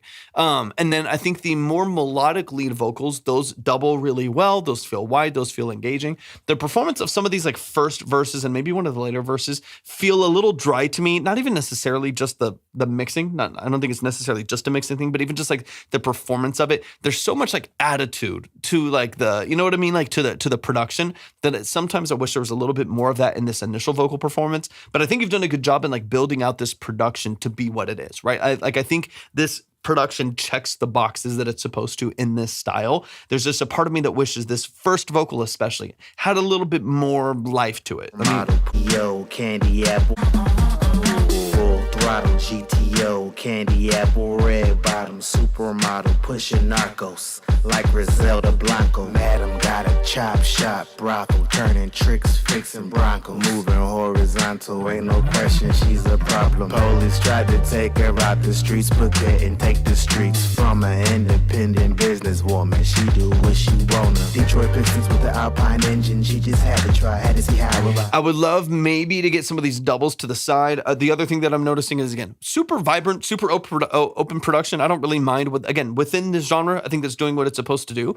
On the vocal though, we kind of have like mono vocal, mono processing. So your delays and reverb sound like they're in mono also on that vocal track, and doubles of that vocal and mono right on that vocal track as well. It would be nice to get some of those outside. Like take if there's two more doubles of the vocal, take one double track left, double track right, get them at least like 50% outside. So it's da da da da bum bum bum da da da da bum bum, like some doubles that kind of accent on those in and outs and give you a little bit more energy out of some of those vocal pops, as opposed to everything kind of aligning in the middle and feeling a little bit rigid right there. That'll help that vocal feel less muddy in the middle of the mix and just make that performance feel wider and maybe a little bit more engaging. Because that's one of the things is like that low vocal right there. I think you only sent 2 stems, then you might want to have a double dox or something like that for that vocal, or do a duplicate of the vocal, shift timing and color pretty dramatically. Or you can send that vocal to a stereo and use like the duo effect from Antares or something like that if you have Antares Suite. Yeah. So what you can do is send it to a stereo aux. So send a single vocal in mono into a stereo aux and add the duo effect 100% wet. And then you can feed in a double of that vocal, and it helps quite a bit. Yeah, kind of Haas effect, right? It's just going to shift timing. It's going to shift, shift the timing, shift the color, like natural profile of the vocal on the other side, and that'll give it some openness, something, right? I think that's the thing that I'm running into is that it just feels the vocal feels a little muddy with the other vocals kind of right behind it, and otherwise, yeah, like you said, it's kind of harsh. It's kind of hard to. Or the other thing you can do is. I was gonna literally say you could do a delay, a really short tail delay, like on the other side, reverb, same thing. Like you could like take that vocal, pan it to one side, send it to a delay, and then have that like a stereo delay, but have that delay only hit on the other side at a really, really short tail, really, really short response time and decay right there. So like there's options, right? There's options, but that is one thing I would love a little bit more out of, just because that vocal does feel like there's a lot coming at you right in the middle of the mix, and opening up the vocal layering and like BGVs right there, I think could be really nice. Relaxing and relaxing like it's 1989. Cool production though. I like the production. Stretch before you hustle. Stretch before you hustle. I mean, this is the bass movements again. It's kind of nasty and funky where it's supposed to. It's not super clean. I don't think it's supposed to be. Like I think it has attitude. It has some energy to it, which I can appreciate. Stretch before you hustle. Stretch before you hustle. Stretch before you hustle. Stretch before you hustle. My shot is so bad when she moving like that. She stand on Yeah, like when this vocal comes in, that's very pointed. It's very clean. Like that feels like a much more like established vocal mix. It feels really smooth. And so I would love to bridge the gap between one of the other vocals and the secondary vocal here. I think if you can bridge that gap a little bit, one that feels really raw, a little centered, and maybe like they're stepping on each other a little bit, and balance that with what is a really like bright, wide vocal over the top, I think that'd be nice.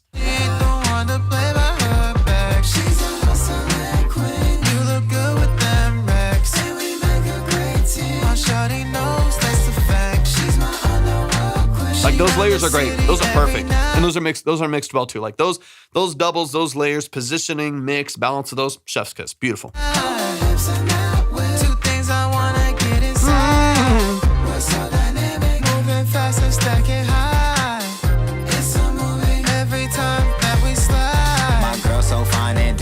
She a Lauren, I might have to stay with her. We like Bonnie and Clyde, but we keep it on the down low. Cause chicks be watching us. So we hop in the whip. Is that the one? You said you had one line in there. Is that the one line that you had in there? Cause chicks be watching. I see Debbie. But we keep it on the down low. Cause chicks be watching us. So we hop in the whip with the butterfly doors, and we went back to the future. Hunting on the dash, gone in the flash. Now it's back to the room. We're close, y'all. We're close. We'll be live again in a couple days. The way she moving that rock. She a real shot caller. I love how she running the block. Take shots for the shots swing out. Okay, nice. That's a nice little sneaking a little introduction of your vocal in there. That's cool. I like it. I'll take it. If you mess with a man in the bag, that'll be the end.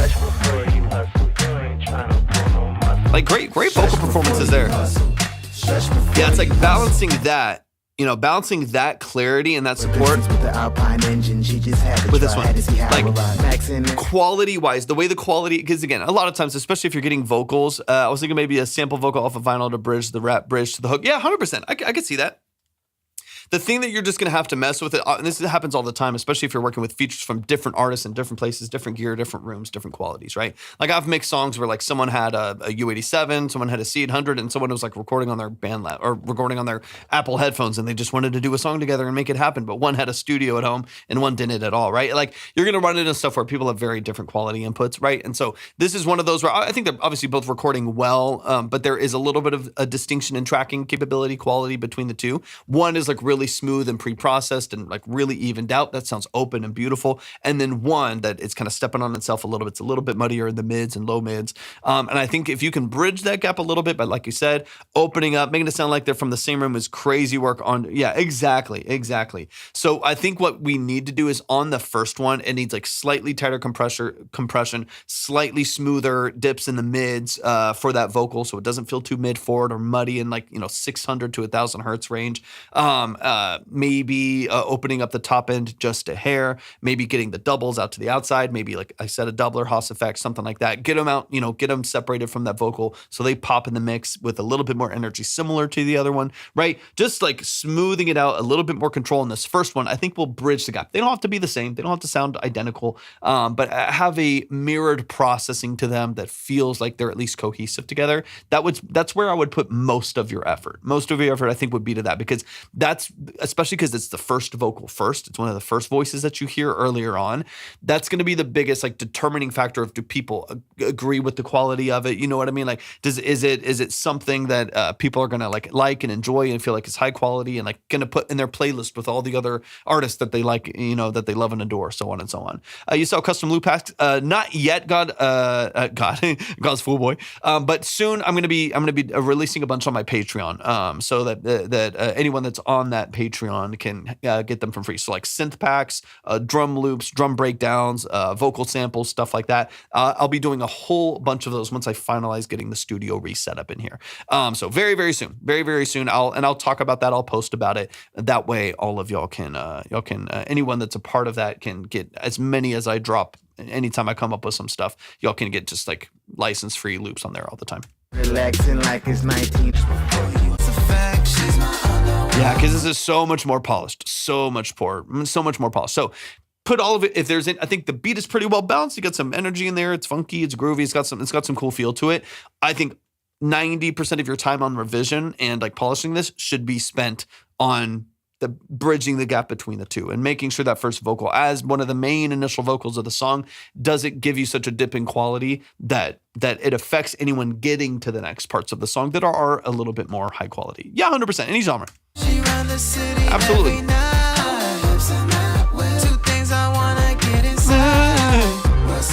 It's catchy. It's catchy.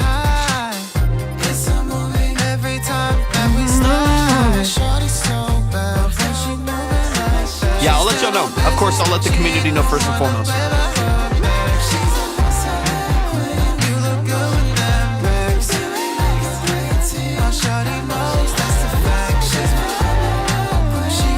It can get a little bit noisy here at the end here. This is like the last section, so I don't mind that this gets a little bit more nuanced, right? Just because it's the end of the song, you want all of the layers to come back in. What I would maybe do is send these vocals to send them to their own bus. I'm sure they're already on their own bus, and maybe do some mid-side on there to pull some of the energy where the lead vocal is sitting. Let's go. I like it. You could get a little bit of energy out of the mid, right? Like, so right now, you have a lot of energy that's still like the background vocals. You have a lead vocal, background vocals underneath that lead vocal, and stacks going into the outside that are all kind of vying for your attention at the end of the song. I don't mind it being a little bit noisier because it is kind of the climax. It is kind of the end of the song where you can have a bit more energy. Perfect. But I would probably take some mid-side and carve out some space on that BGV bus, especially where a lot of the fundamental of the lead vocal lie and some of the other elements. So like, 800, let's say 600 to 1200 hertz-ish. Carve that just out of the center channel and maybe introduce it again on the outside to keep some of the energy in the mix. But I think they're all the same bus. Maybe bus out a little bit more separately then. Have a background vocal bus, have a lead vocal bus, and then have a vocal bus. Like, you know what I mean? Like, especially digitally, it doesn't hurt you to have multiple stop points in order to make sure that you're processing as cleanly as possible. Because otherwise you're going to carve all of that energy out of everything. And I'd rather you have some level of control where on the backgrounds alone or on the synths alone, you have some control to like take something out of the center where the lead vocal, drums, and bass are and reintroduce it to the side. I think that'd be helpful. But man, you also some love to Human. Closing us out today. Thank you so much for the submission, man. I appreciate it a lot. I like the vibe. You can sidechain it. I wouldn't sidechain though, because I don't think you need to duck anything or reduce anything as far as amplitude goes. I'd rather the profile of its EQ just be moved out of particular parts of the spectrum, right? So in my opinion, right? I mean, there's different ways to do it. You can carve a little bit. You can go a little bit more surgical with it. You can do some multi-band stuff. You can do dynamic EQs. You can, whatever it may be. You could sidechain this to that.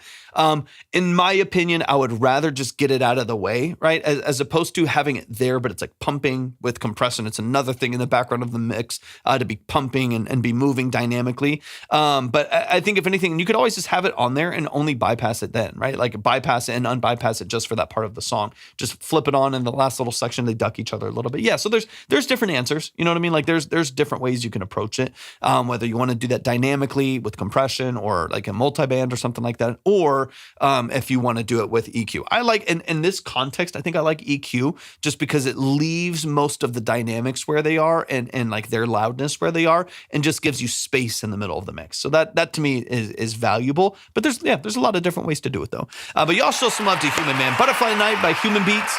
If you like what you hear as far as the production, the mix, definitely show them some love and support. Go reach out to them, shoot them a DM, and work with them. We're always here to support the family, so show some love. Human, appreciate you so much. We got to get out of here. I got to eat. I got to drink. I got to sleep.